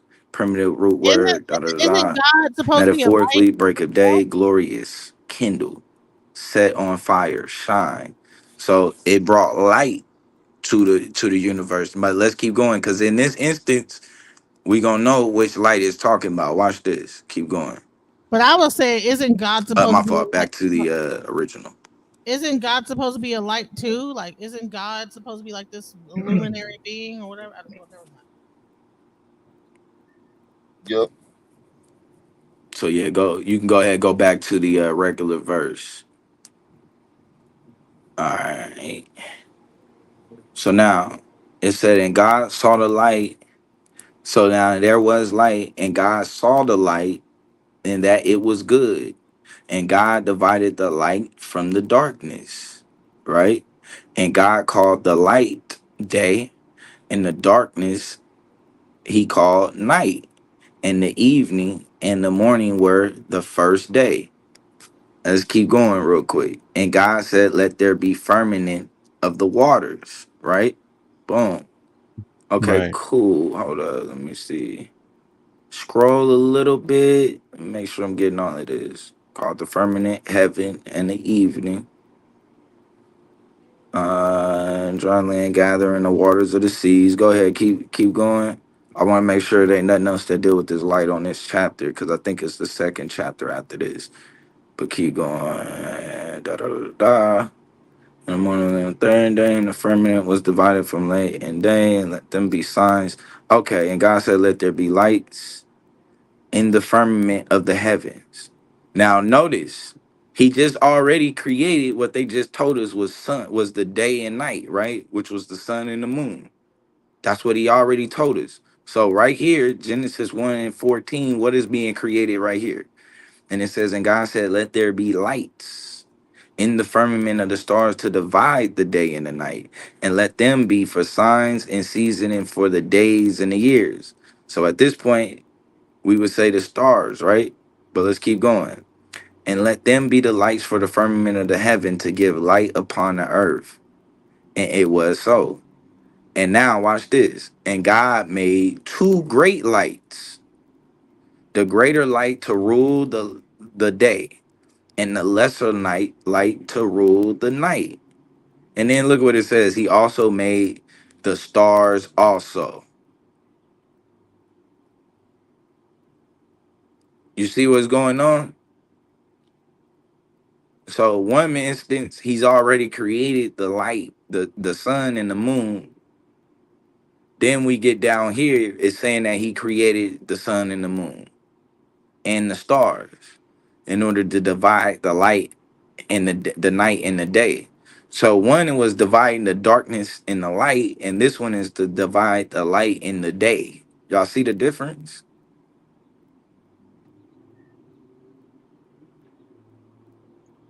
Yes.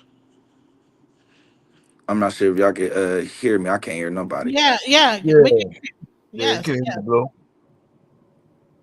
You can't hear us? You hear me, Blue? Anybody You hear me, Blue? speaking? Yeah. Your Oh, headphones ain't working, child, because Let me we see. talking. oh, he can't hit. Is my screen yard messing up? Can y'all hear me? Yeah, I can hear you. I Mic can hear check. you. Anybody around? Oh, Blue can't hear Y'all us. can hear me? Let me tell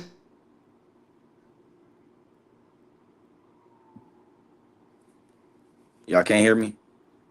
We can hear you, but you can't hear us.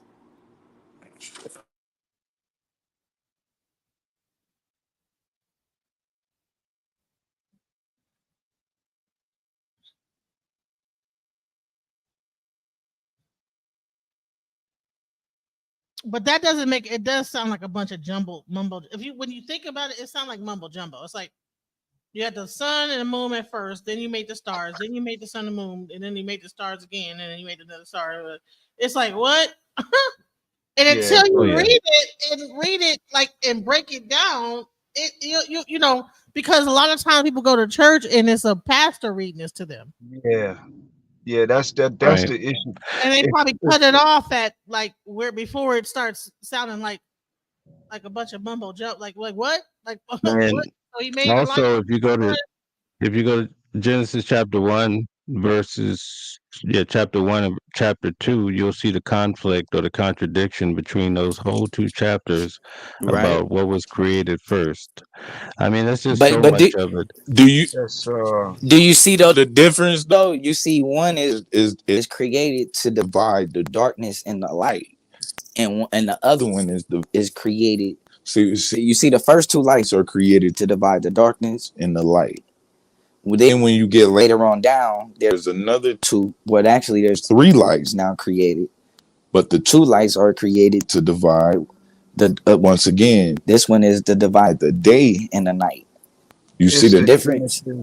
Genesis 2 gives us significant information. Mm-hmm. You know, Go to when we let's go to go to 2. Genesis 2 talks about the place where these things were supposed to take place. It says the word it uses is Tiamat. Tiamat is ironically Tiamat is Arabic in the Torah.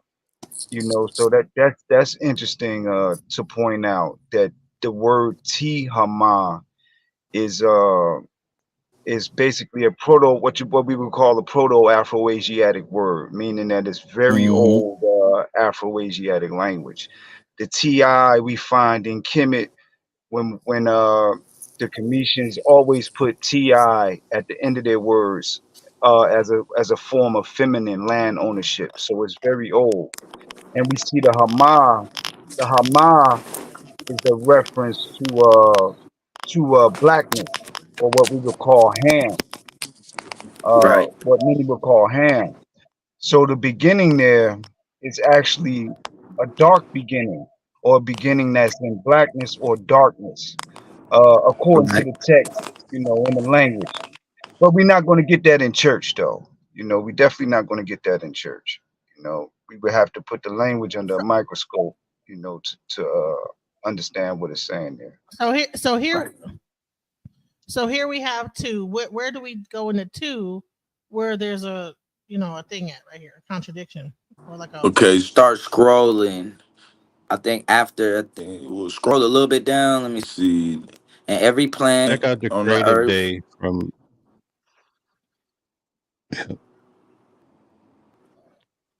in chapter 1. You start with the creative day, and you'll see what came first, man or animals. And then read chapter 2, you'll see a conflict. Yeah, the so-called void. The void is Tiamat. That's what the so-called word for void is. It's actually Tiamat. And what does that mean? It's supposed to mean waters or dark, dark water, blackness. Right. Right. The immortal not the immortal water. What do they call that? Primordial Yeah, the waters. primordial waters. Right. The primordial water. Because if you Correct. really think about this, not to go far left, in these creative days, you don't find much of what we found through science, like all the different Neanderthals, dinosaurs, and all these other beings. The only thing that people will stand on is what you guys touched on earlier with the large people or the Nephilim, but Right. someone has some explaining to do as to why in the Bible creative days we're not seeing the dinosaurs. right. Why? And the Lord had Or the dinosaurs. different forms of human. made So giants Go and ahead. the Lord did this and that and whatever. Because so remember one of the when this picks up with Adam and oh, Eve, man, this is man, let me tell you something. You got I don't know what you're speaking on, but it got your voice going deep and high and deep and low, and it's crazy. Are you on like your headphones or what are you using? You talking to me? Blue. Oh, what is that? Blue, you're whatever you're talking into it This this sound better? yeah, go ahead. Yeah. Okay, cool, cool, 'Cause cool. it was getting So it sounded creepy. I ain't gonna lie. Go ahead. and this is why I gotta say. So we gotta remember this is strictly dealing with the birth of a nation, and this is the nation, and this is dealing with the Jewish state or Israel. So when it's going back to the creation of Adam and Eve, remember that's only 10,000 BCE or 6,000 years ago.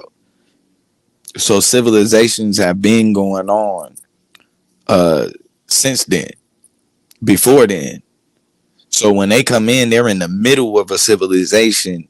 The Garden of Eden is supposed to be their protection from other people who already have existed.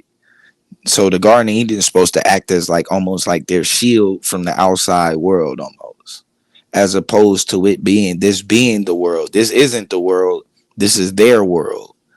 This is their creation story and how they come into existence. So when you looking for stories about the Neanderthals and stuff like this comes before you get to Adam and Eve, right? Well, actually, if you would, this would be them coming out of that state. This is why the story says that now they begin to walk upright, right? Creating an upright man, because at this point, this is them becoming from an animalistic state to more of a human nature.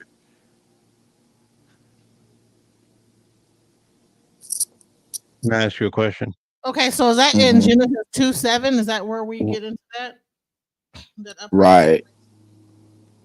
Right. Go ahead, though. What's your question? Okay, because Adam had a first wife, correct? Yeah, Lilith.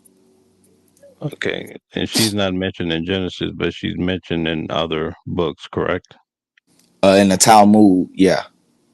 Okay, and also when Cain killed his brother, and God sent him out to live amongst the people, right? People of what was it, Gad, I believe. Right. So are you saying, or was Land of it Nod. what was the name of the town? Nod. Nod, yeah, it's Nod. I always say Gad. Yeah, not So the land of Nod. So are you saying that these people were pre-existing? correct. So and when you go into Ezekiel, is it Ezekiel 37? I think it is. Is that what that is? Afro, Ezekiel 37 or 38? I think it Uh, talk that breaks down the Garden of Eden. oh, I'm not sure on that one, Blue. Hold on, let me find that real quick. Yeah, when you go into Ezekiel, he gonna tell you exactly what everything meant in there. So all right, so I'm gonna share that. Hold on one second.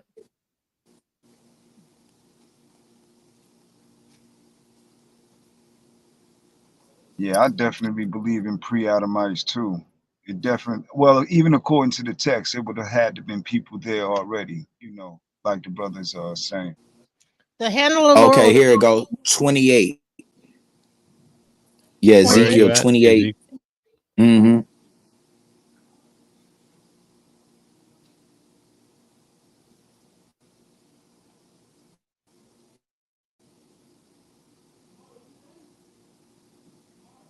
28 what?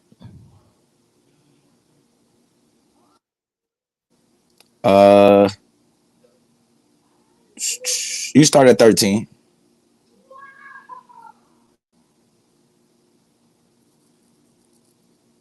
Let's see a little bit up. And it says, Thou hast been in the garden in Eden, the garden of God. Every precious stone was thy covering, Thy saddle. You see what he talking about? The cover. Remember, I told y'all what nakedness was, right? This was just you being vulnerable. But watch this. Every stone was thy covering. The sardius, the topaz, and the diamond, the beryl, the onyx, the jasper. Y'all can see that, right? The workmanship of the tablets and the pipes was prepared for thee. But thou art anointed stirrup to cover up, and now thou was upon the holy mountain of God. You had walked up and down the midst of the stones of fire. You was perfect in your ways from the day that you was created till iniquity was found in you. By the multitude of thy merchandise, you were filled with the midst of thee, violence, and you have sinned. Therefore, I will cast out the profane out of the mountain of God, and I will destroy thee, O covering cherub, from the midst of the stone of fire. Keep going. Let's see. Go up a little bit further. Go up or down? I mean, my fault. Keep going down. My fault. Keep going down. I want to get to a key part where he talks about the trees. More picking Israel. Okay, go back up. Go back up. Oh, was that it? Yeah, go back up. Nah. Go back up all the way. Go back to the first verse real quick. Let me see what's going on. I'm a little bit. Okay. Send a man unto the prince of Tyre because thy heart is lifted. Y'all. Okay. By thy great wisdom, traffic increase.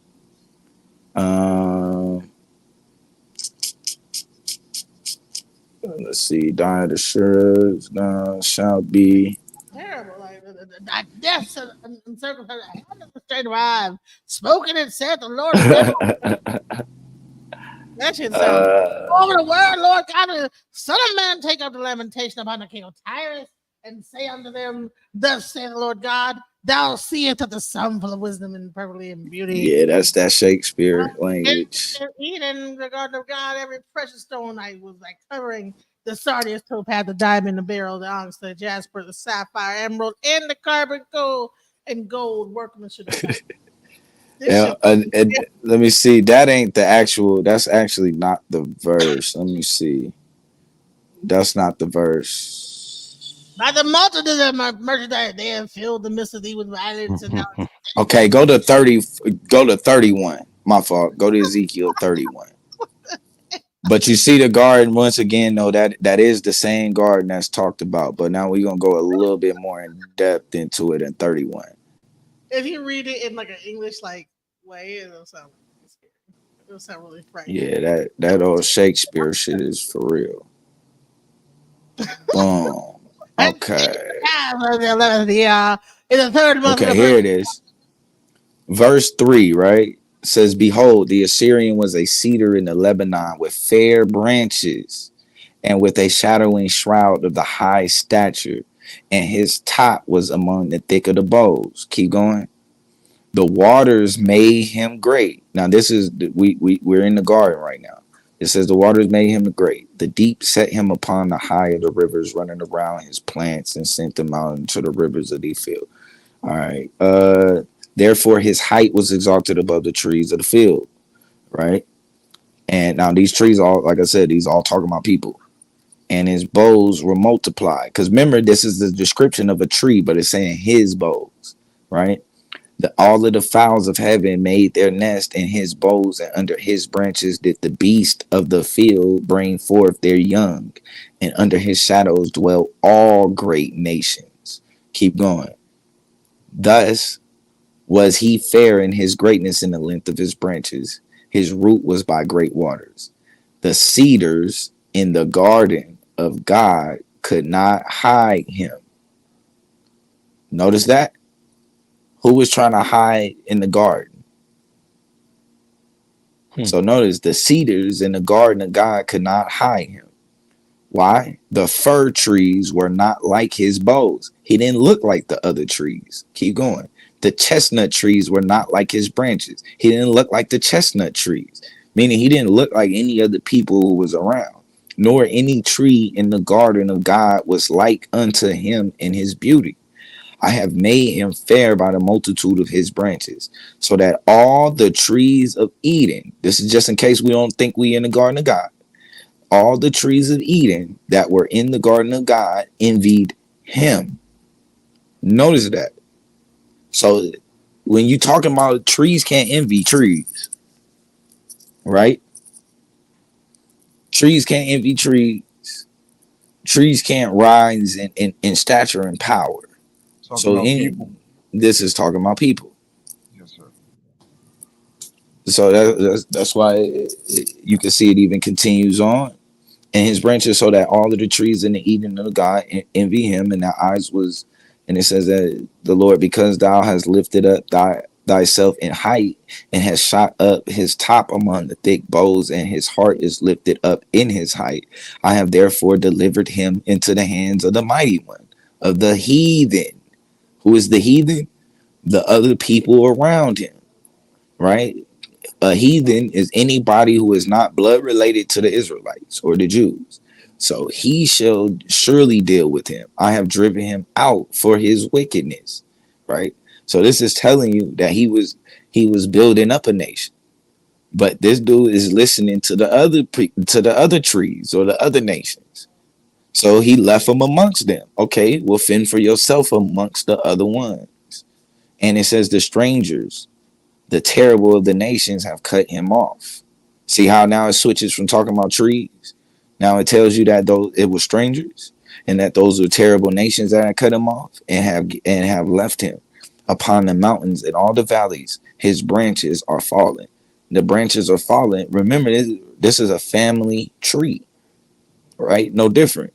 So the branches and the leaves, this is all just referencing the people who came from his lineage. They had fallen, and the bows had broken by the rivers, and all of the people of the earth are gone down from his shadow and have left him.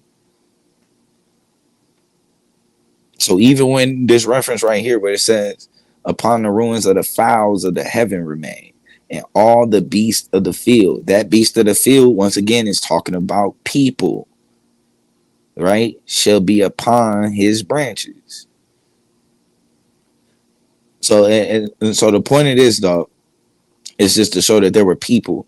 There were already people who existed when they was in that garden. The story is just told from a different angle. But when you get it from Ezekiel, you can see there was already shit going. There was plenty of stuff going on. It's just strictly dealing with their birth, their nativity, how they get here. Right. Heathen means other nation. So what's your thought about that, Mill? So, Bluu, question: Where do you see the serpent at in all this? Because some are saying that the serpent is the devil. No, the devil is a New Testament take concept. You tend to take a different approach, so I want to get your understanding. Yeah, that serpent would have been a representation of a people who brought them knowledge at that time, right? So whatever knowledge, what they said it was the knowledge of good and evil. That was basically that serpent was what brought them from being animals to a human. You know what I mean? Because also the Egyptians, if you look at the top of their things, they also always had serpents on top of them. Right. They had the serpent. When you go into West Africa, we have the serpent. So the serpent is high regard. What does it mean in Genesis when it says he will bruise you in the head and you will bruise him in the heel? Talking about the bruising of the head and the heel, I think that's the once that I think that goes back into the birth of a nation, but I think that goes into Jacob and Esau, the birth of Jacob and Esau. That's exactly where it goes. Yeah, because you do see that take place then. Yeah, that's Go ahead. when Jacob is born. When Esau is born, Jacob comes out holding on to his heel. You're exactly right, Bluu. And it's important. It's excellent that you use the scripture to interpret the scripture and point out how trees really was representing nations. In that case, but it does that heel goes back to the head. The head and the heel thing goes back to Jacob. You know, that's exactly where it goes, and it's important to put those two scriptures together. Right, because remember when they gave birth, remember Jacob came out, uh who comes, it was Esau comes Esau, out yeah, first, and Jacob is holding on to his heel. to the Yep. hill. Right, right. Jacob is holding on to the hill. Hmm.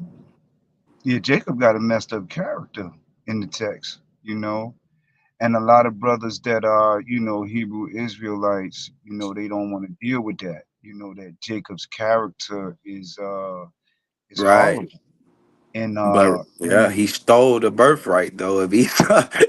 he He swindled literally So he stole the swindled the shit. hell out of Esau. He swindled so the hell out, and he tricked his father. He tricked his father too. Yeah. right. So I'm kind of getting that you, for the most part, you don't take the Bible in a literal sense per se, like most of the churchgoers or what have you.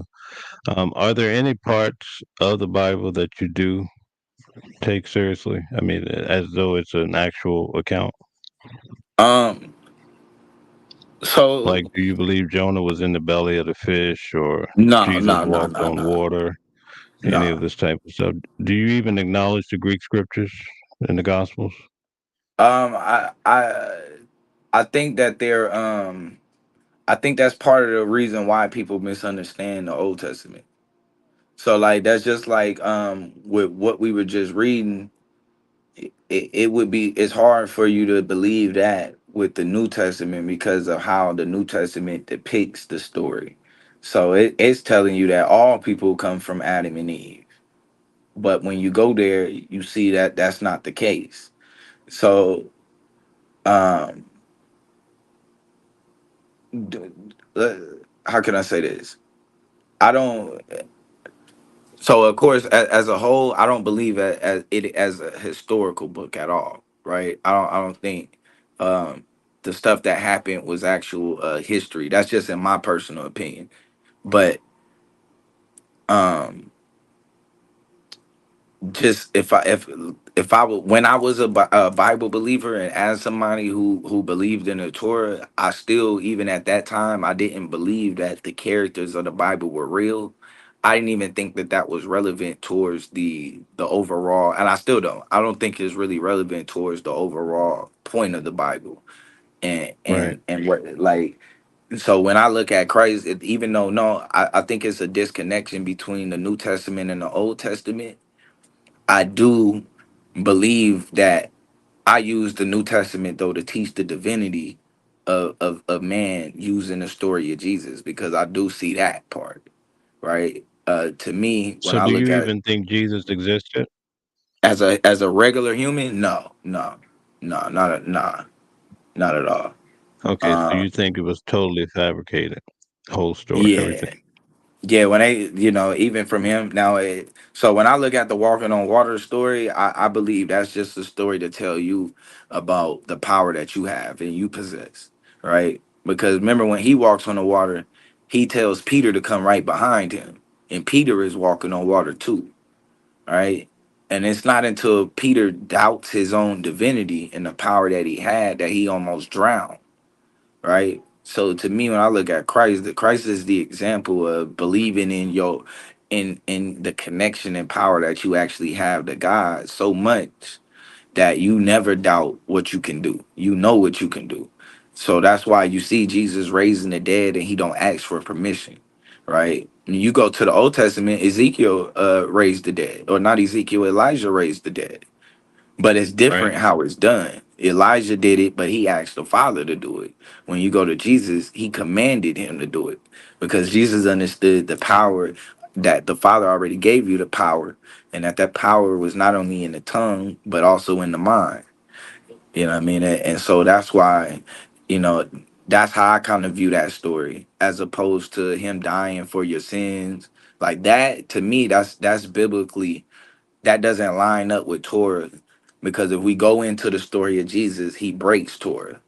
Right. The introduction of how he introduces his blood and flesh into the Passover, that's a direct violation of the Torah, right? because there's already a meaning for the unleavened bread, just like there's already a meaning for the wine. And when Jesus comes in the New Testament and says that no, the bread means this and the wine means that, he's breaking the law. And here's another. I have a question. So, who wrote the New Testament? Who wrote that? Matthew. No, Joseph. I believe that the New Testament was written first from what I've looked at. They wrote the New Testament and then they came back and wrote the Old Testament. So the Bible that we have today is they claim is based off of the Septuagint from 200 AD. I mean BCE. But they don't have that Septuagint. We don't have anything that traces back to it. The Bible that we have is actually based off of Origin Septuagint. And Origin wrote the Bible, the way that he viewed it, he wrote the Old Testament to line up perfectly with the New Testament because he wanted it to make it seem like Paul and Jesus quoted from the Septuagint. He was trying to give validity to the Greek. But when you do that, now we can see that y'all adding and doing some funny business. So that's why so many places you'll see Jesus misquote the Old Testament. And it's a lot of misquotes because that's just like when he first walks in and he talks about thou hast proclaimed the liberty to preach the gospel to the what is it, to the weak and this and that. He cuts that verse off because he can't fulfill that verse. So he cuts it off halfway. There's a full verse to that, and that goes into that what it would have made him look bad because it would have actually been talking about what he's supposed to be doing once he meets up with these Romans, which he didn't do. You know, and what and I'll give you a better example. What the New Testament does when you deal with salvation in the Old Testament, it's physical. It's a literal thing that happens. These people are literally in somebody else's land being ruled by somebody else. And when they get salvation, it's when God puts them into their own land and they begin to rule themselves. So that same thing always applies. But when you get to the New Testament, it turns into a spiritual salvation. No, he's not going to literally deliver you from the hands of your enemies. They change who your enemies are and they create this invisible boogeyman called death as if it's something that you can avoid, right? And you can't. You just can't.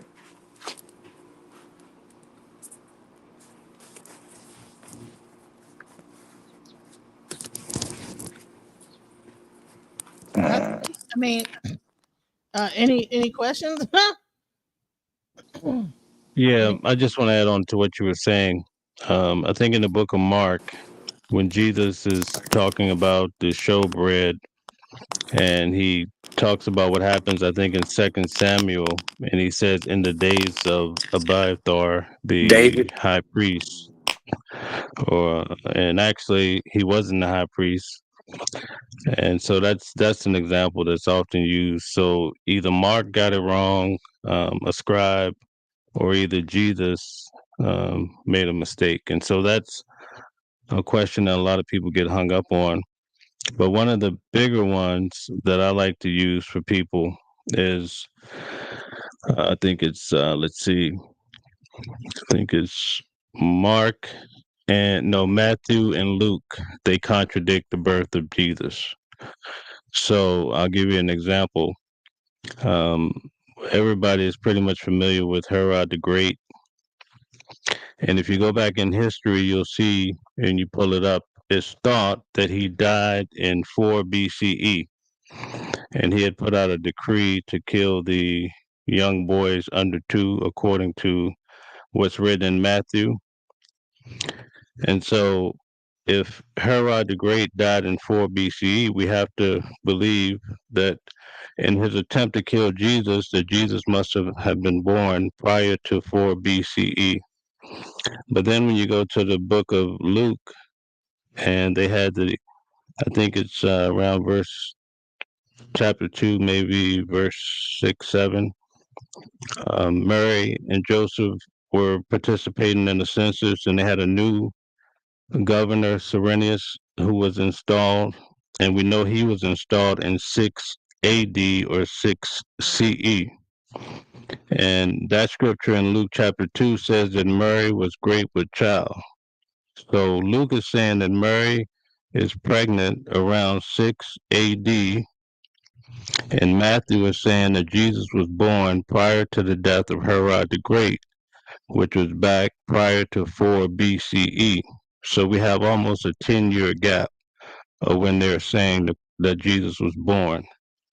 So it's instances like that when I often bring up to religious people that they can't even wrap their head around, because usually they haven't heard about it, because most pastors or religious leaders are not going to point out those type of cases in the Bible that show that there's some discrepancies.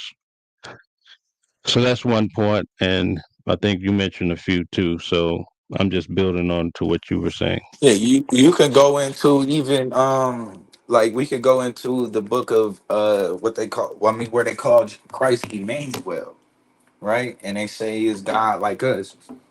But when you actually go into that chapter in Isaiah, they misquote that chapter also, because that verse is actually talking about Isaiah's daughter, I mean son.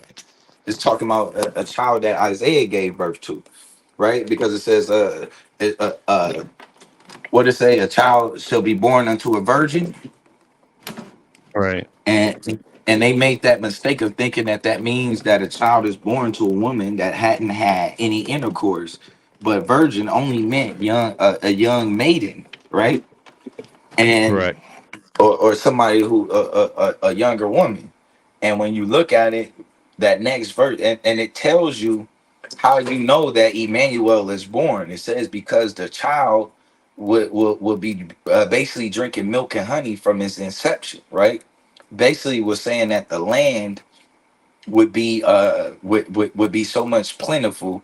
And the point of that prophecy, remember that prophecy of Emmanuel is a prophecy directed directly to Ahaz, right? Ahaz is waiting. God tells Ahaz to give me to ask me. He says, "Ask me for a sign, and I'll give it to you." And Ahaz says, I won't test my God. Why would I test the Lord?" And he says, "No, I'm telling you, ask me for a sign." And then Ahaz wouldn't do it. He said, "I'm gonna give you a sign." And he said, and that's when they gave the sign was Emmanuel, that a child would be born unto a virgin. But the stipulations was that at this time Israel and Judah had split up, and Israel was taking sides with, I think, the Assyrians, I believe. And so they were getting ready to take Jerusalem, because remember Israel wanted to take Jerusalem from the Jews for themselves. When they go in to take Jerusalem, when they getting ready to do that, God signed that they weren't going to lose Jerusalem to Israel and to the Assyrian. Was the birth of Emmanuel, right? God with us, or AKA Isaiah's son. So they use Emmanuel as if it's a name, but it's really a phrase that said it was to let them know that God was with us, not that his name was God with us. Right. Very good. Also, I think in the case of Judas Iscariot, I think in Luke it says that he hung himself after he betrayed the Christ, right? And then in the book of Acts it says that he bought a field and he went out and he fell on the sword. So there's a lot of discrepancies that we find in the Bible. But again, most believers, when you bring up those points of interest, they'll find some way of trying to do mental gymnastics to get away from it. Have you had a chance to look into what prophecies did Jesus fulfill yet? Yeah, I've looked into various. I would have to brushing up on it because I'm not as astute as I used to be. Whenever one of the things that you want to go through with, because I do it in steps. I always feel like I first have to go into the New Testament and be a New Testament and give them a different understanding of that first. But one of the steps I always believe in is now I have to show them where the New Testament disconnects from the Torah, right? And what's the problem between, because a lot of times people say the law was done away with, and all of these different excuses for why they don't have to follow the Torah or the Old Testament. But when you look through the actual prophecies that are given, and you just actually go back to the prophecy and read them, you'll see all of those. None of those prophecies applied to the time period of Christ at all. And that's where they come with the dual prophecy lie, right? Oh, this is a dual prophecy. But what you'll see, like even when it says, "Behold, he will come riding on a donkey," right? Into Bethlehem. But when you go into that verse in Zechariah, it tells you that that same person on that donkey is getting ready to destroy the Greeks. So you kind of got a little bit of a problem when the guy that came in on the donkey didn't even raise a fist, but when in the Torah is telling you that, yeah, the person that comes in on the donkey, he's going to do all of these great things in war, and it doesn't just describe it like it gives details on who he's going to go at, how he's going to go at him, who is his enemies at this time period. And so you notice they constantly do this with the prophecies. They take them out of their actual context and they put them into the New Testament and apply Jesus to them. When he's not there. You know, you go searching through, you're just not gonna find him. I think and to be fair, the two toughest places you're gonna have trouble with is gonna be Isaiah 53 and Daniel 7. Outside of those two chapters, you're never gonna have any trouble showing that Jesus is not there. And the only reason why those two chapters is because of how they play it. But even then, if you know how to ask the question right, like I asked, when is the king ever prophesied to come for Israel and die first? Right? There is no Right. prophesied king that's gonna come and die. That's not prophetic, right? So the moment that you say the king is gonna die, you're not talking about nobody from prophecy. You making stuff up. That's not Right. there. The same thing when you get into the temple. Remember, under the king, the prophesied king, the temple is to be built. When you get into Jesus' time, he is inside of a temple that's already been built. And then after his time, the temple gets destroyed. That's not in the prophecy. You know what I mean? That's not prophesied. They making that up. Well, So I I see want we to got like some people. welcome Chaotic Truth to the panel. Thank you, Chaotic, for joining. What's going on? How you Hey, how doing? you doing? I love Right. your background. I want to also give a shout out to Mel for his background. It looks beautiful. Man, y'all doing it big with these YouTube, like, these broadcast and layouts. Y'all look great, man. Keep it moving, keep it going, right? All right, so Chaotic Truth, you wanted to join in on the subject? Yeah, I hate to be that guy, but I saw that you guys were live, and I just saw it like a few minutes ago. I was trying to like actually gauge the conversation and said open panel, but please forgive me for not being able to jump directly in. But you guys are speaking about the Bible right now. Yeah, we initially started off like the subject was about the book of Enoch, but it has kind of morphed into a just general discussion about the Bible. We have Mel who is called the Watcher, and he Right. used to be a former Jehovah Witness. We have Investing Out the Blue, who is a former Torah Hebrew Israelite. Oh, And they're okay. just both discussing like their understandings because I believe, let me just say this, that between the Jehovah Witness and the Hebrew Israelites, you have some of the most astute when it comes down to the Bible scholarship. Like, I would Yeah, say when it comes down to studying the Bible, because yeah, other like the Protestant, whatever, they just take what the preacher says. But yeah. studying wise, having these two guys here, they know they I mean, it's all about, you know what I'm saying, understanding, scholarship, this, that, the other. So I think it's a blessing to have these people here. And then now you come, and I'm sure you're going to be bringing something awesome to the conversation. So Yeah, thank you. I actually went to high school with a lot of Jehovah's Witnesses, and they were some of the best and well behaved what behaved students when I was in school. But and in terms of biblical knowledge, I will admit that the Jehovah's Witnesses are definitely the most studied that I've seen. Now, I could be incorrect, but they appear to be the most studied when it comes to the Abrahamic text. Now, I have a different take on the Bible, and my take is it's all interpretation. You know, I grew up in the Baptist church, and I used to get pretty much beat in church because I was that kid that was always asking questions. So there were times when I got beat across the head with a Martin Luther King fan. And I feel as though one of the things about particularly the Christian church is a lot of people don't know what the hell they are talking about. And they speak in such absolutes, right? When there's a possibility that a lot of the parables, a lot of the accounts about even Jesus could just be open for interpretation.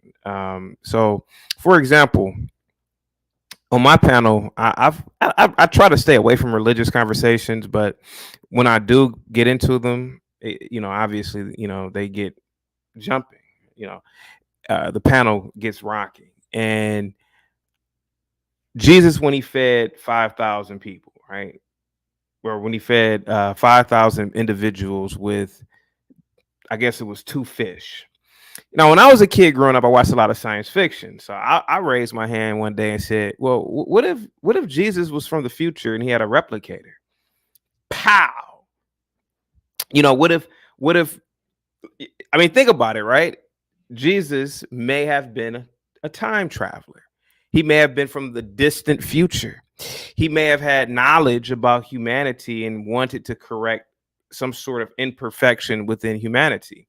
I even believe to a degree that the New Testament could be the new program, almost like a computer program. If we look at the world if we look at our universe in terms of it being a simulation, and the Abrahamic God could just be a computer programmer. And I'm not saying that these things are true, but it's just one of many possibilities, right? Like even, for example, when Jesus walked on water, who's to say that he didn't walk on water? Maybe he had some sort of advanced technology, and I think these are, these religious conversations get a little bit crazy. No, I'm not saying that this one did, because it certainly didn't. But I think that a lot of people, man, they're not open for the abstract look at the Bible or Christianity itself, or even Islam or any other religion, to be honest with you. It could be a lot of science involved in a lot of religious text. If we talk about the space-time continuum, it could be a lot of science, man. And not to, overload the panel with me talking, but I even had a theory that who fell from heaven? Lucifer fell from heaven. Yes. Right. Who's to say that Lucifer and God were nothing more than a captain and a lieutenant on a ship, and there was some sort of mutiny that and maybe they crash landed here, and primitive man saw what was going on and wrote about it, and maybe they perceived that as some sort of good versus evil. Man, the thing is that I don't know, and the beauty, I think, of the Bible is it's all parables to a degree. The story of Jesus on the boat with the storm. I've always thought that maybe the story was about people and people arguing over idiocy and nonsensical things. And remember, in the story, they woke up Jesus and he calmed the storm. Maybe calming the storm was pretty much telling them, hey guys, what you guys are arguing about is stupid. You're interrupted my sleep, and what are you guys arguing about? And I think that is, to me, I think that's what's so fascinating about the Bible, man. It's really a fascinating document. And again, man, I could go on and on about my theories and opinions about it, but I don't want to bombard the panel. So there you go. Yeah. That's a nice spin on it. I never quite heard it put that way. That was a good Yeah, spin. when you do a lot of mushrooms and DMT, man, and you kind of go somewhere. Yeah, you kind of go to different dimensions, man. So yeah, man. No, I think No problem. now I get why you like, and don't get me wrong, the Bible is written on so many different levels that there is Can't different hear you. ways that you can view it. Oh, you can't hear me? Oh shit. Let me see.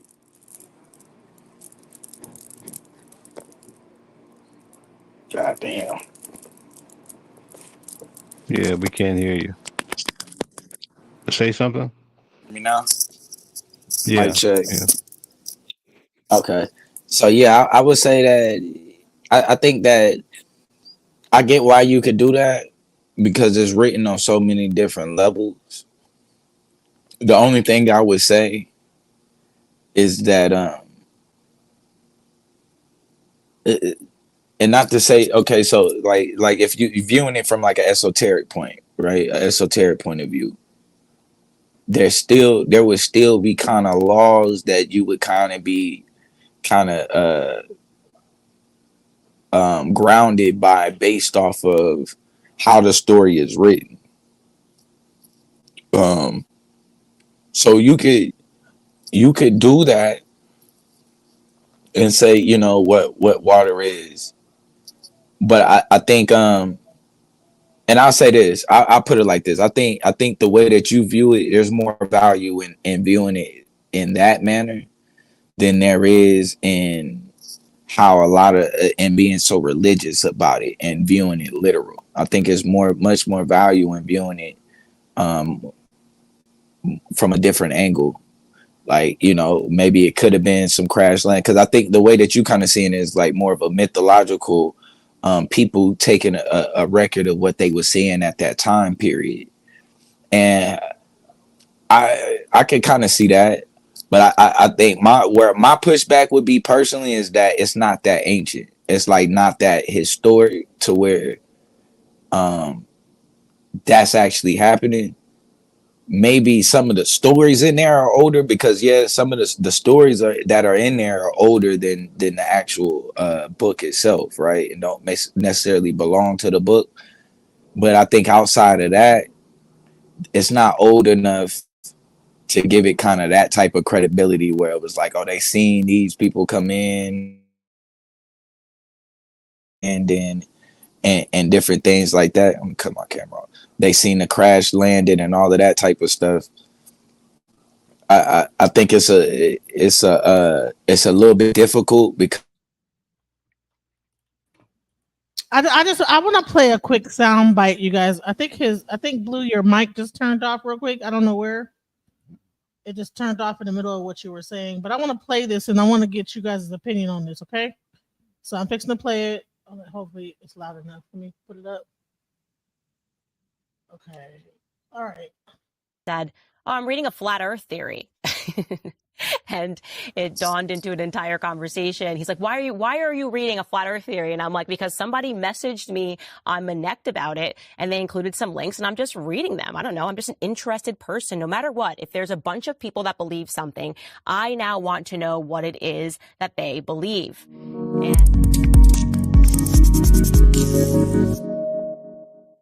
Now, Candace Owens is not a flat earther, but what she's going to be talking about here is that we take scientific findings on faith. We believe the people who told them to us. And so she'll say, I left the cult of science. So she will implicitly talk about how science can be a kind of religion. And we want to make explicit what she's talking about in relations to faith and science and religion. Here's Candace Owens. He pushed me on this and he was talking about the earth curvature and science. And I said to him, listen, I'm not a flat earther. I'm not a round earther. Actually, what I am is I am somebody who has left the cult of science. I have left the mega church of science. She has left the cult of science. So first of all, we have to define what science is. If you take it from the Latin, it's any form of certain knowledge. The problem is materialist scientists today take the only certain knowledge to come from empirical evidence, so the natural world around them. The problem with that statement is it's self-refuting, because that statement, that the only true and certain knowledge is that which we can observe with our senses, is not itself an observable statement. It's a philosophical one. And so scientism, this understanding that science is the only body of knowledge that we can trust, and it comes from empirical observation, is itself self-refuting. So she's denying that, first of all, but now she's going to talk about how science can be a kind of faith. So here's Candace. Because what I have now realized is that science, what it is actually, if you think about it, is a pagan faith. Science is a pagan faith. What does she mean by that? First of all, what is faith? Think about your birthday. You don't remember, you can't logically prove it, yet I bet you've never doubted the day on which you were born, your birthday. Yet we take it almost entirely on the testimony of witnesses. This is a natural kind of faith. Pagan faith, in the sense that I believe Candace is saying, it doesn't acknowledge God or the true God. Even science itself, scientists have to be a kind of believer. They believe in those two fundamental philosophical principles which allow science to begin. The first is called the principle of non-contradiction. The second is called the principle of sufficient reason. Neither of them can be demonstrably proved because they're at the bottom of all demonstrations. They have to be believed. So she's saying here, test the scientific knowledge that you're receiving from these witnesses. And she's going to give an example of where accepting the testimony of scientists has not worked out. Here's that example. I'm going to give you an example of exactly what it is I'm talking about in case you think you disagree. A woman tweeted this. You may have seen me retweet this over the weekend. Her name is Beth. She wrote this. Years ago, I was assured that an IUD was safe, effective, and could be removed at any point if I decided on having more children. It was FDA approved, after all. Ovarian cysts, surgery, infections, a week in the hospital, and infertility. That was what they meant by safe and effective. And this really hit home for me, and I felt tremendously compassionate for her because I'm obviously of the baby-making age, and so many of my friends are similarly going through fertility issues and similarly realizing that the birth control that they have been given has contributed to that in some way. People that have pelvic inflammatory disease because of the IUD device being in them for decades. And for those of you that are not aware of what that is, it's literally a copper device that is inserted into a woman to make it so that she does not become pregnant. It's birth control, and yes, it is marketed as both safe and effective. All the best stuff, by the way, is marketed as safe and effective. And I was saying to my husband how it's become such a difficult topic to talk about because I am compassionate for my friends that are going through this. But then there's another side of me that is just amazed, confounded. And I genuinely ask this question. I say, how could any person get to a point where a doctor tells them that putting something that is copper inside of them for a long period of time is perfectly safe and effective and will have no long-term side effects? So who can we trust? So let's talk about the cult of science. Now, what's your argument, Lee? You came in here talking about like what is all this stuff, and it come from a scientific kind of like understanding, right? What I see is that okay? Well, based on science, it could be this, right? So okay, so you have a Candace Owens is saying that science itself is a religion. So let's talk about that. Let's have a conversation about that. I did a show about, and I love Candace Owens. I think she's a great conservative woman, very classy, very elegant. She speaks well. But Candace is like most human beings, really dumb. And I'm saying that in the utmost respectful way. Most human beings don't have an inkling of how the world really works. And this anti-science movement by a lot of conservatives, and mind you, I'm a conservative, right? But I'm a conservative that values science. Science has pushed us along for so many years. The problem with the Candace Owens, like with so many conservatives, is, and she just converted to Catholicism as well, she wants to feel special. And a lot of people who become super religious, they want to be special. They want the universe to be just to themselves. They want They want to be wrapped in God's arm just to themselves. So the concept of aliens, the concept of science or AI or any other innovation, it bothers them because it's a realization that you are not special. Like this whole flat earth movement, this whole, it's just a firmament around the earth and science is bullshit. It's because these people want to feel special. When you tell them that, hey man, I've told people I've had the same telescope since I've been 6 years old, and I've seen obviously certain planets within our solar system. I've seen distant stars with my telescope. Oh no, that's just lights in the sky. You have conservatives now saying that is just lights in the sky.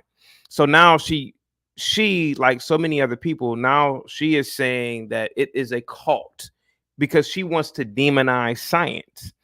And I have a question for Candace. Did Candace give birth at home, or did she take her kids to the hospital, or did she give birth in the hospital? If her kids became sick, which I hope they never do, or sick to the point where they need medical care, I wonder if she's going to stay at home and just pray to God, or if she's going to take them to a doctor who studied science to become a doctor. And so, it to me is a disgusting thing that I went in on her, and normally I wouldn't go in on her because I support Candace, but if it weren't for science, just in the last 500 years, right? In the last 500 years, we've seen an incredible progress in the rise of science. Think about the Industrial Revolution. It was scientific discoveries, like the steam engine and new methods of production that fueled a period of immense industrial growth, right? The information age, the development of computers, obviously, the internet and communication technologies pretty much has shrunk the world, right? And connected people that otherwise we wouldn't have spoken to, just say 40 years ago. I mean, I speak to people in Australia on my channel sometimes. So the thing of the matter is that think about rocket technology. Think about rocket science. These things are proved. I mean, you see planes in the sky all the time. They're not flying off of magic. They're flying because a rocket engineer figured out figured out the technology many years ago. So the fact of the matter is that you could not like science, but it's going to be right every single time. And so here's I'm about to land. I'm sorry. Go ahead. Okay, go ahead. Land your plane. Go ahead. Candace, she's not educated. She went to college briefly. She never graduated. She went to Harvard, didn't she? She did not go to Harvard. No, she did not. Candace Owens did not go to Harvard. She's not educated. She doesn't know science. She doesn't know mathematics. And to be honest with you, that type of thinking is going to set us back. That's going to set us back, and I don't want to live in the Stone Age. I'm sorry. I mean, I don't want to, I hate to say this, but look at the most scientifically literate or mathematically literate people on the planet. Look at their countries. Look at the people who don't embrace science and mathematics at a high level. Just look at. Well, you talking about India? You talking about India?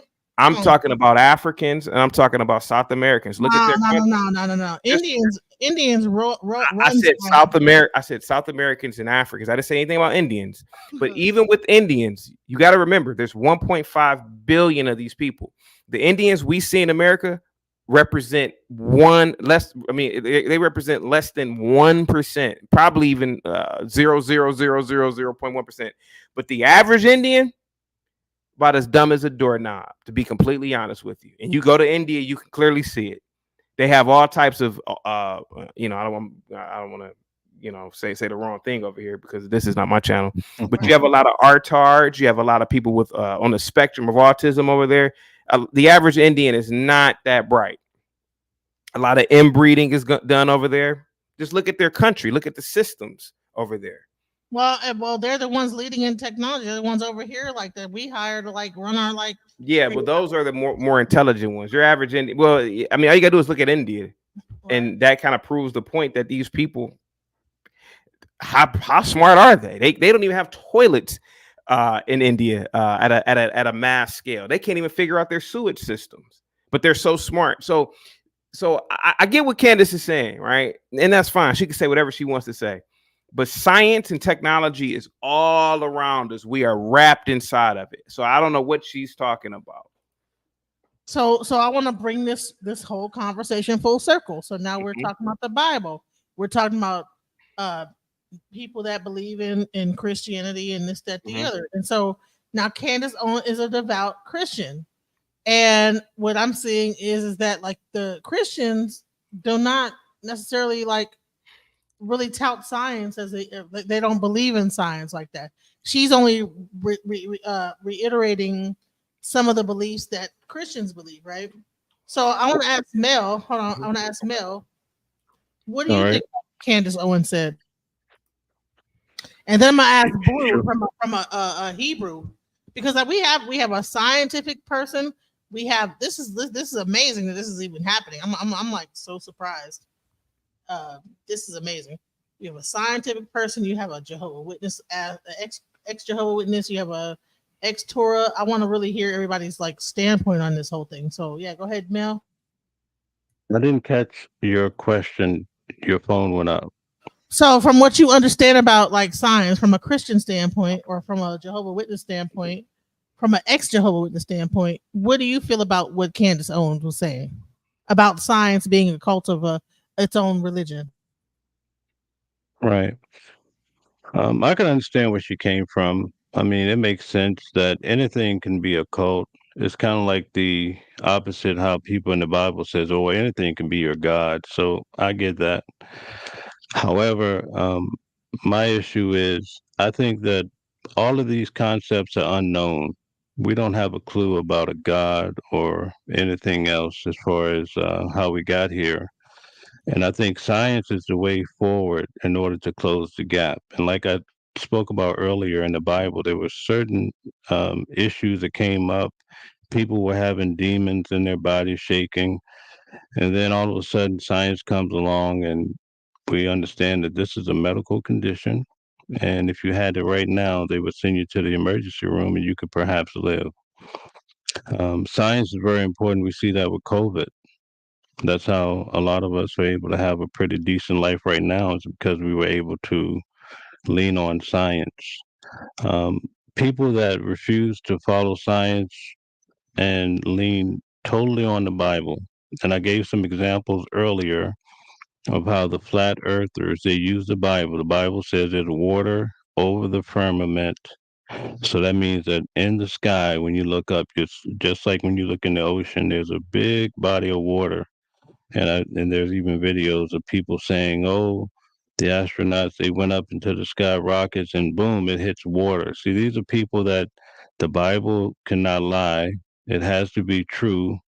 Therefore, there has to be something here that I'm missing, or something in the Bible, because the Bible can't be wrong. So that's very dangerous.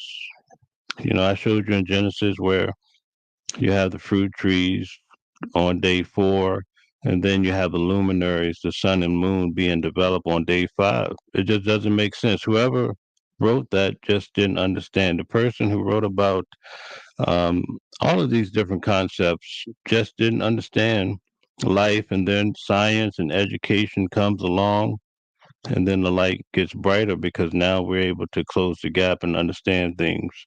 So that's the reason why Jehovah's Witnesses frown upon education, is because you're learning these concepts in the Bible. And I spent my whole life going to the Kingdom Hall. And I hate to interrupt you, because let me tell you, don't they say like that you should don't go to college, you should go to Bethel? Right. So yeah, go ahead. Right. So you go to the Kingdom Hall, you're learning these concepts, you're leaning on the Bible, and everything has to be based on the Bible. But when you go to college and you start tapping into some real knowledge, they fear that you learning about evolution and real concepts, real things that are progressed, that you might lose your faith. Now think about that. They know that real knowledge could cause you to lose your faith. If the Bible is solid, right? Learning about science shouldn't change that. It should work together in unison so that you can have a more fulfilling life, right? But so that's why they don't want you going to get an education. They don't want you reading those books because you might learn something. So that's my understanding. I'm for science all day long, and that's the beautiful thing about science. Science doesn't get to an aha moment like the Bible in this time frame. Look, we're in 2024, and we're going to read some books that were written by a guy or guys out in fields herding sheep, trying to figure out how to live in a modern age, you know. And if you just get the spirit of the Bible, there's some good concepts that you can read the Gospels, and Jesus said something great. It's like I read a Stephen Covey book. Oh, great. Um, the habits of highly effective people. But that don't mean I want to have the guy tell me my spiritual life and what I should do with God, and I want to perhaps worship Stephen Covey. No. So it's a shame that we're still believing in invisible things in 2024. I think 50 years from now, hopefully we'll close the gap on that and people will get more with the program. Like I said, there's an issue trying to believe in a devil when you go to court. As I said before, they have you swear on the Bible that you're going to be truthful for God, but they will not accept the argument that the devil made me do it. The devil made me beat my wife or kill this person. And if you even now tonight, if I was having some weird episode, shaking, foaming at the mouth, saying, "Oh, I see demons, I see dead people," and I go into the emergency room, they're gonna try to send me to. They're gonna say I'm having a psychotic episode, right? So, but the guy can go to church and jump around, and demons are come. I mean, angels are coming from the heaven. They're all on his body. Oh, God, God, God, and the pastor's talking to God. Like these things is insanity. But anyway, that's just my Right. thoughts. Blue, I want you to get your now Blue, now he is the cult of technology and science, right? So I'm not sure if you guys saw the live we did with him being a part of the dark side. The dark side is a group that they worship technology, correct, Blue? Are you still there? Did we lose you, Blue? Okay. So Blue, he has this thing called the dark side, and he is like the leader of the dark side. And the dark side is a cult of technology. Are you there? Go ahead. I want to hear what your take on it is. Definitely.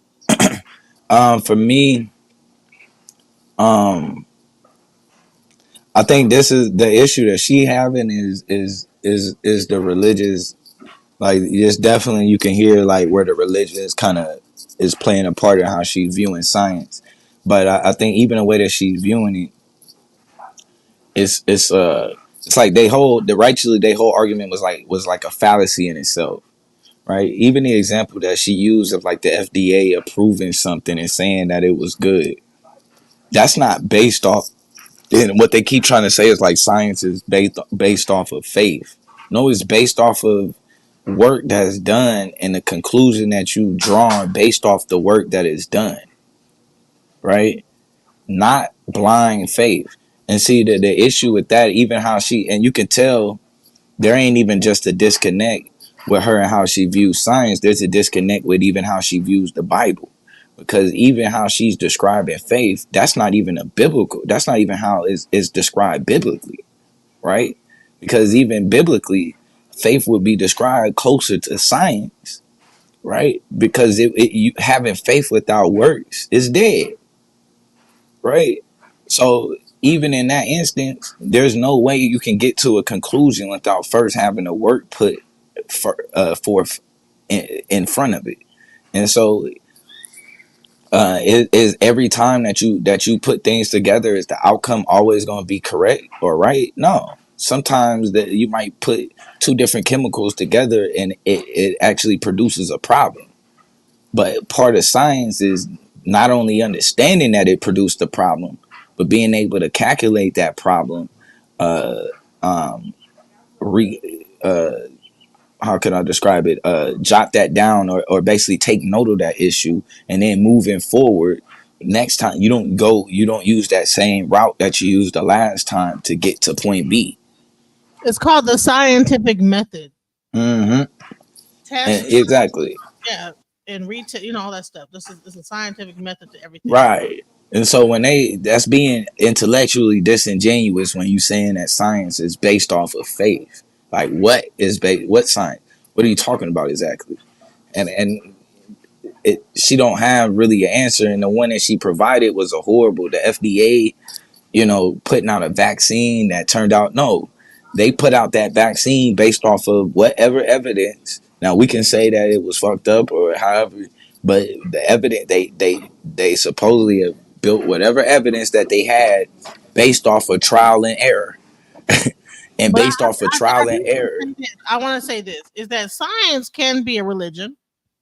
And the reason why I would say that is because Terrence Howard just came up with 1 + 2 = 3 or some shit like that. 1 + 1 = 2 or whatever. Yeah. 1 × 1 is 2.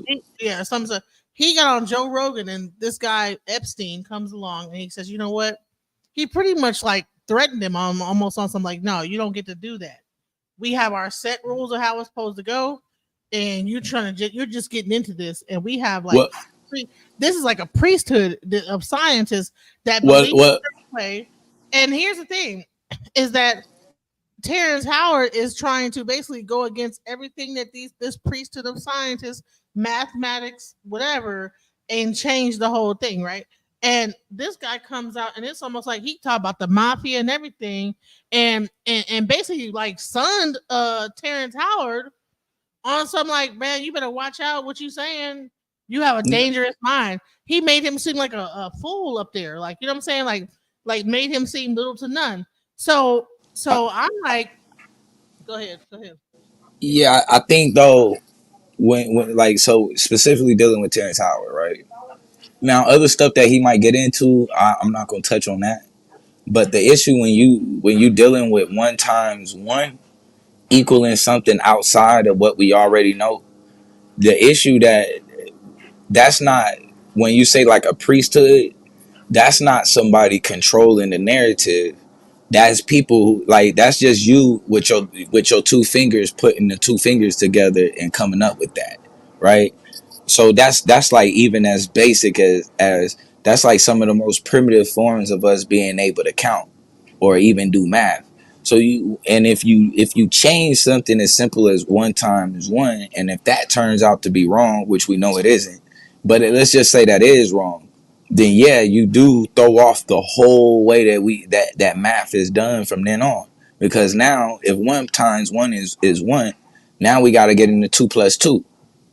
And remember, multiplication is the same thing as addition. It's the same thing. The same principles apply, right? It's just used in a different form, or the way that you view it is different, or the way that it's added is a little bit different, but it's really the same math.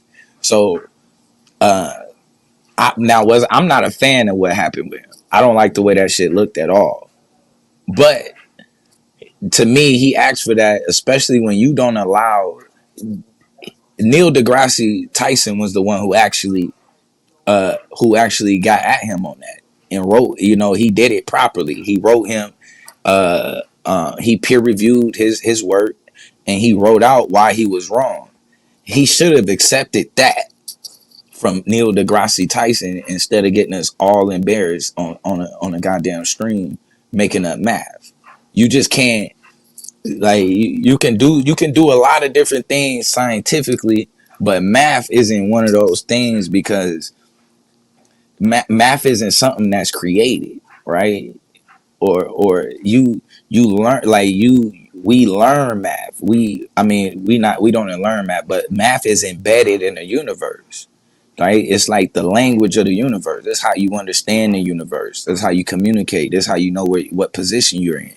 So when you kind of try to take math and turn it into like a religion that's controlled by like elites, you're kind of like,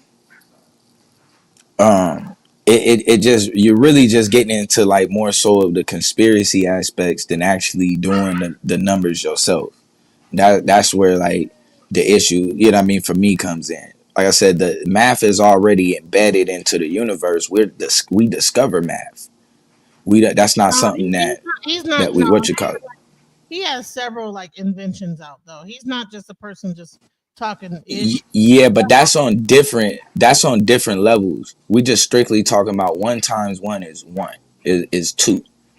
When you do 1 times 1 is 2, that's different. 1 + 1 = 3 or something like that. Was it 1 times? Yeah, he's saying 1 times 1 is 2. That's his theory, and that 0 doesn't exist. You can't have nothing, which it doesn't. But I mean, yeah, 0 does not have a value. I think he misunderstands the language of how 0 is used, because 0 is a number, but even though it's a number, it does not have value. It's just another word or a number used to describe nothing, or you not having anything. So he's just kind of he's philosophizing. You can't philosophize math. He can do what he want to do with philosophy in other areas. You can definitely do that. If you want to go into creationalism, like he want to do the tree of life, or not the tree of life, but the flower that he brought out. Flower of life. Yeah, the flower, all of that. That's fine. That's perfectly fine. But not But the once you right, you can't philosophize. Yeah, now you trying to be a philosopher on mathematics. Oh, well, 2 + 2 could equal no, because at the end of the day, if you have 2 units and you add another 2 units, you're gonna end up with 4 units. There's no way to escape that principle. Nobody can make that up. That's something that you can do, that you discover on your own. I can feel your energy, chaotic. You want to get in here? Go ahead, say something. Go ahead. I'm just waiting. I'm listening. I know. I can feel your energy. Go ahead. Go ahead. Say. Go ahead. Yeah. Again, Terrence Howard is insane.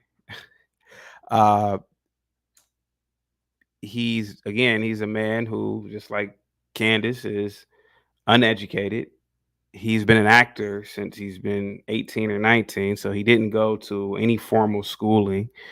And I'm aware of his quote unquote inventions, but what is the practicality of anything he's invented? The thing is that we live in a time where anybody can have a voice in anything now because of social media.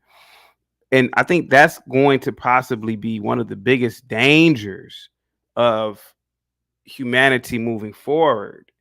This deregulation, and I believe it should be deregulated, but this deregulation of social media, anybody can talk. So here we have Weinstein, who is a famous mathematician, not, in my opinion, threatening him, but basically, in my opinion, I looked at it as people who are concerned about a man who is possibly schizophrenic or is losing his mind. I think that they were trying to help him. Again, Neil deGrasse Tyson, he's a straight shooter. He comes from the hip. So he gave Terrence Howard a peer review that Terrence Howard just would not accept. The fact of the matter is that mathematics is mathematics. We use math for pretty much everything. We're not going to rely on Terrence Howard's mathematics for geospatial positioning. In the military is not going to. Oh, hey, Terrence, we should get Terrence in to oversee the geospatial positioning, where our satellites are, where rockets are, where drones are striking, etc. Just use his math. No, we use what has been used for thousands of years, the established mathematics, or the established logic that we have right now. Now, I'm not a mathematician, so I don't have the greatest diction about math. I am decent at math, but the fact is that you have a man up there. And mind you, I'm not a quantum physicist. He was trying to explain concepts that, truth be told, sounded like how I sound on a mushroom trip. It's reasonably intelligent people attempting to be very smart, and he looked stupid. And he does do ayahuasca because I did see it. Like, yeah, I'm telling you, man. He's done ayahuasca and he hasn't gotten off of his trip. Terrence, again, uneducated. He's not educated formally in mathematics or science, and he doesn't understand how the peer review system works. And I can understand how people can look at that as, some sort of religion, you got to come through us. And I can understand that. But this is to protect society. You don't want Terrence Howard's to have all these books and millions of people are reading it saying, yeah, man, 1 times 1 is 2. Could you imagine what that would do? I mean, we already have high rates of illiteracy or mathematic and scientific illiteracy. Now we're going to have somebody who completely doesn't understand mathematics possibly selling a book about why 1 times 1 is 2. And that is completely incorrect. Because my thing is that the mathematics that we have been using for years have created just about everything we use. It's regulated distances for us, etc. So honestly, man, we're dealing with people who aren't really literate in science or math, to be honest with you. But go ahead, I'm listening.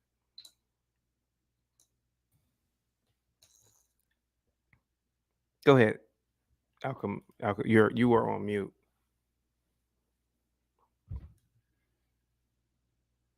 Okay, so would we rely on Terrence Howard's go ahead. I'm sorry, my bad. Where's Bluu? I think he dropped out. Yeah. Let me ask you this. Would you rely on Terrence Howard's mathematics to let's assume we are at NASA and we need to calculate the trajectory from Earth to Saturn, right? Let's say, and would we use Terrence Howard's view of math, or would we use the already established mathematics that we have right now? The established mathematics. I mean, and that's what I'm saying, man. He's introducing, to me, he's doing this to be relevant. He's an actor, so he has to do something, in my opinion, to remain relevant. And I believe that's what Terrence is doing. Now, I will admit he has a whole bunch of patents. Okay, but what are his patents in? What are they in? Geometry. I don't even know what it really is going. You know what? Yeah, because even the degree that he claimed he had a degree in at whatever school, but no, they gave that man an honorary degree. He doesn't have no degree in any type of science or anything in the field. So this guy, he's trapped in that Iron Man character. Hold on now. Weinstein did say, or Einstein, whatever his name is, did say that his thing with the geometry thing, whatever that thing was, whatever he made, it allowed things to be able to fly like in some kind of crazy way. Alchemizing energy. You're talking about the linchpins. Alchemizing. Have you ever been with a group of people and somebody's gotten really drunk and you do everything or high and they kind of get violent almost, and you do everything to calm them down? Like, oh man, it's yeah, man, everybody's against you, man. Don't, just stay outside for like 5 minutes, man. You don't need to go back into the bar, man. Everybody's against you. I think that's what Weinstein was essentially doing with. But they showed a video of the linchpins flying in different directions because it was able to like go in circles and things that like normal like drones couldn't do or whatever it was. So it was something to what he was doing. So do you honestly believe Terrence Howard developed that technology, or the U.S. government hadn't already had that piece of technology for at least 100 years now? I don't know. That's what I'm saying. Yeah, to be honest, if that's the case, how you get the patent for it? How do you get? I don't know if I don't know what exactly he has the patents on. I don't. So I'm gonna have to. It's the linchpins and being in like this propulsion method that allows you. So So what you saw in that video, are you telling me that they stole, I guess, that aerodynamic feature from Terrence Howard, or? Well, I don't know. All I know is that he has the patent for it. I don't know when he created the patent or whether or not. I don't know if they stole it from him. Maybe he sold it to him or whatever. That's what he says. I don't know. I don't know. That's why I say I won't discredit him on other stuff because the other stuff is that's up in the air. The only thing I would get on him about is what he tried to do with mathematics, and I that's the issue. The other stuff, yeah, you can get into there and philosophize. It's other spaces where you can kind of get into, using your imagination. But in order for you to be able to put all of that stuff together and manifest it into reality, you're gonna have to use mathematics. And if you're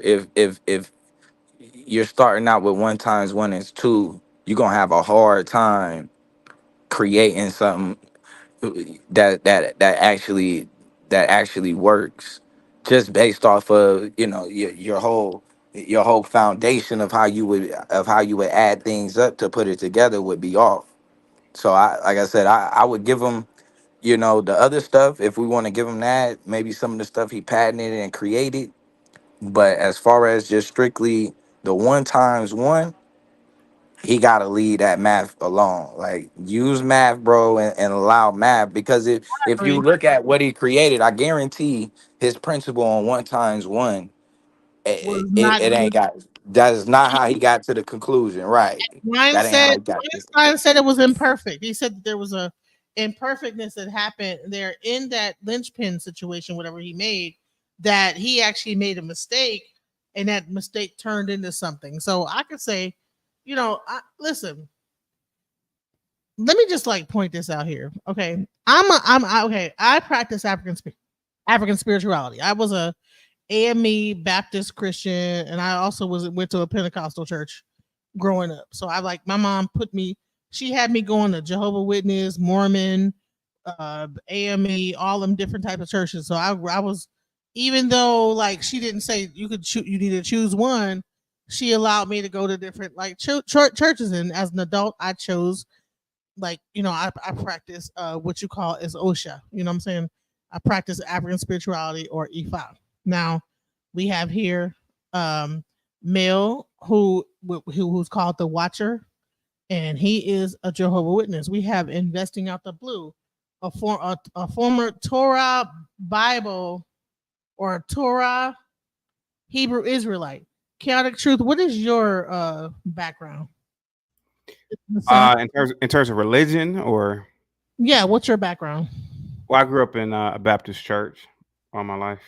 Right. So I think that we have like a lot of like very this is a very intelligent panel. So did you I don't know how old you are, but I grew up when the choir used to march in. Yes, the choir and the usher board. Yeah, and have the white gloves on and all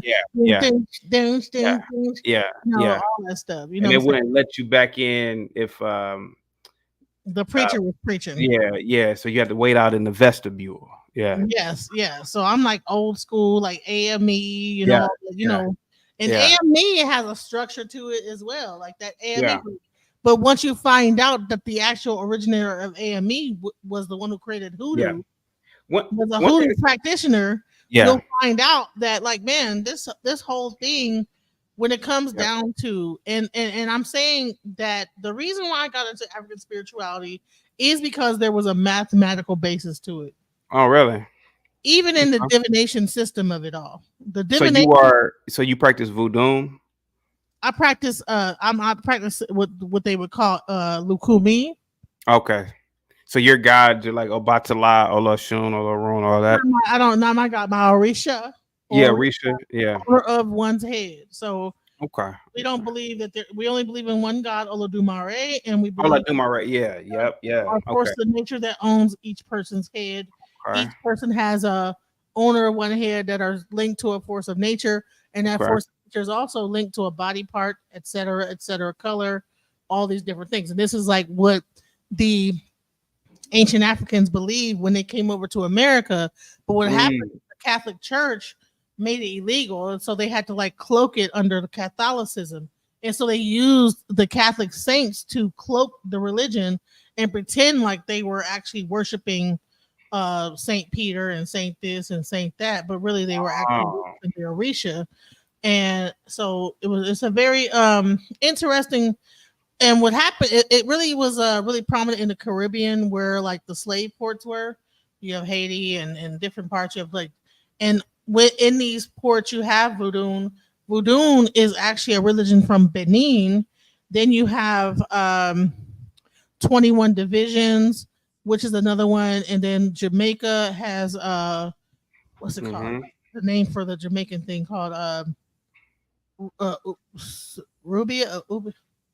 There's a name for it, but I can't figure out. I can't remember it now. Rubia or something. And then in Cuba, it's Lukumi. And that's where when people like, and then so what happened is then you had that voodoo that also came into Louisiana, which was was a French colony. Yeah. You have Haitian voodoo, and then you have it's Obia. Obia is the Jamaican, and all this stuff comes from Africa, right? And it's really based in divination, and the divination system is not like the tarot, because in African spirituality you have a main diviner, which is called Orumila. It's really based on a numerical system that links up to like these Odu. It's called an Odu, and the Odu has a song, and so it goes into vibration, musical vibration songs. Those songs link up to a story. Those stories, which are like written song format, and that's where you get that whole griot type of thing. Okay. So, me being a Christian, and when I what happened is that I ran into some software engineers that were ex Nation of Islam members, but they were software engineers and hackers, right? And when they found out that I was a Christian, they really ran me through the fire, and I couldn't answer any of the questions. And I began to research. And at the time, I was being a software engineer. I was doing a Sarah Sutton Seti's website, and he was into the Egyptian aspect. Yeah. So what happened is that I began to learn more about African spirituality, watching Dr. Henry Clark, watching Yakanan, Ashraf Kwesi. And so I got into that, but then eventually I ended up into where I'm at right now as a priest, as an Oya, a person with the crowned Oya priest in African spirituality. So when I do this live, I'm not here to put down Christianity, because one of the things that happened in my Itai, which is your life reading that happens when you get crowned, is that my ancestor said, I want you to go to church. That's one thing that my ancestor said, go to church. I want you to go to church because I want to speak to you when you go to church. I want to speak to you because through being at that church, because all the spirit is there, if they were raised Christian or whatever, you know what, I'll be able to speak to you when you go to that church. Your Egun, your ancestors, because in our religion, we don't believe that energy is it's destroyed when a person passes away. They're still around. Their energy is still there. And then we believe in reincarnation. You're reborn through your blood relatives, et cetera, et cetera. So I could already want to work better. All right, here we go. Yeah, there we go. Yeah, all right. This is working a lot better. So I brought you guys all together, and I think I really brought Bluu here, and Bluu was a catalyst for all this, and I really am thankful for Bluu because when I was watching this whole thing about the Book of Enoch, I said, well, are these Orisha? Because Bluu has an understanding about the Orisha. So I said, well, maybe there's a connection between this whole Watchers thing and the angels and whatever and the Orisha. And he then went on, because I don't really understand the depths of Christianity to that level of the history and everything. And I'm like, okay, well, maybe these were the Orisha. And then he told me, listen, it's not what you think it is. And he broke it down to me. And so that's why we're here today, because of the Book of Enoch. You know what I'm saying? Mm-hmm. So, and just so you know, Terrence ahead. Howard grew up a Jehovah's Witness as well. Wow. That's crazy. So that's a key part to his life, growing up a Jehovah's Witness. They got a lot of famous people, boy. A lot of famous people. Because remember, John Sally was knocking on doors during the championship.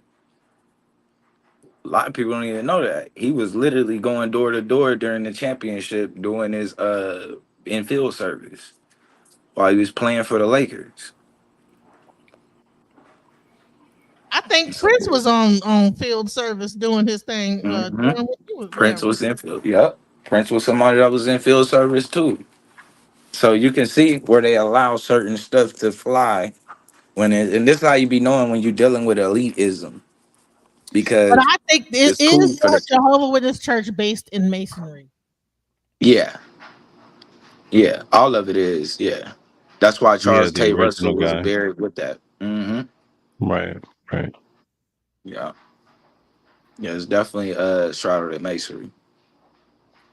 It's a lot of Jehovah Witnesses, like a group that grew up in the chat, y'all, and it's crazy how far reaching this whole thing is, you know. So, um, the question is that okay? So we talked about the Book of Enoch. I showed you my African spirituality background, and that's the reason why when people talk about science and technology, the reason why I was so drawn to African spirituality is based in math. Like the whole Odu is based on binary code. It's not like a system of tarot where I have a feeling that the spirit is talking. No, it's based in binary code that connects to a database of stories. So that's the first binary code, right? I'm a software engineer. I totally identified with that. That if this number comes out, it connects to this story. This story has a song that goes with it, and this is the song that goes with it. And these are the like things you gotta do. Come on, there's nothing to me more like that. This is what our ancient ancestors were doing. So to me, it made the perfect sense to be involved in that religion. Guys, it was great talking to you. I gotta roll up out of here. It's getting late, but I'll definitely come back, man. Same here. Absolutely. Definitely, I appreciate y'all. Appreciate both of y'all. Appreciate it. So before y'all leave, I wish that Chaotic wouldn't have left so soon because I would say, hey, I would like to like continue this conversation sooner than later. I thank you guys for being here. This is like, man, 5 hours long, man. It's crazy. What's y'all last thoughts? I wish Chaotic could have gave his last thoughts before he left, but go ahead. I want to say this going forward. If you want to, I want to do something where maybe we put together some of the doctrine of the Jehovah Witnesses, and maybe we can go through some of the doctrines, stuff like Jesus being Michael, the archangel, the 144,000, the 1914. I think that's a big one. That Christ is actually, because that's the one that they switched up. Now they saying that Christ is ruling. It has been ruling since 1914. He's just invisible. So that's another thing that. But if you let's do something like that, man. Maybe we go through a list of some of the stuff that they rock with and just kind of show where they're wrong at, and how they understand it. And I'll give you another one too. And even in the Bible with some of the verses that are missing and cut off. I don't know if you know about that. Yeah, I'm versed in Like that. Yep. yeah, like what was it I have a where it list. says the three that were on that the three on earth, the blood, the what was it? It was like three witnesses. I think it was three in heaven, God the Father and the Holy Spirit, and I think the three on earth were one, the blood, the water, and the body, I think, or something like that. But they cut that verse off and they removed that. And there's other verses in there that they just take out. So when you read, it just like literally skips a whole verse and just picks up. So yeah, I would love to go through some of that with you, bro. Anytime you want to, maybe we get on here and break it down for people. Okay, sounds good. Let's do that. Let's set up a live. Let's come up with like some the subjects about like because I think this is really a great combination when it comes down to the Torah, versus like the Judaism, I mean the Jehovah Witness aspect of things. Like I said, you guys are both like the like when I think about biblical scholars, a lot of like the Hebrew Israelites, I mean, they know the Bible in and out.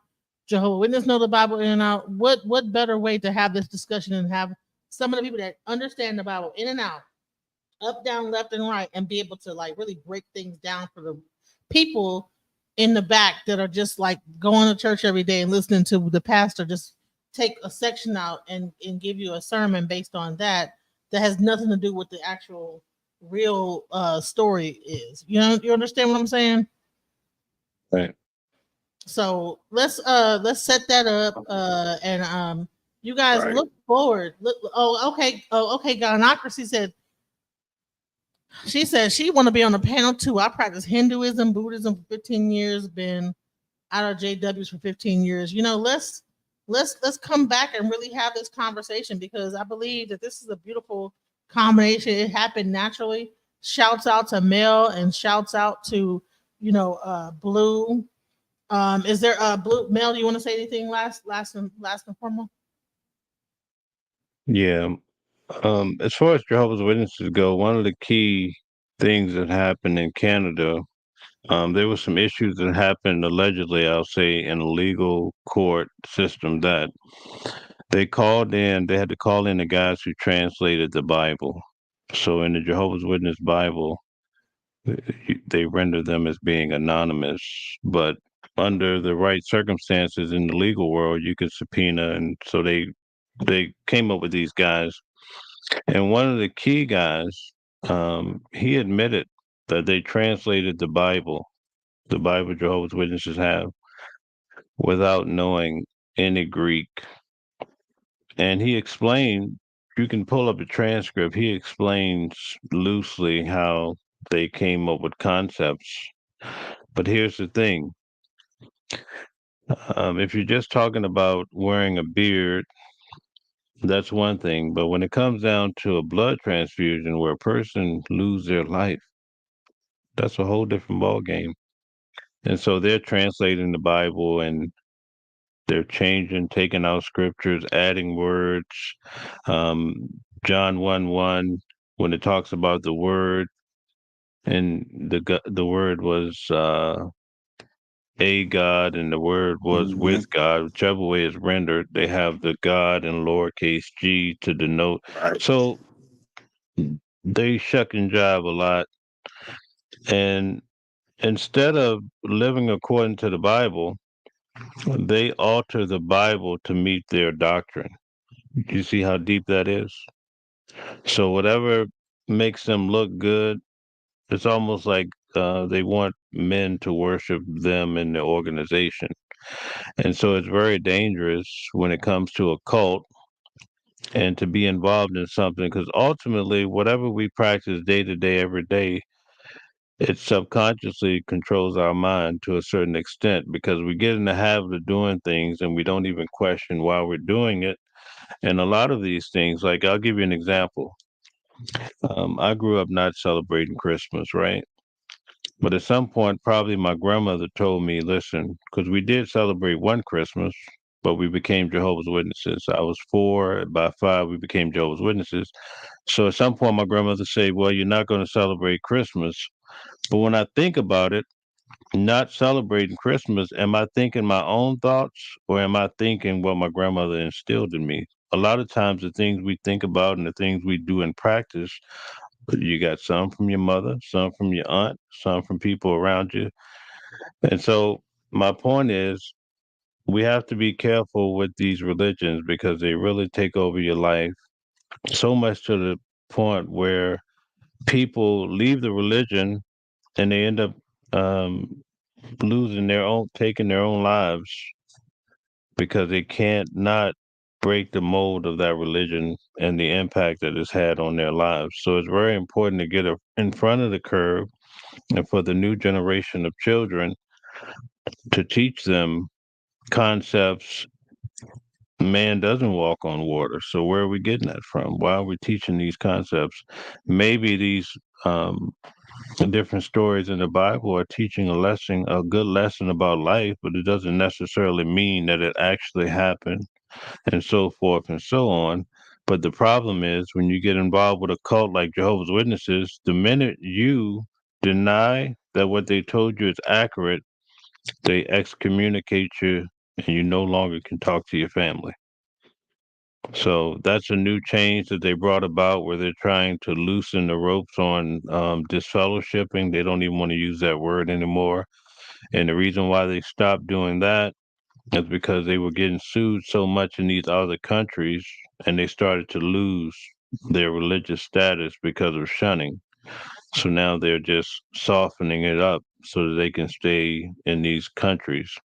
But ultimately, they will separate you from your family. So it's beautiful to be a part of this channel here tonight and to discuss this major issue with cults. And quite frankly, Jehovah's Witnesses are leading the pack when it comes to numbers.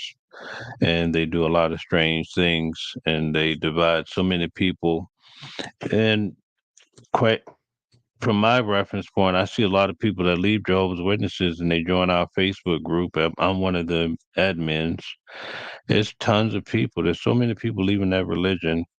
We can't even keep up with them as they come into our group on Facebook. So that gives you an idea that something is wrong and people are starting to wake up, especially due to the internet. So thank you for letting me be here today. I appreciate your kindness. And I look forward to coming back anytime you guys need me.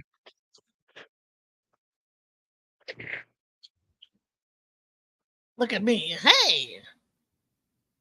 I just want to say this. I want to thank you guys. I want to thank y'all brothers for like being here with this family. This was a beautiful build. I'm thankful for Chaotic, thankful for investing out the Bluu, thankful for Mel coming up. And I want to say something about these calls because now that we are starting to like really break open the whole cults that are going on. Sorry, this is too close. Oh shit, never mind. I'm gonna stop my camera. Now that we're like finding out about the cults that are happening in like the religions, more people are popping up on the internet with these like really individualistic cults where you have a person on the internet and like people begin to follow people on the internet and that becomes a cult. It becomes a cult of its own kind. And the reason why I'm bringing awareness to like these kind of cult like things is because it's very easy to get sucked into a cult. You leave one cult, you leave Christianity, you leave Jehovah's Witness, and next thing you know, now you're following someone that says that they're Jesus now. You're following someone that you believe now their thing is the new thing, And I really want to to bring awareness to cult-like behavior. I want to bring awareness to these doctrines that are really like, affecting our community. And I thank these two brothers as well as like Chaotic that came up here and like talked to us about these things. I practice a religion that's very individualistic. It's not really about one head leader that's above everybody else, whatever. But when it really comes down to it, people need to like love themselves and know who they are as a person and really begin to love themselves. If you're in a cult, learn to love yourself. You don't have to seek anything outside of it. First of all, get yourself together and begin to like do the self work and the healing within yourself. And with all that, I say thank you guys for joining my live today. We are 5 hours and 21 minutes in. Thank you guys. Shouts out. Peace. Your energy. Darling, let your spirit be free. Don't give up. Keep on pushing through. Now is the time. It's all up to you. Alchemize your energy. My friend, let your spirit be free. Don't give up. Keep on pushing through. Now is the time. It's all up to you.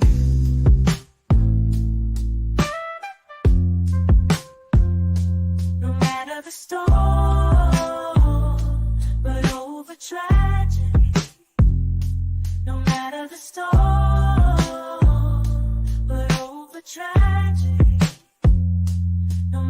storm, we will always take flight. Keep on pushing through the darkness of night. There's no limit, let's reach for the sky. Shine so bright from darkness to light.